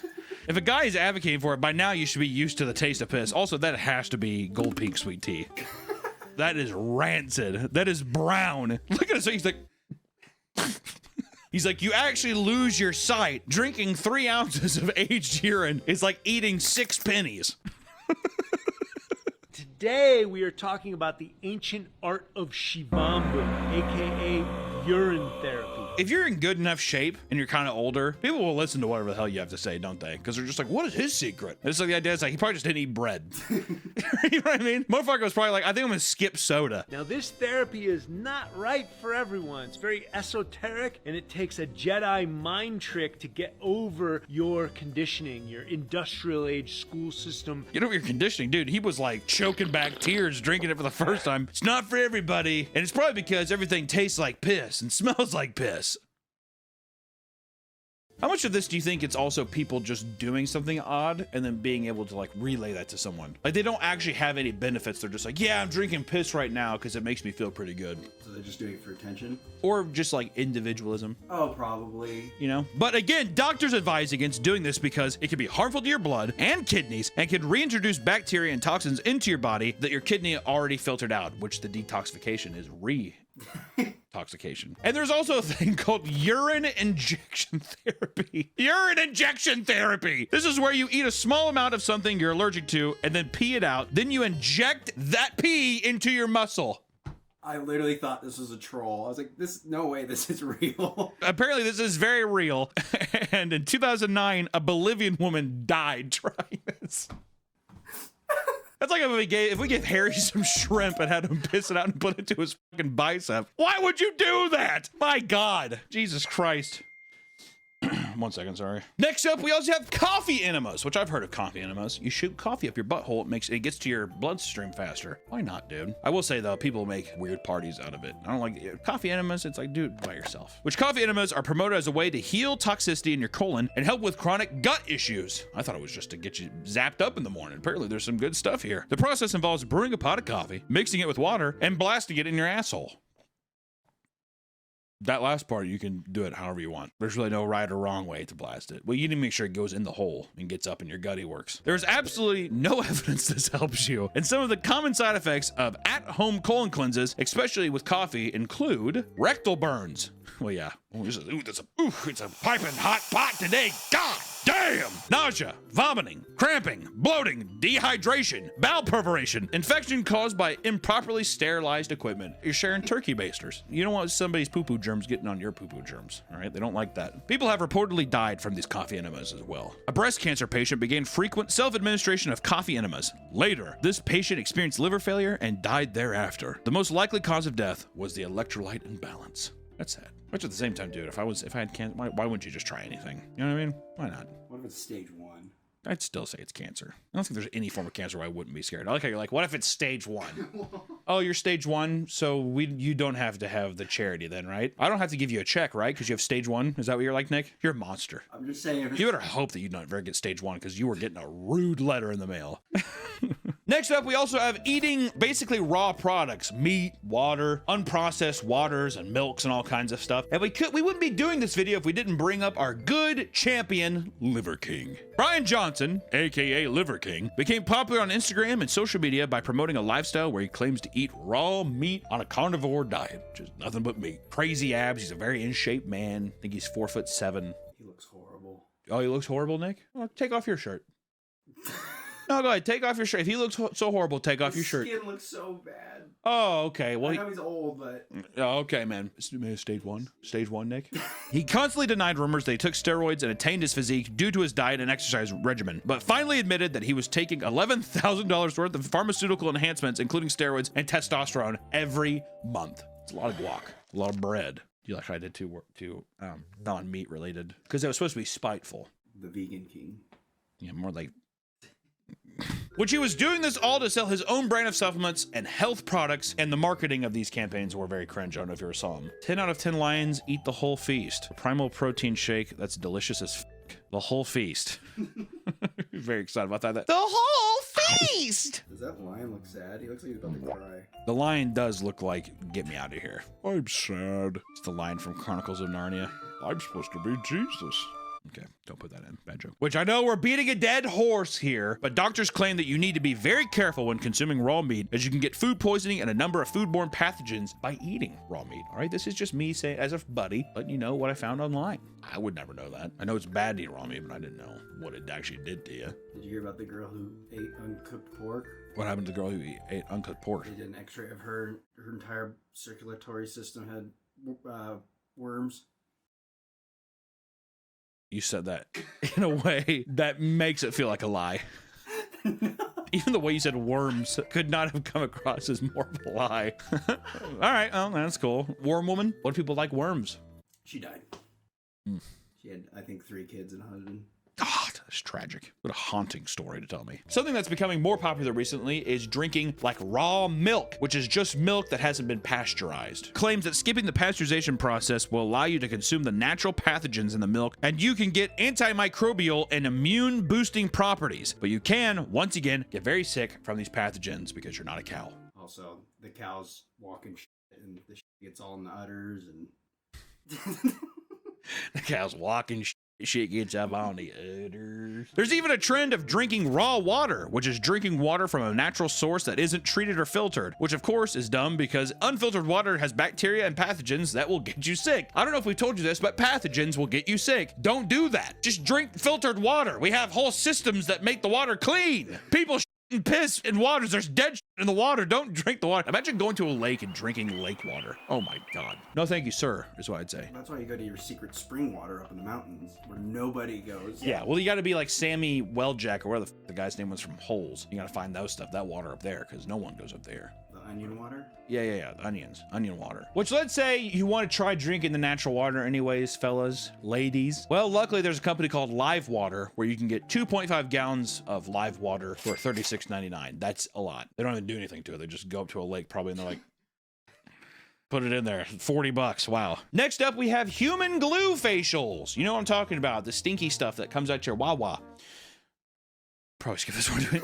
Which human glue facials are exactly what they sound like. Where's this going, dude? Which is rubbing human glue on your face as a natural facial remedy that can apparently moisturize and build collagen production. Women getting a facial using salmon cum. Salmon cum? Doesn't have to be human, baby. It could be, people are putting animal glue it's on. It's easier to get the animal stuff. I was gonna say horse glue, but that's just glue. Unfortunate. There's no evidence that it does any of that. And the worst part is that you can actually have allergic reactions, give yourself acne, or even get an STD on your face. From glue? No. I buy black market glue. Why? I don't know anybody. You're a guy though. Why wouldn't you just use your own glue? Well, that's gross. I don't want to glue myself. I don't think you glue yourself. I think you just probably... Which maybe we want to get out of the physical realm of weird health practices, right? Why don't we go to the brain? Mental health. Didn't think I would be so bold, did you? Well, I'm an advocate for mental health. All right. BetterHelp ad right here. You could do things called rage retreats if you have a lot of inner anger, right? Maybe a lot of different things going on. You can go to a rage retreat and spend $4,000 yelling with other women. Sounds like my wife's book club. This is a ceremony in which participants scream and beat large sticks on the ground in the woods. Participants are encouraged to think of people and experiences that have wronged them and to scream and swing the sticks for at least 20 minutes or until their arms get out, which for me would be a lot shorter. Give me a 3 minutes. 3 good minutes of screaming and whacking something, I'd be toast. You kidding me? My fat ass, I'd be winded immediately. My screams too after a while, I'd be like, Hey, you know, there's nothing wrong with going in these retreats and doing this kind of thing. I just think it's kind of funny. Going on top of a mountain and slamming sticks around like a fucking caveman and screaming out into the void, you know? But sometimes, yeah, if it's good for you, then I say do it. If you got $4,000 lying around, that's what you want to spend it on, I don't give a fuck. Do what you want. All I'm saying is I would buy a sick race car bed. Why don't they sell adult race car beds, Nick? They do. I have one. That's a revelation. You have a race car bed? Yeah, I upgraded my bed from my twin to a queen race car bed. So at first we did have a single cab car. Now we got a driver and a passenger seat in the bed there. I'm pretty excited. But you know, this helps to release anger and just to get out some pent up emotions. But you could also just work out or go to a boxing class or something like that. But you know, if you want to spend the money and go up to a mountain and scream, do that too, dude. I don't go to a gym. I will be soon when I do my body transformation video. And by the end of this year, you guys be like, ooh, he looks so good. And you know, I'm gonna say I did. I went on top of a mountain, I screamed. I took $4,000, I lit on fire, and I like, ah! I threw it out like that. Have you seen the woman throwing ice in the tub? Yeah. Oh, okay. Yeah, the ice tub one is good too. I put that in there like, anyways, never mind. Yeah, dude, some people want to throw ice in a bath. Is that a fucking problem, Nick? You know, you've really shown who you are through this video. You know that? You really opened up Pandora's box to people. I hope you know that. There's a whole wave of hate coming for you, dude. You better watch your back. No. But there's also spiritual energy camps as well. Spiritual energy camps are another way to release emotions that promise to help heal your ailments through spiritual ways rather than conventional medicine. Sometimes you gotta ask God. I do. I talk to him sometimes. I say, Hey God, put that beam down on my head. Yoga Prana Vidya offers a 2-week energy healing camp that claims to cure various cancers, diabetes, relationship issues, and hearing loss. The most tragic of them all. What was kind of funny is YouTube had to put a warning saying AIDS can't be cured. YouTube AI, whatever, is just like, there is no cure for AIDS at this time. And yeah, fucking Yoga Prana Vidya is just like, goddamn AI. The camp teaches you how to heal various factors of your life through the use of energy without touching the body. They also claimed a patient went in with a wheelchair, but by the end of the camp, they were able to walk on their own. Dude, religious people have been doing that forever, and I believe every single one of them. And you know, we have testimonies from these guys, right? This is heaven, and this is the only one place in the universe. I was living in a myth, and this is reality. Your healing started the moment you registered. Definitely not paid actors or delusional or alcoholics. I don't know which one. Which I want to say meditation and breathing exercises. I used to meditate. Used to sit in the shower and just kind of sit there. Well, I never did this. I know that people always think about this, but I just would sit and think after a while. And then my demons were too loud and they scared me, so I stopped. I just like the idea of someone guy just being like, there's some bad people were talking back to me, so I cut that out. Which maybe you don't want to deal with the weird fucking piss stuff or spiritual stuff, so that we get into biohacking and technology. Biohacking is a loose term that involves optimizing your lifestyle and diet with the little changes that can make you a healthier person. Sounds right. Sounds good. Remember the vampire we talked about? He was cool. He is definitely biohacking. He's definitely biohacking, and he has his olive oil, snake oil. I want to get a bottle of it and cook me some sweet potatoes with it. So I can stop doing that, dude. If I had snake oil, my burps wouldn't sound like that. Is alternative medicine Tums? Urine Tums? Yeah, my urine Tums that I have a bucket of Tums that I piss on and I eat them. It helps my heartburn and it gets rid of all the gutty work acid that I have. It'll only run you through a morning routine of one of these biohackers. TikToker Primal Health Guy seems kind of normal at first, and then he says he'll sit outside and ice his balls. Then I'll sit outside or at the kitchen table while I ice my balls and do a face cold plunge. Already off to a good start.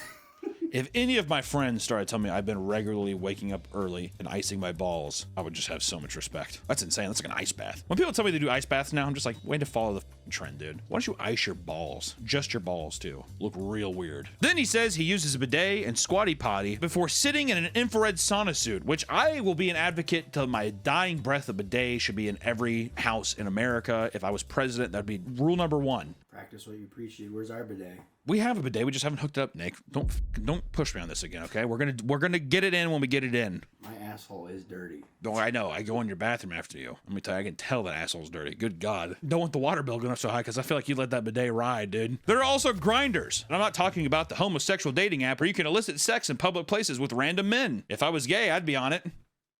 I just flashed my user. These grinders are people who enhance their bodies with do-it-yourself cybernetic devices or by introducing biochemicals. Like one guy here is getting night vision eyes. The grinder injected chlorophyll-like substance called Chlorn E6 into his eyeballs. Following the procedure, the grinder's eyesight improved at night, but the very next day, his eyesight returned to normal. That picture is crazy. Also, does that not look like Jesse Plemons? Oh yeah, it does. That looks just like Jesse Plemons. I was more focused on the... Yeah, the guy getting the syringe, I was actually like, I don't want to look at that. Makes you think of like some Clockwork Orange shit. Which then next up, you could also human glue retention. Am I right, boys? AKA NoFap, which also NoFapping is a form of biohacking, boys. Okay, I know we've already went over looks maxing, and we have a bunch of edging, gooning, munting, and all kinds of stuff, but still. There are some very clear benefits when it comes to human glue retention. Like clear skin, increased testosterone, weight loss. I bet my ass is beating my dick every day, dude. Increased muscle mass, physical rejuvenation, and a deeper voice. The joke. Okay. But because one might develop erectile dysfunction, premature ejaculation, or retrograde ejaculation, which is when human glue travels back into the bladder.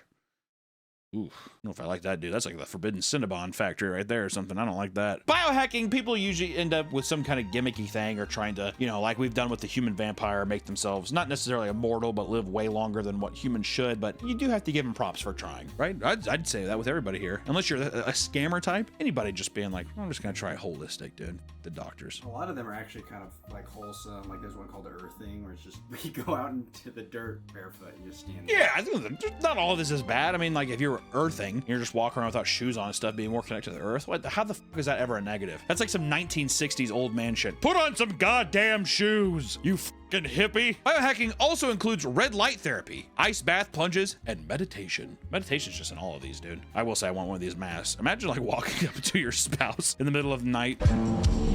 Looking out, they probably think that they're getting fucking abducted. And there's also Neuralink. Elon Musk, the founder of Tesla and new owner of Twitter, is a big supporter of biohacking and created a microchip for your brain called the Neuralink. The idea behind it is that you would be able to use your brain to perform actions and connect wirelessly to technology so you can just think about things and they would happen. Kind of like cyberpunk technology, but definitely not gonna work. No way it's gonna work. Very, very doubtful. It would also be used medically to restore vision to blind people or help paralyzed people walk again. Not gonna work. Snake oil salesman. I would rather just go to the yoga thing. Did you see the testimonials, Nick? Play the testimonial again. I'm okay now. There's no dizziness. Pretty hard to argue with that. They ran tests using monkeys, but all the monkeys ended up dying.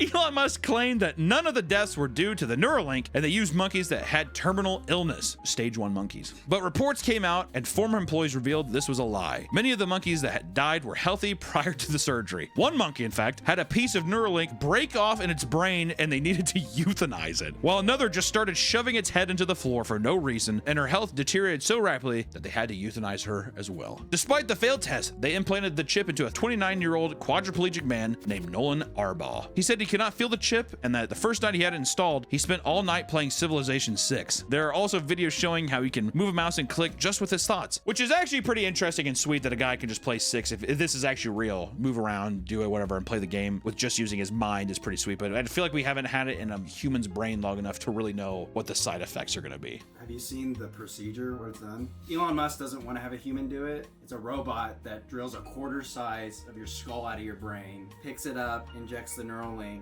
and then they super glue your skull back. So you just super glue it? You have these quarter size holes. You're saying like you could get 6 of them? My God. Quarter size hole, and then also they're sponsored by Gorilla Glue whenever they're done. The robot like wakes you up. You're like, And they're just like, we just want you to know that we're using Gorilla Glue to put your skull back together. Okay, back to sleep. And they like hit you with a Looney Tunes hammer. Conk! Which, you know, this is the conclusion of the video, is do your own research. Do things that you're comfortable with. Be sure to just look into things. Don't just take one person's advice. Ask some professionals, too. Doesn't mean everybody knows the right answers and shit, but if you're going to do some alternative medicines, do something that's good for you and not going to just put you in a bunch of danger, all right? Okay. Please listen to me. All I gotta say is thank you so much for watching the video today. If you're an alternative health guru, please hit me up and get me in one of your programs immediately. I'll talk to you next time. Bye-bye.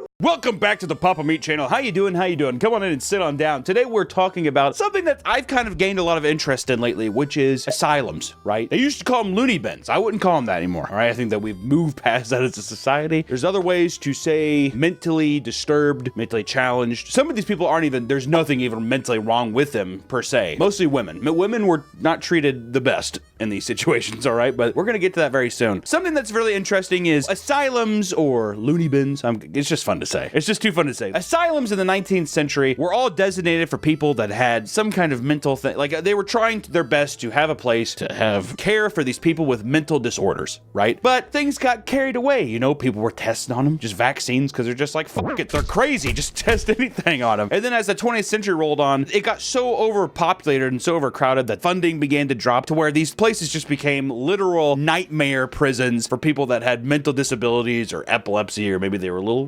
kooky. They get, you know, people just beat the shit out of them, did all kinds of things. And today I just kind of wanted to talk about some specific locations and some of the horrible things that happened there. Because the asylum is such a trope now, right? I think of Grave Encounters, that movie. Remember that one? Pretty sure there's a one called Session 8 or Session 9, One Flew Over the Cuckoo's Nest. But without further ado, let's get into it. We first tiptoe our way into the Letchworth Village, a 2,000-acre facility designed in 1911 to house 2,000 patients, which is an acre for every patient. Not a bad gig when you say it like that. It's kind of like a timeshare. You know what I mean? You get a little slice of heaven. One of their boasts was to separate epileptic from feeble-minded. You either have epilepsy, you know, if you shine a flashlight too much, you might have a seizure, to feeble-minded. That's a big net to catch. You know what I mean? Most of the time, patients with epilepsy were treated as the same as those with diminished capabilities. If you just had epilepsy, you were being put in the same area as people who were maybe just completely mentally insane. No delineation really. They're just like, fucking throw them in. Welcome to Letchworth Village. Some guy's just like, hi, I have epilepsy. I take medication. There's a guy like eating his own shit next to him. He's like, I don't know why we're in the same room together. They even had programs for able-bodied to work and provide for the community. Pretty nice. You get a nice little job on the side as well. Almost immediately upon opening in Letchworth,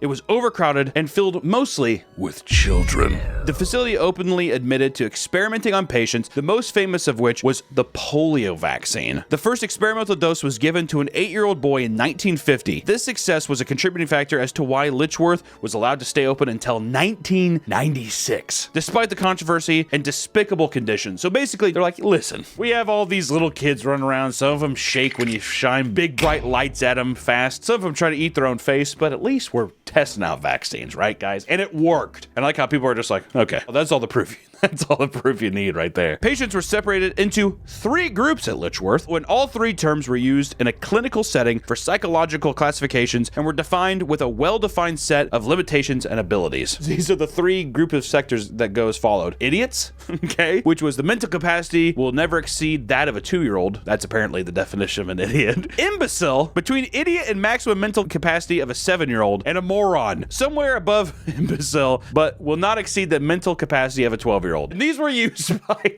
doctors, too. Well, Bryce over here, he's an imbecile. Well, Greg, you're not going home because you're a moron. You have like a clipboard. Let me look through the manila folder here. You're a whack job. That's the medical terms at Harvard. You will not be seeing your family ever again. Have fun. Also, someone's going to be giving a series of vaccines to you even though you're not sick. So that's going to be good for you. Many of the patients were unclothed because after a while in a lot of these places, people used to have gowns and stuff. It got so overpopulated that they were just like, we're not even going to fucking invest in any more gowns, which I don't think it would cost that much, but a lot of these people were totally unclothed. They were just naked walking around, shitting themselves, I mean, unbelievable. The morgue, like many facilities at the time, it was crowded, which was facilitated by the rapid spread of disease like polio, tuberculosis, and many other conditions. With a facility the size of Letchworth, it's necessitated having their own morgue, which in turn made a need for ways to transport the bodies. A death chute. How do you commission that? How do you have a contractor come in? So we're needing a tube for these nutcases. Oh, you guys I thought you was only idiots here. No.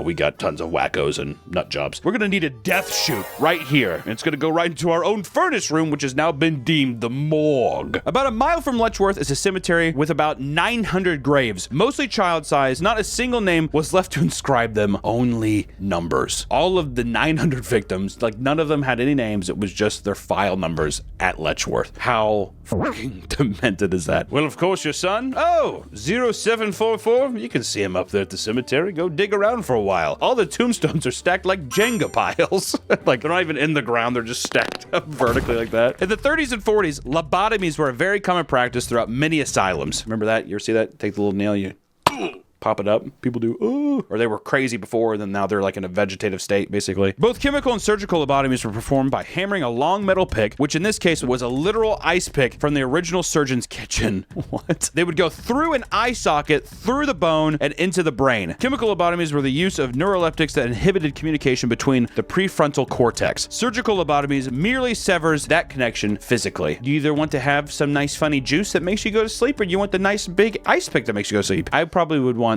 chemical, right? I don't think he had anesthetic, so they were just like... Yeah, they're like, can I have numbing cream? They're like, nah, just fucking put it up right there. Fuck that. Which I guess with one hit, you'd be, you know. And there's been times where like they hit. They do. And then you'd fall down. Yeah, fuck that. That would be terrible. Which, let's go into some of the specifics of these lobotomies. In severing the prefrontal cortex, patients often died from infection or malpractice. Remember how we said that there might be a couple hits of the hammer? That's malpractice, okay? I think I got it. I don't know. Fuck, let's just restart. It's not like, it's like pretty much people where they're trying to find a stud in the wall. You're like, fuck, it's just drywall again. All right, well, let's reset. The surgery initially involved drilling a hole into the side of the skull. To simplify the surgery, the Freeman Watts prefrontal lobotomy was developed. And this guy, he developed it in 1948, and he literally used an ice pick from his own kitchen. Imagine that. 1948 too feels weird. That feels like more of like an 1848 kind of thing. You know what I mean? Well, I'm going to use the ice pick. Why not? 1948, the war's over. I mean, just in terms of like global history, the war is done. And people are just like, all right, well, just take my ice pick. Maybe that is why he did it. I'm feeling great because the war's done. I'm just going to use my ice pick instead of going to the store. It was designed to be done with or without anesthesia. Oh my God. Freeman suggested using electroconvulsive therapy to render the patient unconscious before doing it, shocking the patient into a near coma. Well, I want to be humane. Can we at least put these 4 car batteries on the back of this chair and just give them a couple shocks? They're almost into a coma? Perfect. Let's begin. The surgery had no active benefits other than making more hostile patients that were like convulsive and stuff. It just made them more quiet. It made them more still and just emotionally numb all around. It's not that it would necessarily stop them from hitting themselves. They would just be in a vegetative state. In 1950, the procedure was banned in the Soviet Union. The U.S. has never officially banned them, though they were said to be rare since the 1980s. Several states have banned them, though. Russia said, that's a bit too much. Out of the world to have Russia say that. And we were just like, I mean, you know, come on. We haven't officially banned them. We haven't really done it since the 80s. It's still kind of crazy. Which also makes you think, are these practices still in use today? Electroshock therapy. Which electroshock therapy is still. For those hysterical women. That's how the dildo was made. We're going to get into that, though. Don't worry. Nice. Many female patients were abused in the facility by care persons, employees, or other patients. Many children were born and quietly adopted out. How nice is that? You have a patient who's pregnant, and all of a sudden they're just like, take him. You think that the doctors were pocketing some of that money? There's no way it was official. They're just like, well, we got a fresh batch of babies up here. Just give me like $30. Some of these photos are fucking crazy. What's crazy too is a lot of these asylums, like some of the pictures we're looking at here, they're just still standing today. They're just kind of boarded up, whatever, but you could go inside and there's still just a bunch of shit that's left over. It's pretty crazy. But that was Letchworth. On to the next happy place. The name of the hospital is Severals Hospital. There's not several hospitals. Kind of confusing, but that's just the way it is. Show a picture here. Look at that. I'd love to be insane here, right? It was opened in 1910 in Essex, England. The 300-acre site was the second asylum to be established in Essex. You have your hiccups the first time around, second times you do it right. In the 1950s, patients were used in psychiatric experiments with the common theme of the lobotomy. Classic. The definition of psychiatric conditions at the time permitted pregnant women to be classified as unable to perform daily tasks. So having a child outside of wedlock was a suitable reason to be admitted as insane. Think about that. I would say the majority of pregnancies I ever hear about are accidents, right? Just trying to have a good time. All of a sudden you have a baby, now you're insane. Which to me, this translates to a bunch of rich people fucking around on the side with their mistresses, whatever. They get pregnant, then they're like, your kid's here, and they're just like, you're crazy. Take her up to the loony bin, and they give him like 15 quid. They give him 15 pounds and send her up fucking to the Essex stay, eh? Hey, I put some goopies in a minge. Send her up to Severals, would you? And hey, here's an ice pick along the way. I feel like that's actually, it's a much darker time, but I do feel like that unironically happened probably. A lot. They were noted to have been subjected to electroconvulsive therapy and lobotomy just because they had a pregnancy out of wedlock. That's a bit harsh to me. We don't see that in Planned Parenthood now. I feel like we've outgrown that, thankfully. As with most facilities of this nature, it suffered from being chronically understaffed. Severals, however, dealt with this by sedating patients with paraldehyde in order to keep them under control. Much like mothers in the 80s and 90s used NyQuil to get little me time. Remember that when you were younger and you're just like, God, I think you have a fever. Here, take this NyQuil. And all of a sudden you're sedated for 2 days, and mom gets to drink her red wine and watch Sex in the City.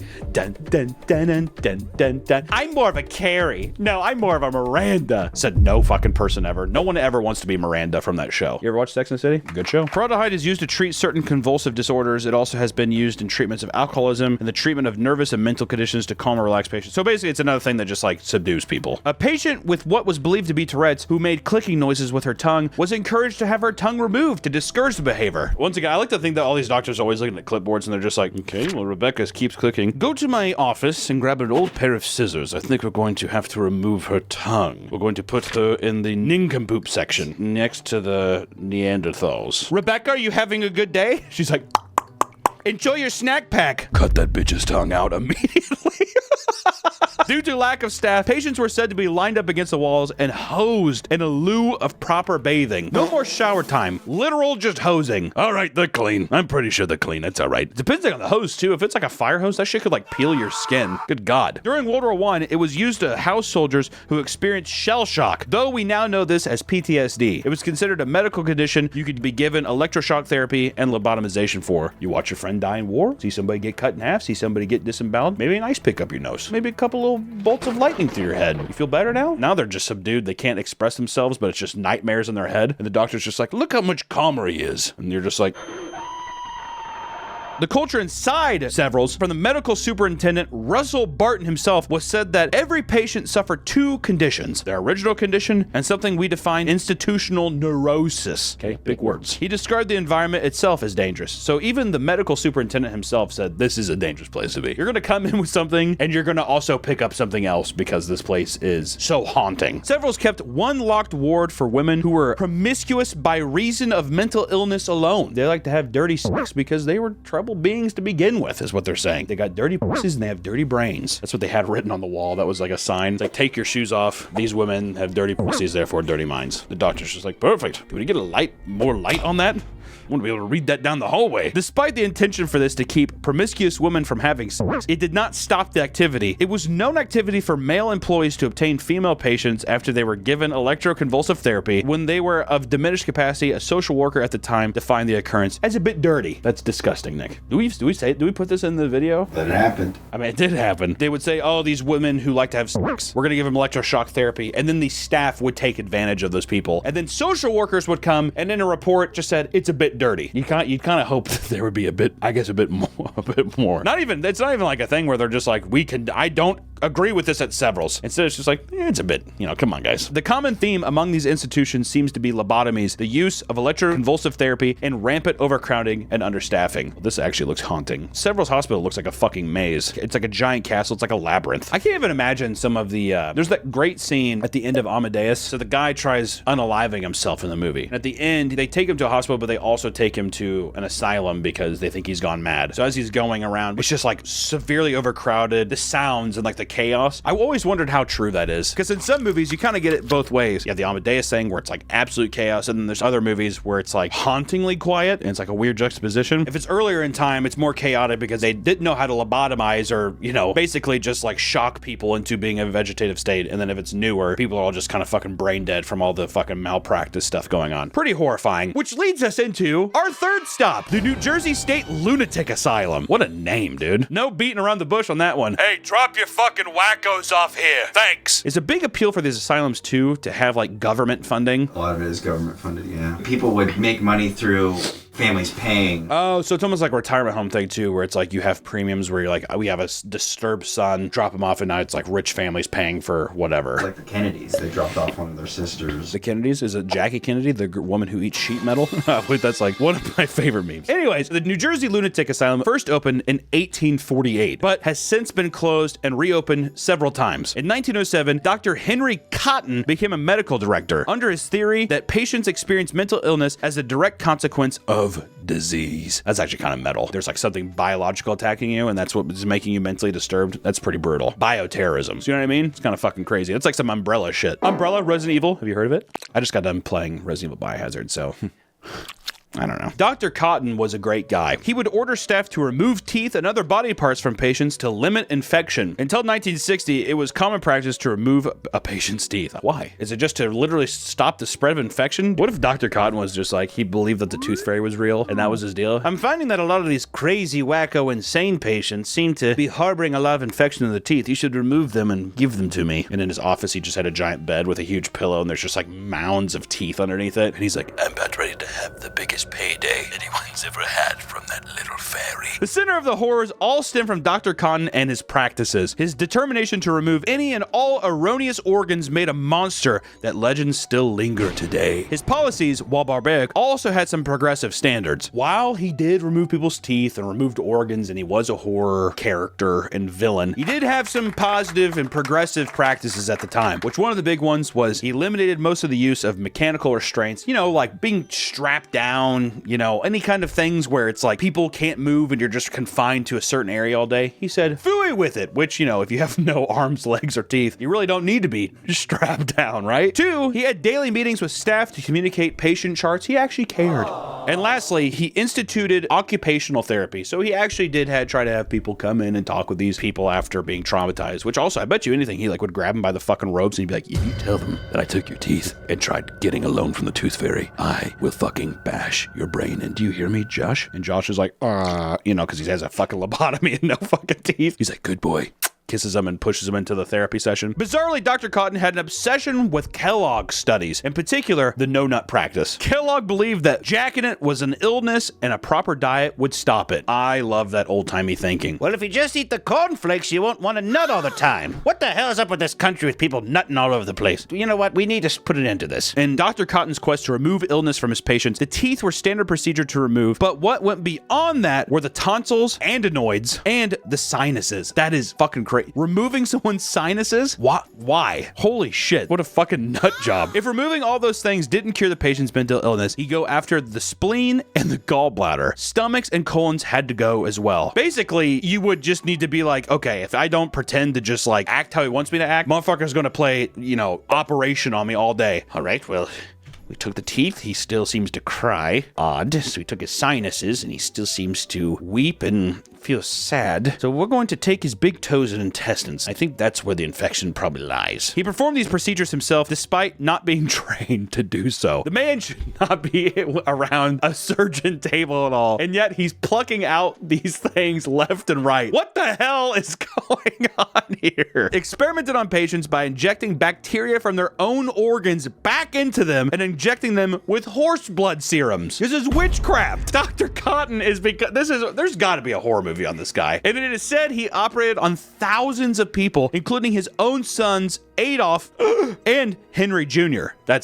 Come on. You can't name one kid Henry Jr. and the other kid Adolf. But let me tell you something with his sons. He had their teeth removed to protect them from mental illness. They later committed unaliving. That's gotta be a swift kick in the balls, huh? Guys, I'm doing this for your own benefit, all right? This is gonna clear you up tip top. And then like a year later, they're both gone. And he's just like, Should have removed those teeth much sooner. Which also, not only did he have his son's teeth, which, you know, they're gone. It's stated here also that he had some of his own teeth removed and his wife's teeth. Just a big, toothless, gummy, fucking nightmare family portrait that would be. Which 1/3 of all of his patients died as consequences of his surgeries, which is just so tragically sad. Just one guy who was put in charge and just kind of like fucked over a ton of people. Which also, could they have made the asylums any creepier? Like looking at these pictures, they always look just devastatingly haunting. I will say the chairs in this room are fun. No getting around that. I mean, I would not mind sitting in here. Kind of look like bumper cars. Yeah, they do look like bumper cars, or yeah, like some kind of like pizza room at Chuck E. Cheese or something. Now the walls are haunting with everything peeling off, and I bet you anything that's lead paint, that probably didn't help either with asylum stuff. It's just tons of lead paint that they used back in the day. God, this bathroom, my God, this is just haunting. No wonder. I mean, like, asylums are such great pieces for horror movies and games and stuff. Is Outlast, is that an asylum? I think that's an asylum. I'm pretty sure. I haven't played that in a while. Number 4 coming in, the Topeka State Hospital, formerly the Topeka Insane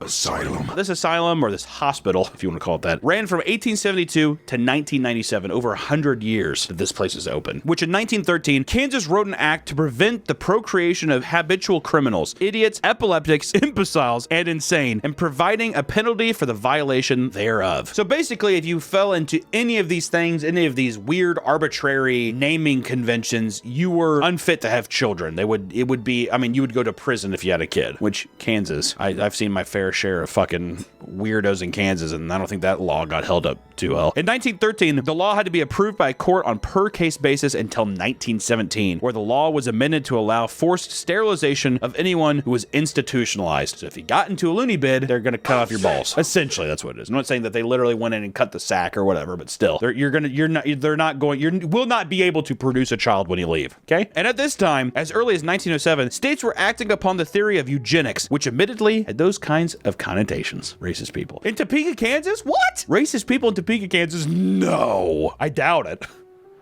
Topeka? Most of the state sterilization happened in Topeka State Hospital. Like Dr. Cotton in New Jersey, they were obsessed with taking certain body parts. Where Dr. Cotton wanted to remove parts for harboring a mysterious psychosis, including bacteria, the Topeka State Hospital was primarily interested in eugenics of the matter. Patients were immobilized with mechanical restraints, you know, belts and all that kind of stuff, were strapped to a bed. In some cases, left restrained for so long that their skin grew into the restraints. I don't want to see pictures of that. Patients were reported to be kept chained and naked, while others were said to be kept with ropes around their necks and led around like animals. It just feels like power trip type stuff. It feels like a bunch of fake doctors coming in, getting their fucking ego stroked and being able to like humiliate and like feel all powerful and stuff in these situations. Reports of SA abuse and neglect were rampant, but little was done until 1988 when they lost their funding. They didn't lose their funding until 1988. That's insane. That's a long time. I mean, they were open for around 100 years. People were just like, we should probably stop funding this. Some guy walks in and they're like, he can roll over and he can shake my hand. You know what I mean? Acting like they're fucking dogs in there. We should probably stop sending these people checks, I would imagine. The nearby cemetery where patients were buried over a 75-year period is a 2.8-acre plot with over 1,100 graves, of which only 16 were given headstones. So little oversight was present in the hospital that perfectly sane individuals were incarcerated without consent. In the 1930s, a Danish immigrant, John Crabbe, was incarcerated after a tussle with a gentleman who was flirting with his girlfriend. Gets mad that somebody's trying to pick up his girlfriend. Next day, he's in a fucking insane asylum. That's probably the right solution to that. With his limited English, he was eventually labeled as clinically insane and was held there for 20 years. So because he could not speak proper English, he was quote unquote clinically insane and was held there for 20 years. Also, if you're there for 20 years, he probably literally went insane from that experience. Probably had tons of medication that he shouldn't have been taking. Ugh. Can't even think about it. Patient care associates were questioned as to why they didn't believe he was sane, and they were quoted as to saying that he was trying too hard to prove he was sane. That's the definition of a catch-22 right there. I'm not insane. Whoa, wacko, easy. Eyewitness reports in the late 1800s detail patient abuse and even likely murder. Pretty crazy. Patients were starved to death in several noted instances. And once a child was incarcerated, they were no longer allowed to see their parents. Visitation was limited and extremely controlled. Of the 29 wards they had, only 4 allowed visitations. That's pretty demented. Even to be a child and they're just like, you're never gonna see your parents ever again. I imagine the 4 allowed visitations, I bet you that was for like high profile people. The Kennedys. Jackie Kennedy eating her sheet metal. Or John F. Kennedy walking in and being like, "You look great, Jackie." She's like, eating the sheet metal. The facility was closed down in 1997 as a budget-cutting measure, leaving an abandoned building that was demolished and totaled as of June of 2010, leaving behind a haunting memory of nothing more. This is actually a really fucking creepy looking place. They always do look like castles, don't they? Just like large stone castles. I don't know, kind of creepy. I will say some of the architecture in here and some of like the woodworking and stuff is really impressive. A lot of these asylum photos, you know what they look like? They look like fucking Titanic pictures, don't they? Like the paint peeled off. It kind of looks like there's tons of water damage and stuff, just like a floor plan here. Yeah, but they do look like giant castles. And essentially these are just prisons. Last but not least, London's Bethlem Royal Hospital, which colloquially called Bedlam after the 1940s movies. This right here, ladies and gentlemen, is known to be one of the worst asylums in the world, if not the worst asylum in the world. It was established in 1247 and is Europe's oldest facility dedicated to treating mental illness. This is the oldest asylum ever, though it's not quite defined as to what they considered mental illness in the day, as other sources say they housed the poor and unfortunate. All in all, this is it was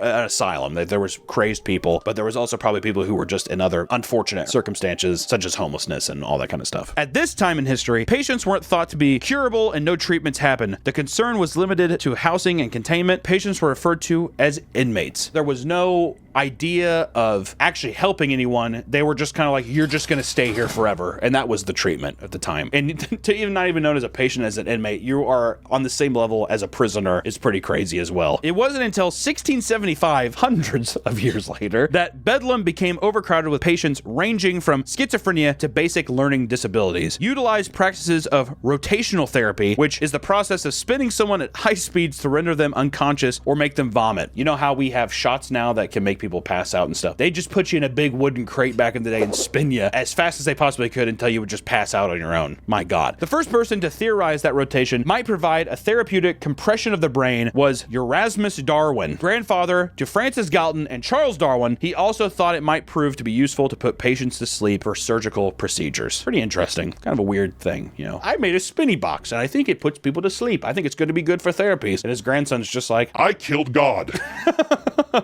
His grandson's like, well, that's cool, Grandpa. Yeah, I kind of just figured out the lineage of humans to monkeys and apes. And he's just like, well, I think the box is a bit more impressive, Charles, but good try. It was a good try. I think they've ever put babies in that box. I wonder if they have put babies. They probably definitely put kids. I don't know if they ever had babies in there because you probably can't tell a baby's insane until a child is being hysterical. I bet you they put children in there left and right. Yeah, definitely. What it's most famous for was surgical remedies, notably bloodletting, cupping, leeching, and worse. Many patients didn't survive the remedies, resulting in mass graves found on the property. During this time period, mental illness were thought to be the result of divine punishment or possessed by the devil. That's always fucking brutal, man, when they're just like, it's God. Which also, to be a doctor back then, so easy. Well, the devil has him, so I'm going to finish my book and I'm going to take a nap. The devil has him. May God have mercy on your soul. And just like throw some water on him. And he's like, goodbye. The facility was built over a sewer and would regularly have human waste and mass quantities overflow into the courtyard. Ugh. And it cannot be stressed enough how much human waste was involved in this place. The town toilets were literally built against their wall and drained by the buildings. My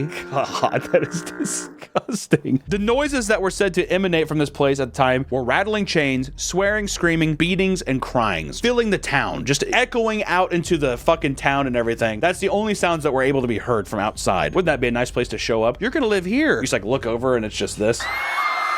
It was so bad that in 1607, when local governors paid a visit, they ordered a purchase of clothing and eating vessels for inmates, citing a lack of them, which is insane to think about too. In 1607, people actually giving a fuck about that? They're like, God damn, give them some fucking clothes and some bread. What the hell is happening in here? Okay, fine. We'll buy some more sheets and staple them together to a dress. Sorry, my liege. In 1674, the place was noted as falling in and they needed more room to cram more quote-unquote lunatics into. It was then rebuilt into Mooresfield. Upon being rebuilt, it allowed visitors as other facilities did not at the time. Though it is documented that the visitation was not limited to family and friends of patients, but to the public as well. What the fuck? You guys want to go see the loonies up at the loony bin? Yeah, fuck. We have nothing else better to do. Let's go do it. A person of note mission in 1610 paying 10 shillings to be able to tour the hospital to view its deranged denizens. This served as a form of income until visitations were cut off in 1770. This resulted in a loss of £300 per year, which in today's money would be right around 80,000 pounds or $100,000 USD. This new facility facility offered some form of treatment with restraint and religious procedures. Which also, you know what's fucked up too, is if you had that kind of thing back in the day, right, where they're like, oh, people are possessed by the devil and be up there. If you were back then, you'd be like, you guys want to see somebody possessed by a demon? You know what I mean? Why would you not pay money to see that? That'd be fucking horrifying. Moving into the second half of the 1800s, they moved on to moral treatment, which relied less on mechanical restraints. There's some old guy that worked there. He's just like, back in my day, we just would fucking put him in a belt. Sleep it off! Rather like Several's, the use of formaldehyde was implemented to keep patients. The current Bethlehem holds a museum open to the public featuring the Museum of Mind. It's dedicated to art and the awareness of mental health and how far we've come as a society, from the demons of stigma of the past to the scientific approach of today. It further highlights how much further we have grown. The museum actually does look pretty interesting. It'd be cool to go there. It'd also be really scary. Just imagine any kind of place where something horrible has happened. It almost feels like those things echo. I feel like you would have that in the museum. Even though it's like, hey, we didn't do that. We've grown so much. This is where we're at now. It still feels like you're like, this is tainted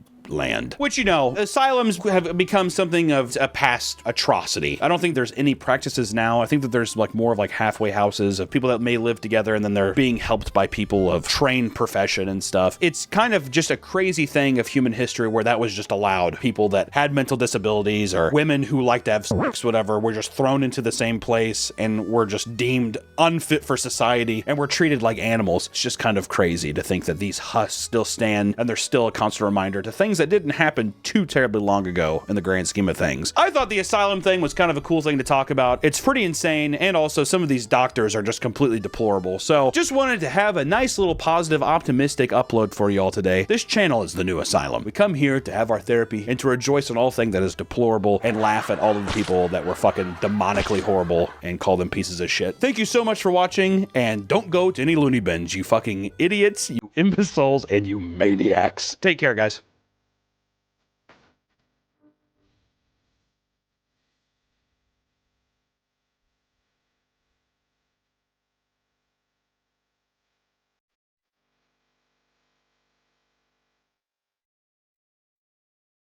Welcome back to the Papa Meat channel. How you doing? How you doing? Come on in and sit on down. Today we're talking about amusement parks because spring's right around the corner and it's the perfect time for amusement parks to open back up. The weather's going to be really nice. You get to go on all your favorite rides.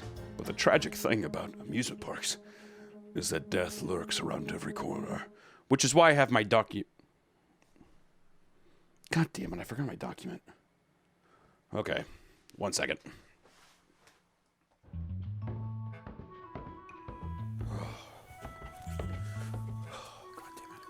Winslow, wake up. Winslow. Come on, buddy, wake up. Winslow, you're having a nightmare. Hey. Oh, Hunter. Oh, thank God. Oh, you saved me. I was having the worst nightmare. Okay. It was awful. Yeah, I'm sure it was. So, I'm actually doing a video right now on an amusement park video idea, and you still haven't sent me the information on it. They're waiting for me, so. I'm sorry, I didn't know what day it was. We can film it down here if you want. No, I don't. I'm recording it upstairs on my other computer in my room, so. Oh, okay. I guess I'll just email it to you. Here, do you need help? You want me to hit your keys or anything? Here, let me no, type it no, stop, so no, if I could try to... stop! Okay, I'm sorry.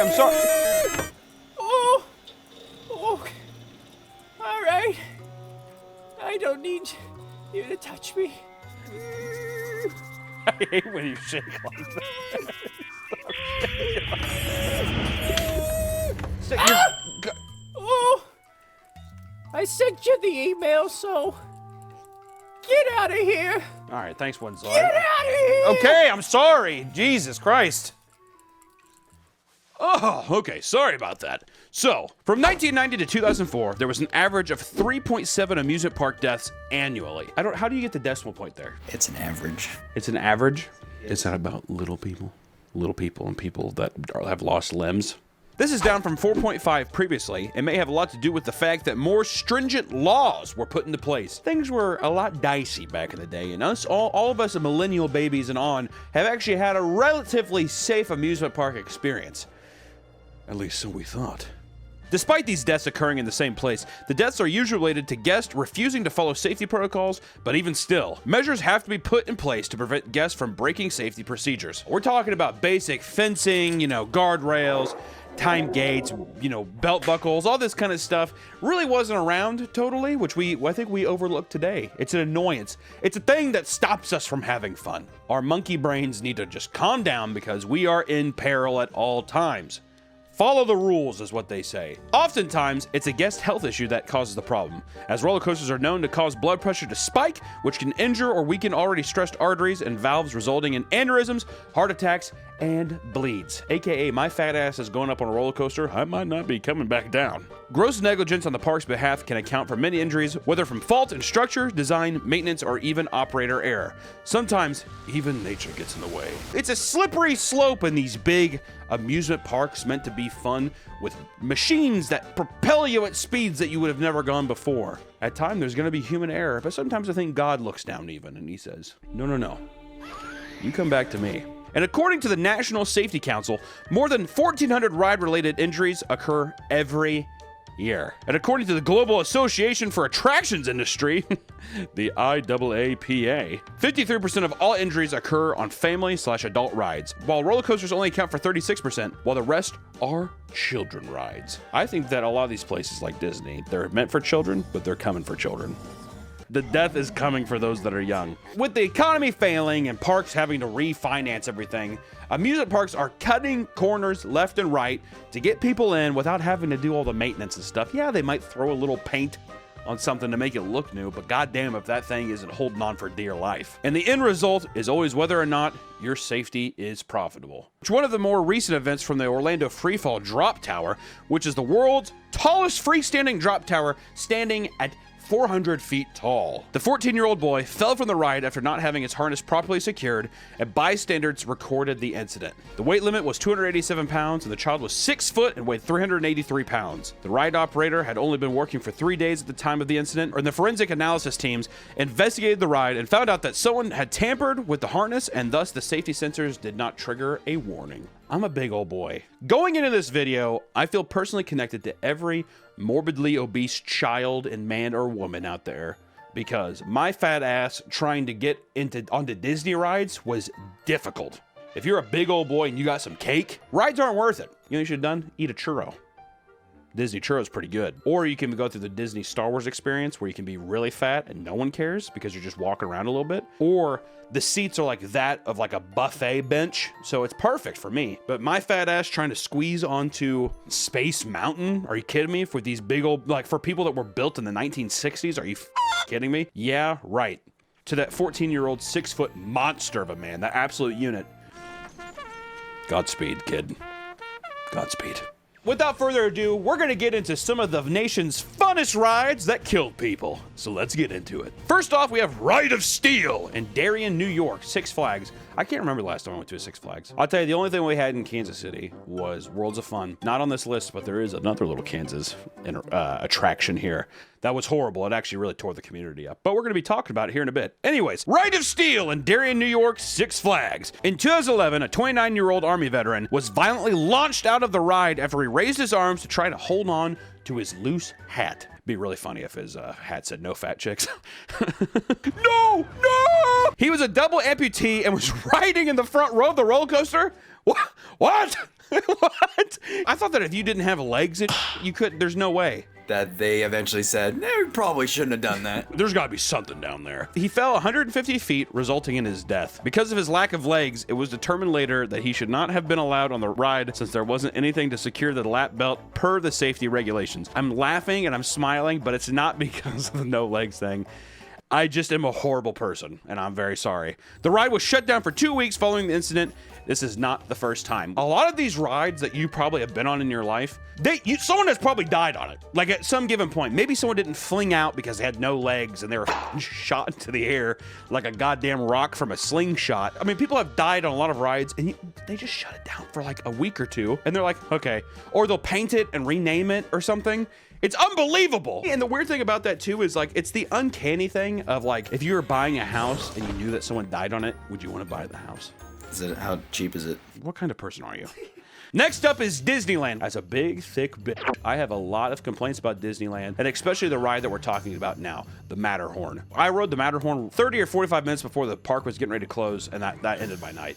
After I went on the Matterhorn, I was done. So Disney, which is supposed to be the happiest place on earth, would you be surprised if since it's been open, 26 people have died there? Which honestly, I thought was gonna be much more. Really, the numbers for how long they've been open, that's probably not that bad of a rate of people and the amount of people that come in, but still 26 people died in there. Come on, Mickey. Come on, let's half that up. 13. It's nice to help me 13. And in 1984, a 48-year-old woman was tossed from her bobsled car and was hit by another bobsled car on a track, immediately decapitating her. If you've ever been on the Matterhorn, I mean, it feels like a fight to survive anyways. And for a woman to be flung once more at this rapid speed and have her head immediately cut off, I wish I would have died a different way. If I was gonna die on the Matterhorn, I feel like, I don't know which way it is. Maybe the giant Yeti animatronic falls on you, or it's like, you know what I mean? I was gonna say, what if he like ripped you out of the seat and threw you? Is it a real Sasquatch? Okay, I'm trying to think that it's a robot, Nick. And upon investigation, it was determined that her seatbelt was not properly fastened, whether it came loose during the ride or if the passenger willingly unbuckled it on its own. I'm pretty sure my seatbelt was not totally fastened, but I think I was so suctioned in from being so fat, nothing could have got me out of that. Remember me even trying to get out of it?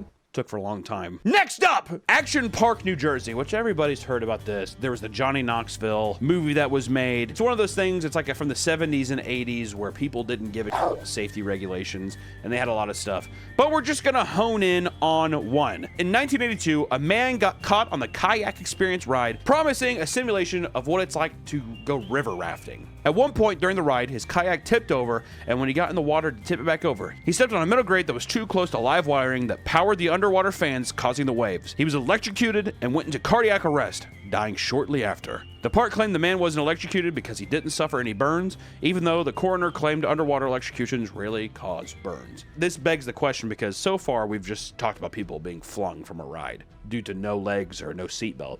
So let me ask you this so far. Would you have rather been electrocuted or would you have rather been flung from a deal? Am I instantly killed from the electrocution? I would say no, but just to make it fair, as in the idea that you're being flung. So like you have to at least have that mental thing of like, oh my God, right? And then you hit the ground. So you would think that you would at least have to kind of be like, ah! For like a second and then you die. You would die about the same equal time, 4 seconds. Hey, leave a comment down below, smash that like button and ring the bell. Be sure to subscribe. And also, would you rather be electrocuted from a live wire under a water ride or would you rather be flung from a roller coaster? Let me know down below. Which one would you do? I think to be dramatic, I'd be flung. You kind of know what it feels like to fly for a little bit. Next up is Hagrid's Magical Creature Motorbike Adventure in Universal Orlando. First off, redo the fucking name.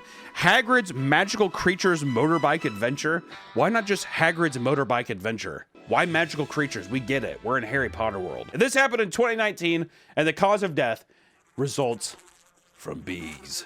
Not the bees! For over a month from September into October, Hagrid's Magical Creatures Motorbike Adventure was plagued by a nest of honeybees. Since in Florida, honeybees are an endangered species, they could do little to remove it. Despite paying to have them removed, the bees continued to return. The ride had to be closed for several days, and despite relocating, had to be closed again. I don't think anyone dies here. What? Okay, what part of my research here, which I'm going to slap the out of my computer, Winslow, because no one dies here. Winslow, nobody died! People just got stung! Well, what if somebody was allergic and they got stung? That'd probably be reported, though. That's what I was hoping for. You were hoping for that. I was hoping someone went to anaphylactic shock. And lived, of course. You're horrible. You're a horrible, horrible man. Next up, Holiday Land in Santa Claus, Indiana. What a terrible name, dude. Every month that it is in December, you must, what an embarrassing name. What's the local team? Are they the Santa Claus? The Jolly Red Men? The reindeers. Are they actually the reindeers? Probably, you're probably right. In Holiday Land, we're talking about the ride, The Raven, which is an enormous swaying wooden roller coaster. The Raven was designed by Custom Coasters International in 1995, and the company, as is, no longer exists as of 2002. That feels suspicious. If this thing happened in 2003 and the company went out of business in 2002, what did they do to this ride to cause this event? A year before the incident, voted #1 roller coaster in 2001, its path was designed to mimic the flight pattern of a raven, and it's themed around Edgar Allan Poe's poem, which everyone's heard that stupid ass fucking poem, Quoth the Raven.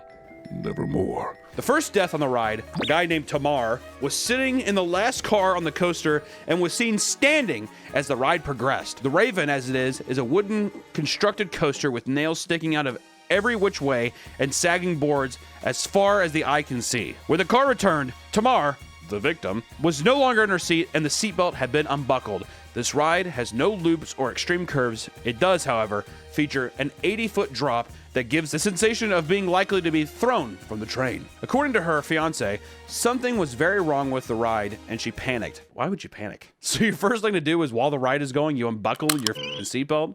I'm free! At the fifth and final drop, she was thrown from her seat. Spokespersons for the park cited that the ride was functioning as intended. And the Indiana Fire Marshal declared there to be nothing wrong with the ride, mechanical or otherwise. All restraints were functioning properly. Well, I mean, come on, yeah, no shit. You like freaked out and took, I mean, listen, I have panic attacks too where I'm like, and I get up and I have to go, but I would feel like at that point, you close your eyes and you just breathe, you do like the,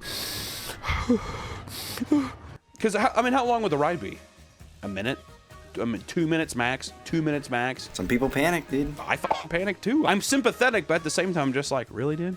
Especially you've gone through 4 drops and you can't just do the last one. In 2005, the family sued the park and the manufacturer of the train of the coaster, the actual train carts. They settled for an undisclosed amount out of court. Conversations with workers and interviews with Ecotaste, the executive committee of the American Coaster Enthusiasts. Who the actually made that? Coaster enthusiasts, man. What I'm saying is, like, it's not even a business. It's just them being like, oh, I love coasters.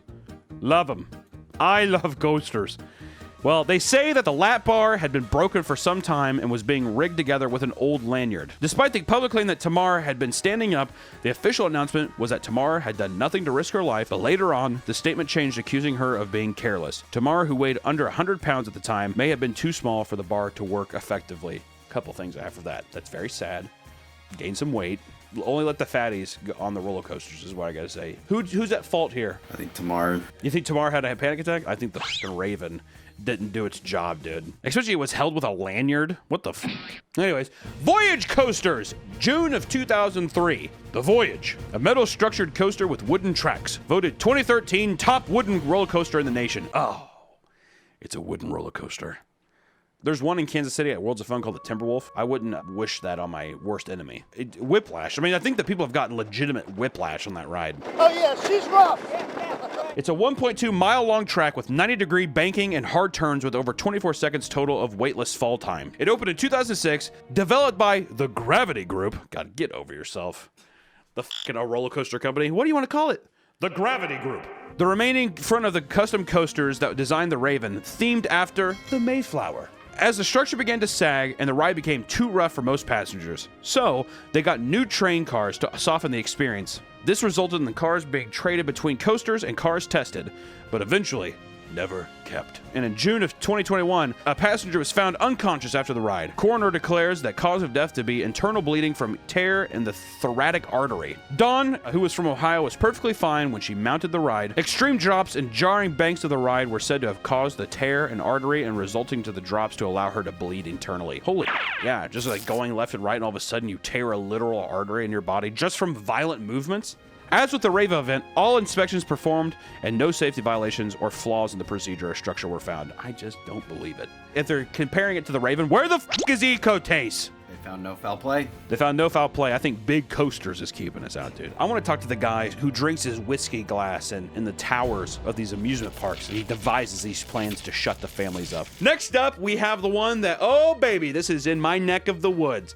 Schlitterbahn in Kansas City, Kansas. And this was on a thing called the Verrückt Water Slide. Let me tell you something. This is just me talking to you because I know this one very personally. The only other water park we had in Kansas City was connected to Worlds of Fun, the amusement park I said, and it was called Oceans of Fun. This is a legitimate memory I have. You have like one of the lazy rivers of all time, and everybody likes a nice lazy river. I was swimming through there. I got a Band-Aid stuck in my mouth like this.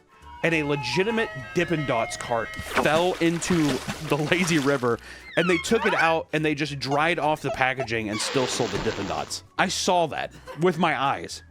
And I remember I legitimately had to get an AIDS test because of the Band-Aid. That's not even joking, because there was blood on the Band-Aids. I didn't have AIDS. I don't have AIDS. I don't have HIV. I'm saying it like I do, and I don't have it. Schlitterbahn, when it opened up, it was supposed to be this big thing because it was new. You know, everyone's like, fuck Oceans of Fun, we're going to Schlitterbahn! But it all came crashing down with the Verrückt water slide. And the water slide, the Verrückt, which is German for insane, it was the world's tallest water slide in 2014. The 168-foot structure meant to open in 2013, and it didn't open until the next year due to the rafts becoming airborne. Tests with sandbags resulted in flying inflatable rafts loaded with sand hitting speeds of 70 miles per hour. And I don't know if I can find footage of this, but they showed that on the news. And let me tell you, people were like, maybe Oceans of Fun isn't that bad. In the grand scheme of it all, I wouldn't mind just going hitting the wave pool at Oceans of Fun. It was horrifying. When they say it became airbound, that they were flying. Big sandbags. I remember there was even dummies at one point flying through the air at 70 miles an hour, okay? It was open with the addition of netting stretched over an arc of metal bands made along the areas where riders were most likely to become airborne. So this is what they decided to do. So because people at a certain point kept going airborne on the slide, they covered the entire thing in a metal mesh. So then it's like, okay, well they'll just hit the metal and then they'll go back down the slide. That was a legitimate thing that happened. Before we get into the death here, this was never opened publicly, I don't think, because if I remember correctly, this guy, when this happened, it was like they were getting ready to open, and this was all the special people in Kansas City got to come and test out the park or go there early, like investors and all that stuff. In 2016, the tragic death of a 10-year-old named Caleb, which he was the son of a Kansas legislator, shut the ride down for good. Caleb, riding at the front of the raft with 3 passengers, became airborne at one of the dangerous drops. Hitting the safety net was reported to have done great damage to his neck. It was later revealed that the impact was so severe that he was decapitated. Once again, that became something too. And that was something fucking insane. I used to know a girl when I was in high school working and stuff, and she said that she was one of the people that saw that. Oh, she saw it? She saw it in person. She was one of the people, like, his head rolled down the slide, and it was, like, in the pool of bloody water, and she was, like, around the area. I don't know if she was in the water. I don't want to go out that far. This is also all speculation from almost 10 years ago, so give my memory some rest here. It was later revealed that the ride had not been adequately designed or inspected. There were no restraints other than some Velcro or no curve to the half pipe that would have prevented the ride from going airborne. At the height and speed of the ride, it was recommended that a shoulder restraint be installed. A shoulder restraint. I'm guessing that. Does that mean tuck it in? Oh, you mean like go like that? I don't like that. That's a claustrophobic nightmare. It is. That's like some Hellraiser. You're stuck in a tube and there's like metal netting. Your soul, you're going to die. Oh, just like flying down this deal. Later on, due to this extreme negligence, the owner and operator of the park were separately indicted and charged with involuntary manslaughter, aggravated battery, aggravated child endangerment, and negligence and interference with law enforcement. I don't think the Kansas legislator was too happy about that, I'm gonna guess. The ride was demolished and the laws in place that allowed for theme parks to self-regulate and self-inspect was repealed and replaced with new legislator with more strict rules. During the investigation, it was eventually discovered that Caleb and his passengers were not the only ones hurt. Over 13 others over the course of the ride's lifetime were hurt and never appropriately documented. And the 2 designers of the ride were indicted on charges that they were not qualified, nor did they follow any protocols in designing and testing the ride. They also performed no basic safety inspection to any quality and attempted to hide evidence from investigators. I think to recoup some of the losses, they had like conventions or something in the parking lot. It was just weird, especially because the slide was so big and you're just like, oh, kid got his head cut off on that. And now, especially, I'm finding out that 13 other people were hurt. But anyways, to keep it up, Terminal Velocity, Extreme World, Wisconsin. That's a fucking sick amusement park name. Extreme World? Oh, dude, I would have been busting out my britches trying to go to Extreme World every weekend. In 2010, it was a free fall experience offering a 50 mile per hour, 100-foot free fall drop. Free fall. A 12-year-old died after a ride operator did not engage safety net before dropping a girl. Riders are treated to a freefall experience by hoisting them 140 feet in the air via a harness. The rider is released from the cable and allowed to fall into a safety net 40 feet off the ground, reaching speeds of 50 miles per hour. Ride operator was distracted and did not raise the safety net and stopped the ride too soon, pulled the lever without looking, only to realize his mistake and try to lift the net. Parents were filming as she fell and hit the ground, and she was taken to the hospital. She had 10 fractures in the spine and pelvis, another in the skull, brain swelling, Liver, spleen, and intestines were lacerated. Heart stopped multiple times and was revived via CPR. She was near paralyzed and only able to communicate by blinking. She was hospitalized for months but survived and eventually regained ability to walk. No fail-safe mechanism to prevent this injury. Ride operator was determined to be at fault for not paying attention and pled second-degree bodily injury. Park management circumvented police order to preserve the scene for an investigation but did not adhere to this and were caught working on the ride to hide evidence. The ride itself was extremely rusted and the family sued and won for $3.5 million. This little motherfucker went through it, dude. At the same time, I would want more than $3.5 million, if I'm being honest. Just, why not a crisp 10? A crisp 10 for that deal. Especially 10 fractures in spine and pelvis. That just seems like it should be 10 million. $1 million for each fracture. Why not? You know that guy was definitely trying to, like, he was flirting with some bitch or something like that. He's like, yeah, I mean, I get off at 8, Rebecca. Rebecca, are you coming over or not? I'm getting Panda Express on the way home. Are you coming? Oh, the net! And then, it just happened. We have Paramount's Great America Amusement Park in Santa Clara. In 1999, Labor Day accident involving a trespasser who, avoiding all signs placed every 50 feet, jumped 2 fences in order to crawl underneath a low-passing roller coaster to retrieve his wife's beloved baseball cap. Oh my God. What was the team? What was the team? Renato, a 25-year-old, earned a Darwin Award beneath the Top Gun roller coaster when a passenger's leg collided with his head at speeds of 50 miles per hour. Some person just clubbed him with the f***ing leg. The unique design of the roller coaster leaves patrons with their legs dangling in the air, giving them more of a weightless, suspensory feeling. The dangling leg of Jessica Medina collided with Renato's head and simultaneously decapitated him and broke her leg in 2 places. Whoa! Her leg decapitated the guy? That bitch was drinking some milk. Sure, it broke her leg in 2 places, but to decapitate a man? Holy shit, that's awesome. While waiting for park security to clear the scene, Medina was not allowed to disembark the ride. With her obviously broken, dangling leg, she was forced to wait suspended for an additional 40 minutes before park personnel came to her aid. Holy, you know her leg had to look mangled too. Medina, as a result, lost her job, almost lost her leg due to infection and swelling, and now bears lifelong guilt, nightmares, and massive scars down her leg as a reminder every day. She is suing both the park and Renato's state. Renato's wife of 2 months was suing the park, seeking over $1 million in damages as the signs were only in English and he may not have been able to read them. In addition, she claimed the fence paneling was loose. If there's a giant roller coaster, maybe dogondred. I think that's a universal f***ing language. I feel bad for Jessica Medina. It's not your fault, but still, how would you not feel like it's like, I took a person's life, I rode this ride, and my leg was the result of this person's life. It could have been anybody else's leg, but it was hers, and now she fucking is mutilated for something that wasn't even her fault. That is absolutely Next up, we have the Ferris wheel at the Jambalaya Festival in Louisiana. May 2023, riders at the Jambalaya Festival in Louisiana were left terrorized after the Ferris wheel halted. Jolted and metal creaking sounds broke the silence. These portable carnival rides that came through the area are under lax inspections, and the aging mechanism that controlled the tires that spun to control the turning of the wheel by park reports went flat,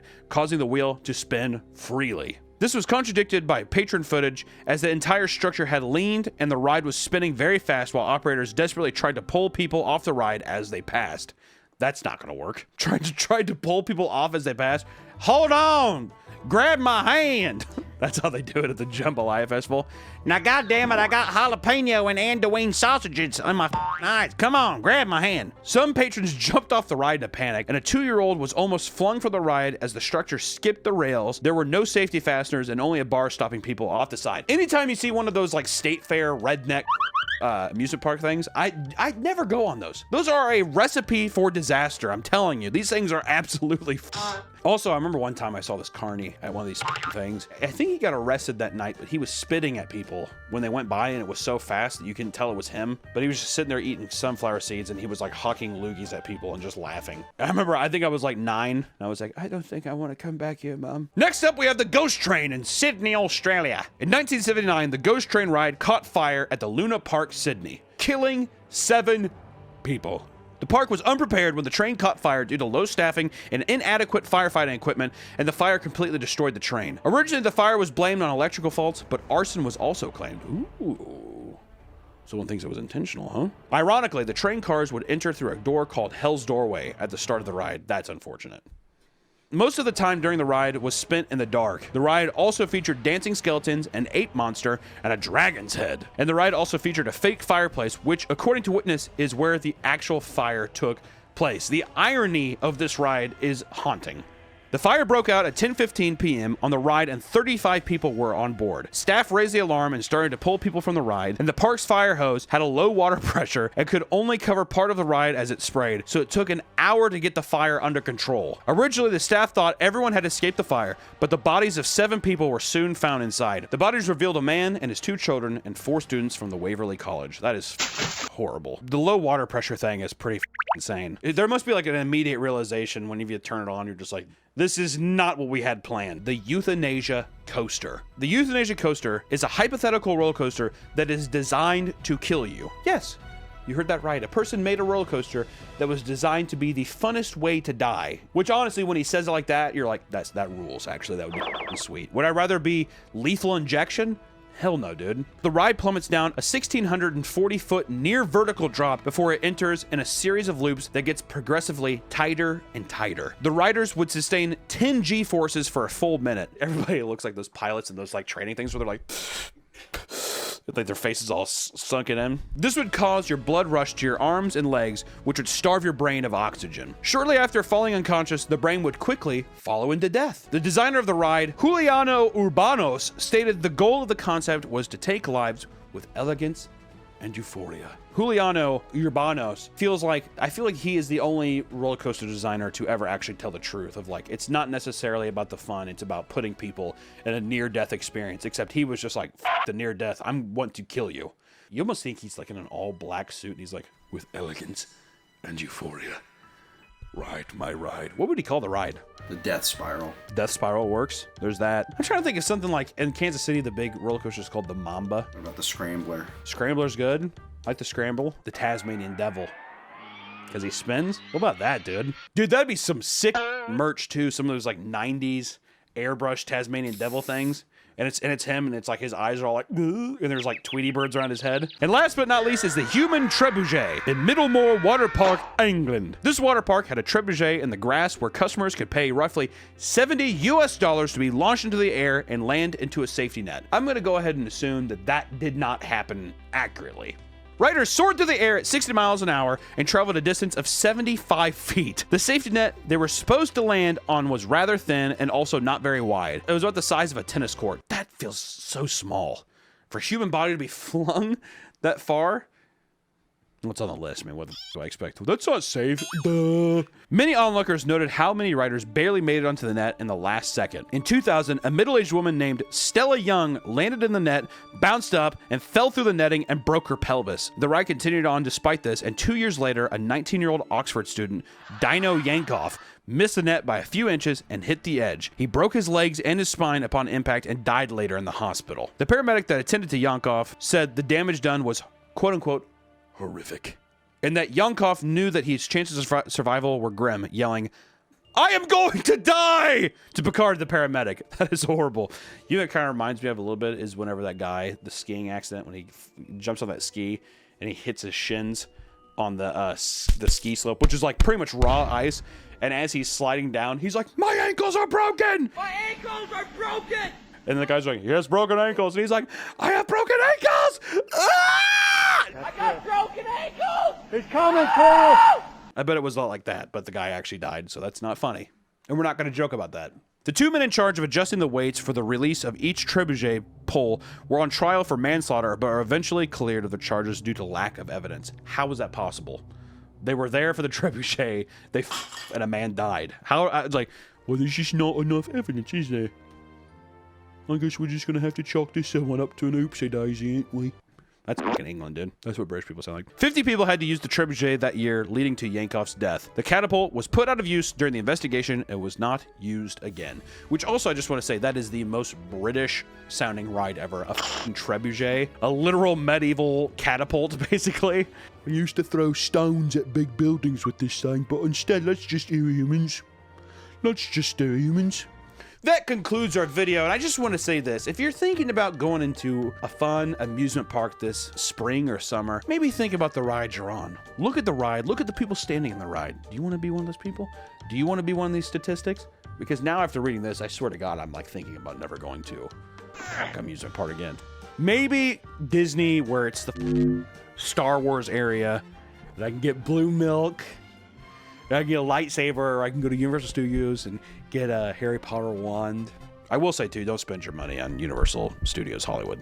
It sucks. I went to Mario Land in there, and that was ass. It always looks cool whenever people like, I see people take, you know, social media pictures of it. It looks great. It's not good. It is not good at all. But at least you won't die there. At least we don't hope. What if Bowser came and jumped on someone's head?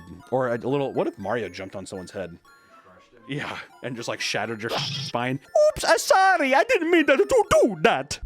That was horrible. I'm sorry. Thanks everybody for watching. We'll see you in the next one. Bye-bye. We're climbing up. I'm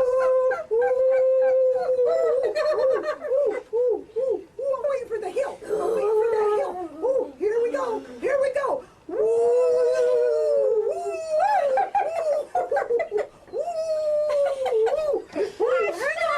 Welcome back to the Papa Meat channel. How you doing? How you doing? Come on, sit down because today we're going to be talking about urban exploration.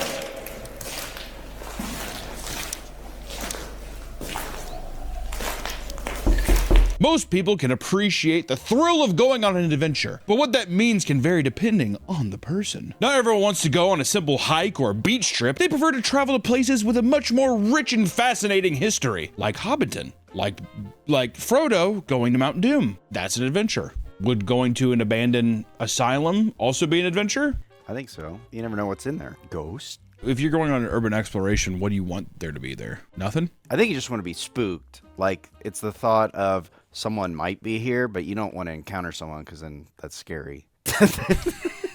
Alrighty. Urban exploration, or urbex, is a simple act of venturing out into man-made structures that have since been abandoned, carrying a unique history preserved for people to explore and admire, or to go in and hope someone's there, but having no one there because they don't want to get too spooked. It's not just about what you find, but the risk you take getting to the location itself. You're going to find out that the world of urbex is quite a unique and interesting one, though there are all sorts of dangers to be aware of during. Though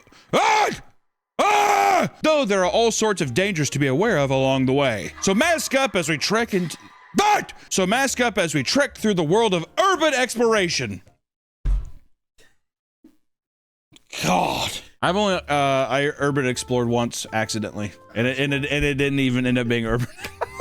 How do you accidentally do There was okay. When I was younger, we lived like out in the country, and we like take all these back roads and stuff, you know, country roads, and there was this house that like it was abandoned, and it was always a thing where it was like, what's in there? Who knows? You know, you're a kid, and it was like really dirty. There were like cans everywhere, and then we like went in there, and there was like a bed, like a bed frame, very recent McDonald's, and we were like, oh my God, someone lives here. So we leave, and as we're doing that, basically as we leave, we're going down the road, and someone like pulls in. It's like somebody's house that just looks abandoned. So we just broke into somebody's house. To be fair, the door was unlocked. Like, I mean, not even shut, really. Like, the door did. It was a dilapidated house that someone was living in. Is that urban exploration? It's kind of urban exploration. I think so. Granted, it is breaking and entering, but still. I always wonder if the guy, like, walked in and if you just know, you're like, someone's been in here. Yeah, he saw his McDonald's cup tipped over.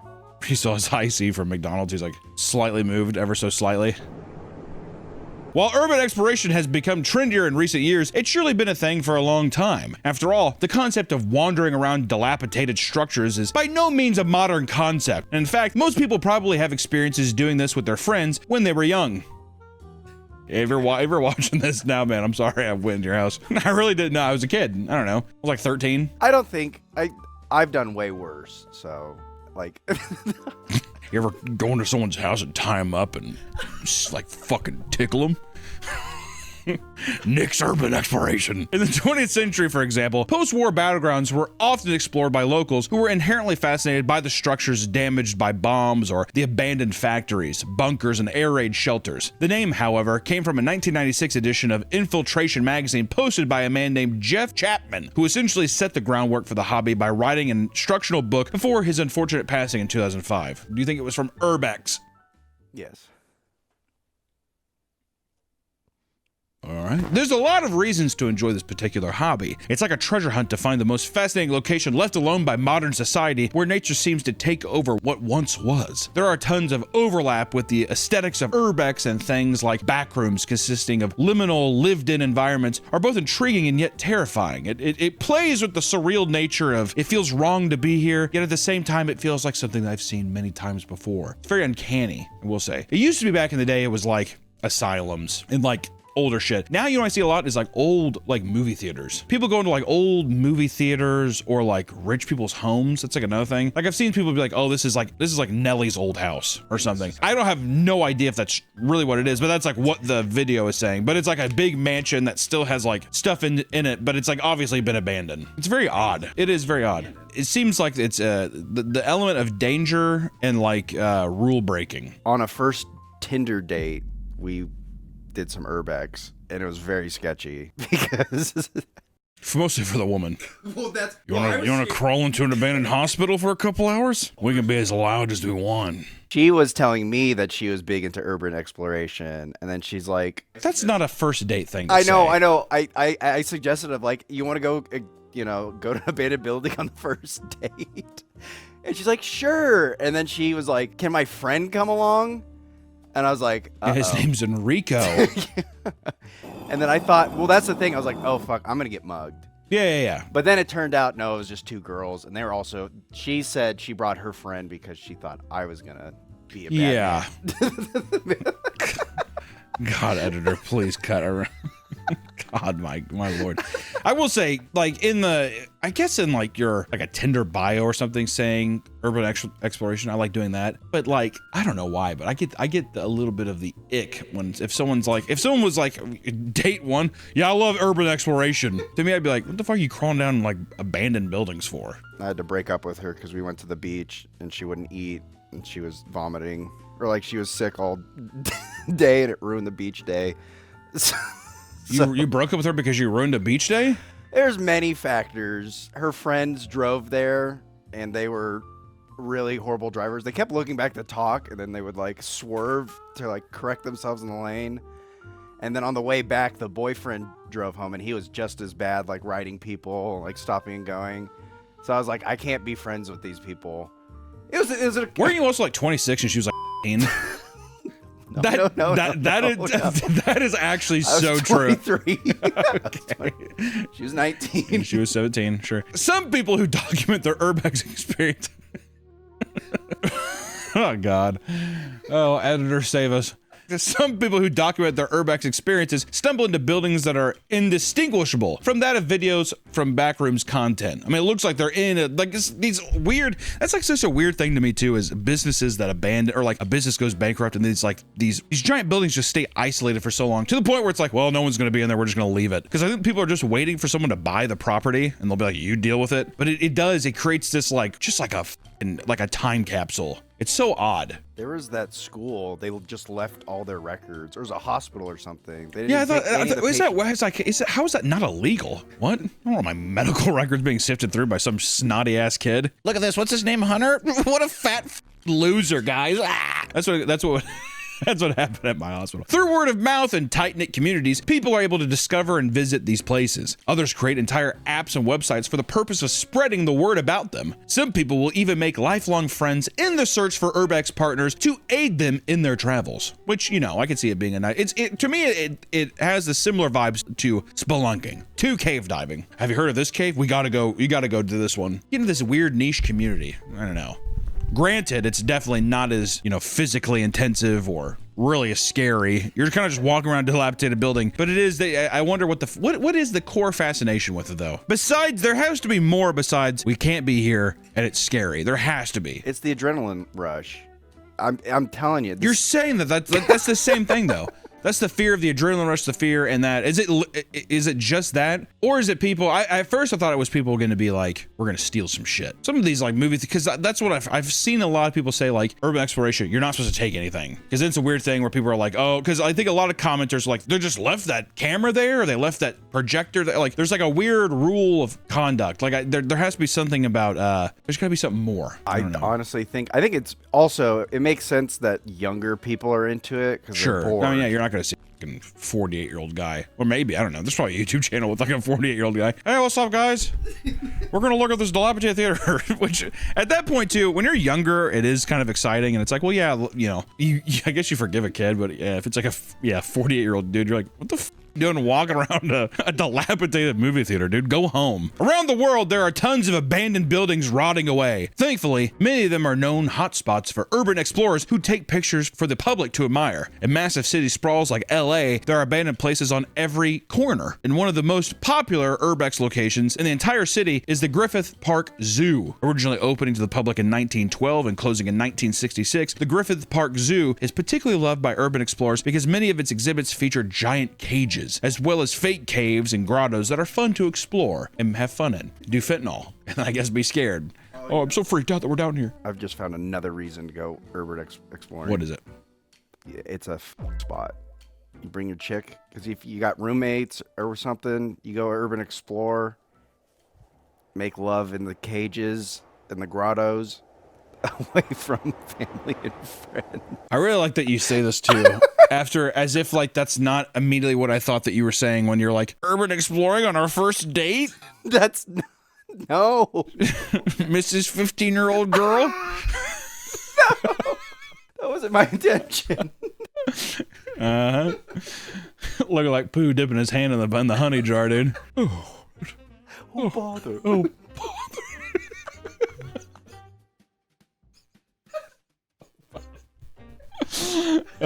Today, the entire site is covered in graffiti, and nature has slowly taken over the rest of the grounds. There are also tons of bats and massive spider nests, but despite this, tons of people love hiking through and using the location for photography and Halloween events, which I will say is pretty cool. I would like to go there. No one asked me to go urban exploring.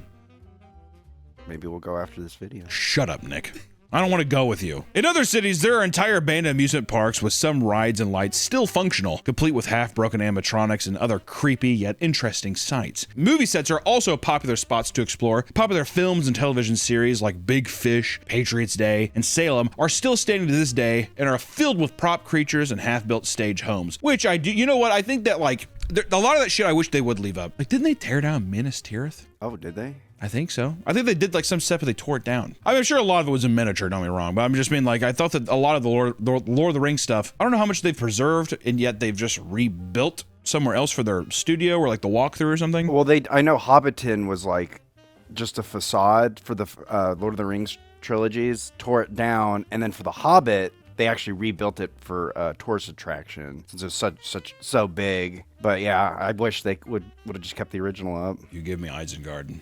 Tell me those fucking movies made how much money? Give me kind of one Isengard. One Isengard, please. Along the coast of Croatia are 5 massive resorts now sit abandoned after the People's Army of Yugoslavia attempted to recapture the country when it declared independence in the 90s. Jesus Christ. Each hotel was bombed and nearly leveled. However, what remains has been reclaimed by nature with vines and wildflowers growing on the concrete, overlooking the blue waters, which I will say, it's really pretty. Horrible. Horrible monstrosity, or like, you know, I'm sure that it was terrifying, but in Hutuan, China, there's an entire fishing village covered head to foot in bright green vines. Urban explorers visit every year to take pictures of the crumbling homes. Which, would you go to all the way to China to urban explore? You have to be really, I mean, I'm trying to think of one reason I'd go to China. Would you go to China? For the virgin piss eggs?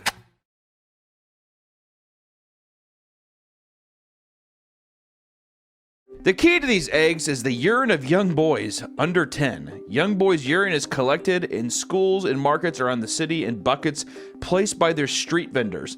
Eggs are boiled until the urine... Eggs are boiled in the urine until hard. The eggs are then cracked and continue to boil for several hours to let the urine soak into the egg. The golden egg smells strongly of urine, but the taste has been described as delicate, salty, and addictive. If I did go to China, I would have one. When in Rome, when in Beijing. You tell me if you flew all the way there, how long is that flight? It's a long flight. One time in my life, I don't plan on coming back. And a guy has a steaming hot plate of piss eggs. I might dabble in one. I'm good on the piss eggs. Really? Eat just one time? People have been eating them forever? Nope. I will. I've seen you eat horse. Oh, that's different. It's not a child's pee. I've seen him eat dog. Nick will eat any meat that's cooked in front of him. He's like, I don't care, it's good. Oh, but a little piss on an egg. Ooh, now I'm above it. Would you eat the? What about the? Was it the bollet? What was the one where it's like the egg fetus thing? The mallard ducks are incubated for 2 to 3 weeks, boiled inside, and then served from the shell. The warm, gooey, gamey liquid is referred to as the soup of the duck. How do you eat it? The amniotic fluid is drunk straight from the shell and the yolk, as well as the duck embryo, and then eaten straight from the shell, the bones and the beak still being soft enough to be eaten. God, yeah, I'd have to. I couldn't. You're gonna have to eat one. Well, then I'd eat the balut over the piss egg. You'd eat the balut over the piss egg? I think I'd eat the piss egg over the balut. I don't think I could handle like that in my mouth. Like yeah, no, I'd probably throw up. Either way, I'm throwing up. You would only make me throw up. This is kind of to say. The only way make me throw up is that if I went there, I bit into it, and I'm like, oh my God. I don't know why. Don't judge me on this. If I saw a guy take a bite of it and put more salt on it, that would make me throw up. What color pee do they want the virgin's pee to be? Like, I mean, bright every yellow? one that I've seen, it is copper. I mean, it's rancid. But at the same time, too, if I want a piss egg and they're like, oh, these are just really hydrated and you couldn't see the piss kind of like coloring on it, I'd be like, is this really even a piss egg? I kind of want it a little yellow. You know, I am curious what a pee egg does taste like. Oh, look who's come down off his throne. I'm just saying, when in Beijing. That's what I felt with the horse too. I saw the horse. God. Don't bring the horse into this beautiful, majestic creature. And you know what? I'm gonna say there's a difference between a dumbass cow and a horse. I'm not gonna get into that, but I'm just saying. And then when you ate dog, what about dog? I went in Rome. It's already cooked and killed. Like you can. I mean, do you fight for nothing? I mean, come on. Well, what about this? If the boy was there, would you eat it? No. Not the boy, I'm saying the egg. Oh, the egg? Yeah, not the boy. Oh, no. Actually, you would 100% eat a child. Well, it's already cooked. I would watch you eat one. Well, I was gonna say if the little motherfucker's there, I'm not eating one. Well, why? I need these to be faceless boys that I can eat the piss from.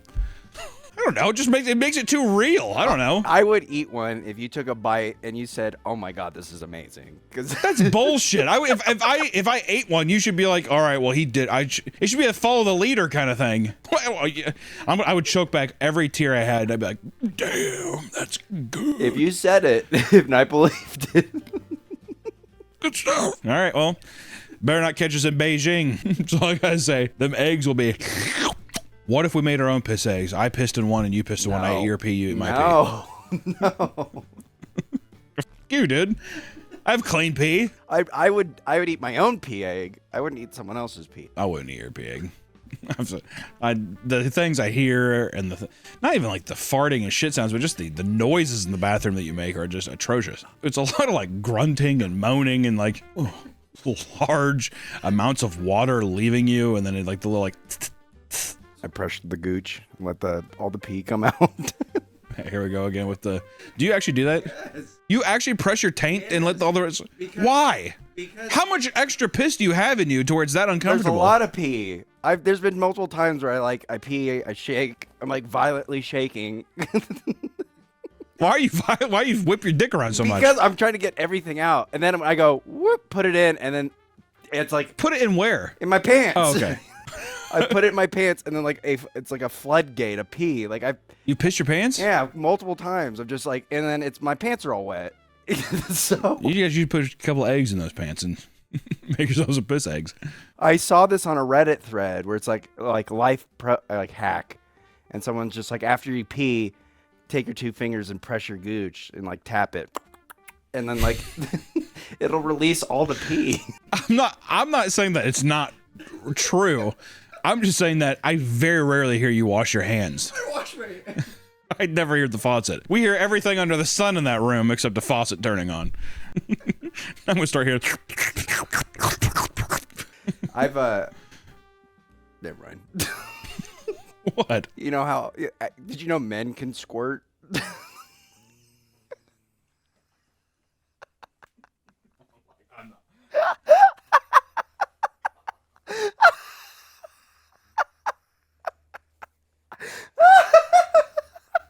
Why are you telling me that? you saying that you've squirted? Yeah, it was pee. What do you mean? What do you mean? I was, without ***ing off, I was able to pee voluntarily. Stop! God! And now we have to jump back into urban exploration. Who gives a shit? Oh my God! You beat your. That's just no. I don't know how to explain it without being. I wasn't ***ing off. I was just like rubbing the top of my head, and it wasn't. I just peed. I just all of a sudden just peed. Like, why are you petting the top of your head? I don't remember. I just remember it happened. I was like, oh my God. Good cat. And I tried it again. And whoa! It's like Spider-Man shooting his web for the first time. Well, during the 1970s, Japan opened a sex museum, which closed 2 decades later due to low tourism. Yeah, right. Why? Japan? They're a horny country. The entire interior is filled with sex shrines, sex toys, mannequins, and various sex positions and giant phallic stone statues. Urban explorers frequent the sex museum because its halls are made of artificial caves, and the pitch black interiors make for a haunted experience. Searching through urbex spots, you're bound to reveal a lot of strange objects, whether they're items with deep history or simply things left behind by other explorers. For example, some explorers have found gigantic statues of presidents' heads left alone in the middle of a random Virginia field, which were moved there after the closure of a park they belonged to, which I don't know if you've ever seen that. It's pretty sick. They used to all belong to some kind of like amusement park or something, and then like one day they're like, F it. And now they keep sinking into the mud. But it's like a very weird, it almost looks like a looks like a set in Dune or some shit. It's very weird. One group over in Victoria went to an abandoned wildlife park to find a 16-foot great white shark that had been left behind since 2012. God, that'd be so hard not to be like, we have got to get this out of here. We gotta put this somewhere in my house. Other discoveries are far less fascinating and much more depressing, like one man who found an abandoned house lined with endless lotion bottles and what appeared to be dirty, used socks. Maybe I think he just broke into some guy's house too. I'm telling you. If you see a dilapidated house on the side of the road, someone probably lives there. One 16-year-old explorer was looking through an abandoned warehouse only to find that it was stocked with broken down NASCAR vehicles, as well as an absurd amount of Red Bull energy drink pallets. In situations like this, it's imperative as a member of the urban exploration community that you do not steal or tamper with environments of any spots you come across. It's often frowned upon when people go out of their way to move things around or decorate areas like abandoned churches, as it takes away the experience for new explorers who want to visit an untouched location. See, that's what I'm saying. Some people have found as much as $6,800 in abandoned homes, while others have stumbled into fully stocked video game stores easily worth thousands of dollars. I mean, if I found a video game store, come on, I'm a human.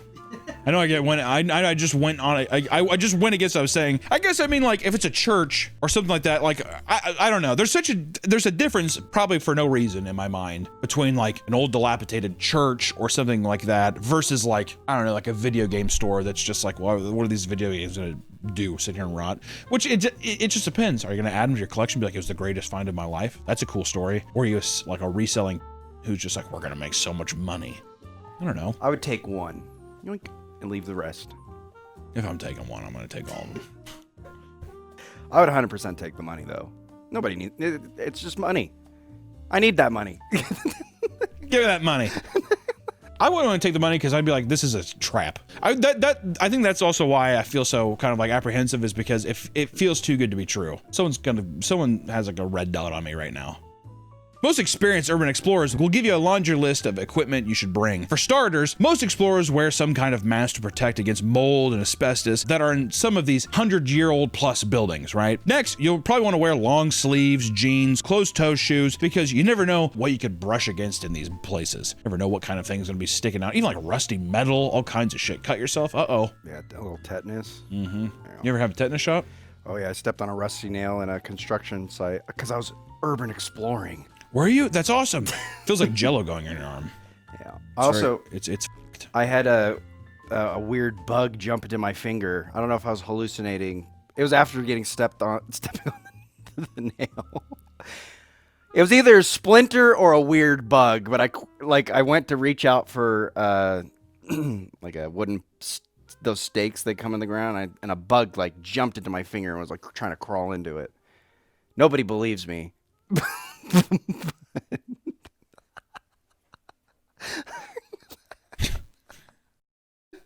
Believe it or not, there have been multiple instances of radioactive material being discovered in abandoned buildings. And in one case, a man stole radiotherapy source material from an abandoned hospital, leading to 4 deaths and the contamination of about 112,000 people. Holy shit! If he doesn't die, how long do you get? You get to go to prison for life for that, right? 112,000 people? You'll also want to bring a flashlight and even a backpack with medical supplies or food, because with all the pitfalls and crumbling infrastructure, you could be trapped for long periods of time in the worst case scenario. Abandoned, like stuck inside of a building, which also I'd freak out. My claustrophobia, I'd freak the out. There's no way. I feel like if I'm in a room. Some explorers even recommended bringing air tanks, especially mine shafts. And this is because some locations have dead air, meaning there's no airflow inside. And once the oxygen is used up, you could suffocate. It's really fun. Really cool too that cave explorers have to worry about that. Can you imagine crawling somewhere and you're like, be such a crazy experience. While there are plenty of dangers within the walls of every abandoned building, on the outside, the police can sometimes patrol in order to capture anyone caught sneaking in. This is why stealing is frowned upon, as it can turn a potential trespassing charge into one for breaking and entering. That's if you're lucky. On more than one occasion, people have been caught inside abandoned buildings and are essentially swatted with multiple police cars arriving to put out what they think is a serious threat. Some people even get burglary charges and are sent to prison for simply taking random items that they found along the way. All right, dude, I'm not. The video games, I'm leaving. That's what the pigs are doing though, dude. They're sitting there, they're just like, get it, fatty. Pick up turtles in time. Like, watch me from their SWAT car or whatever. Yeah, they know these apps and they probably patrol the areas. Oh yeah, well definitely. Like all these apps that people are like, it's a cool new app. Like the authorities have got to have some kind of like presence on it. Hey, someone sent us this. Okay, cool. We're just gonna go to this location and like arrest people. One of the more popular urbex photographers, who goes by Drift, was arrested in 2025 by New York Police Department after they tracked him down because he posted pictures of himself at the top of the Empire State Buildings without any permission. It's just like, pretty popular fucking landmark, dude. You know, at least be a little more subtle. Blobbyland was a theme park modeled after the fictional world of Crinkly Bottom, home of the fictional characters for Mr. Blobby, an iconic character that just so happens to be nightmare fuel for many of the children from the UK during the 90s. I have no idea what the Blobby is. If you're a UK person, please let me know if you know Mr. Blobby, because I've never heard of that before in my life. You've heard of it? Mm-hmm. Oh, okay. Yeah. I think he goes like... Use that audio and then I guess show Blobby. Is that accurate? I don't know. The theme park ran for 3 years and was noticeably underwhelming, even for children. And over time, the novelty faded and so did ticket sales, resulting in the park being shut down for good. For years, the structure stayed up, their colors fading over time as nature began to take over, and urban exploration videos would showcase what was left of the place. And the deep-seated fear people had of Mr. Blobby made the environment even more creepy. It just made it so much creepier. People would tag the building, throwing insults at Noel Edmonds, or even just writing claims like, Mr. Blobby touched me here. Once again, I guess we can include that, but many people would come to host all-night drug-fueled raves where people turned up while they lit parts of the buildings on fire, shattered windows, or stole animatronics. And finally, in 2014, the illegal activity pushed people to do something about it. It was completely demolished, with one polka-dotted toilet prop being donated to an art gallery to keep the history of the park alive. I actually remember that on Reddit. I think people were very upset that Blobbyland got destroyed. Really? Yeah. It's one of those things, it's just the hindsight of like, it's not popular when it's active, but it just becomes so infamous to the area that it becomes a landmark. Kind of a weird balance too, because it's like, well, we're gonna just let this place rot. But I guess if people are doing a bunch of, activity there and you can't maintain it, then maybe it is just worth better just. Well, yeah, if young kids are going over there doing drugs and having sex and having fun. Make it sound awesome. Swanson Funeral Home had to be shut down in 2017 after a failed inspection. Nearby neighbors complained of a horrible odor coming from the building. And when inspectors arrived to find the source, they discovered multiple unrefrigerated bodies stacked against a wall inside a cardboard box. Fuck. Following its shutdown, the funeral home became a local favorite for urban explorers, and in 2022, a group of 3 decided to venture in. And inside, they found the typical dilapidated ceilings and dusty furniture, but as they went deeper inside and down into the basement, they stumbled upon another horror. Underneath the casket lift lay an arm reaching out towards a cell phone. A man broke into the funeral home to scavenge copper. While inside, he accidentally cut the elevator cable, thinking it was scrap, and the elevator fell on him. The group quickly left the building and contacted the police, letting them know what was inside. Police discovered that this body had only been down there for 6 days and that he was likely alive for some of that period, because there was an indication that he was attempting to claw his way out from under the elevator. This is not the first death to take place in an urbex spot. One man named James Fenton went on a trek that ended up blowing open a previously dead police investigation. The UK man was exploring the White Hill industrial estate along with his brother and both of their girlfriends. Everything was fun and games until he noticed a strange looking object. It was just white, dull, kind of bony type material.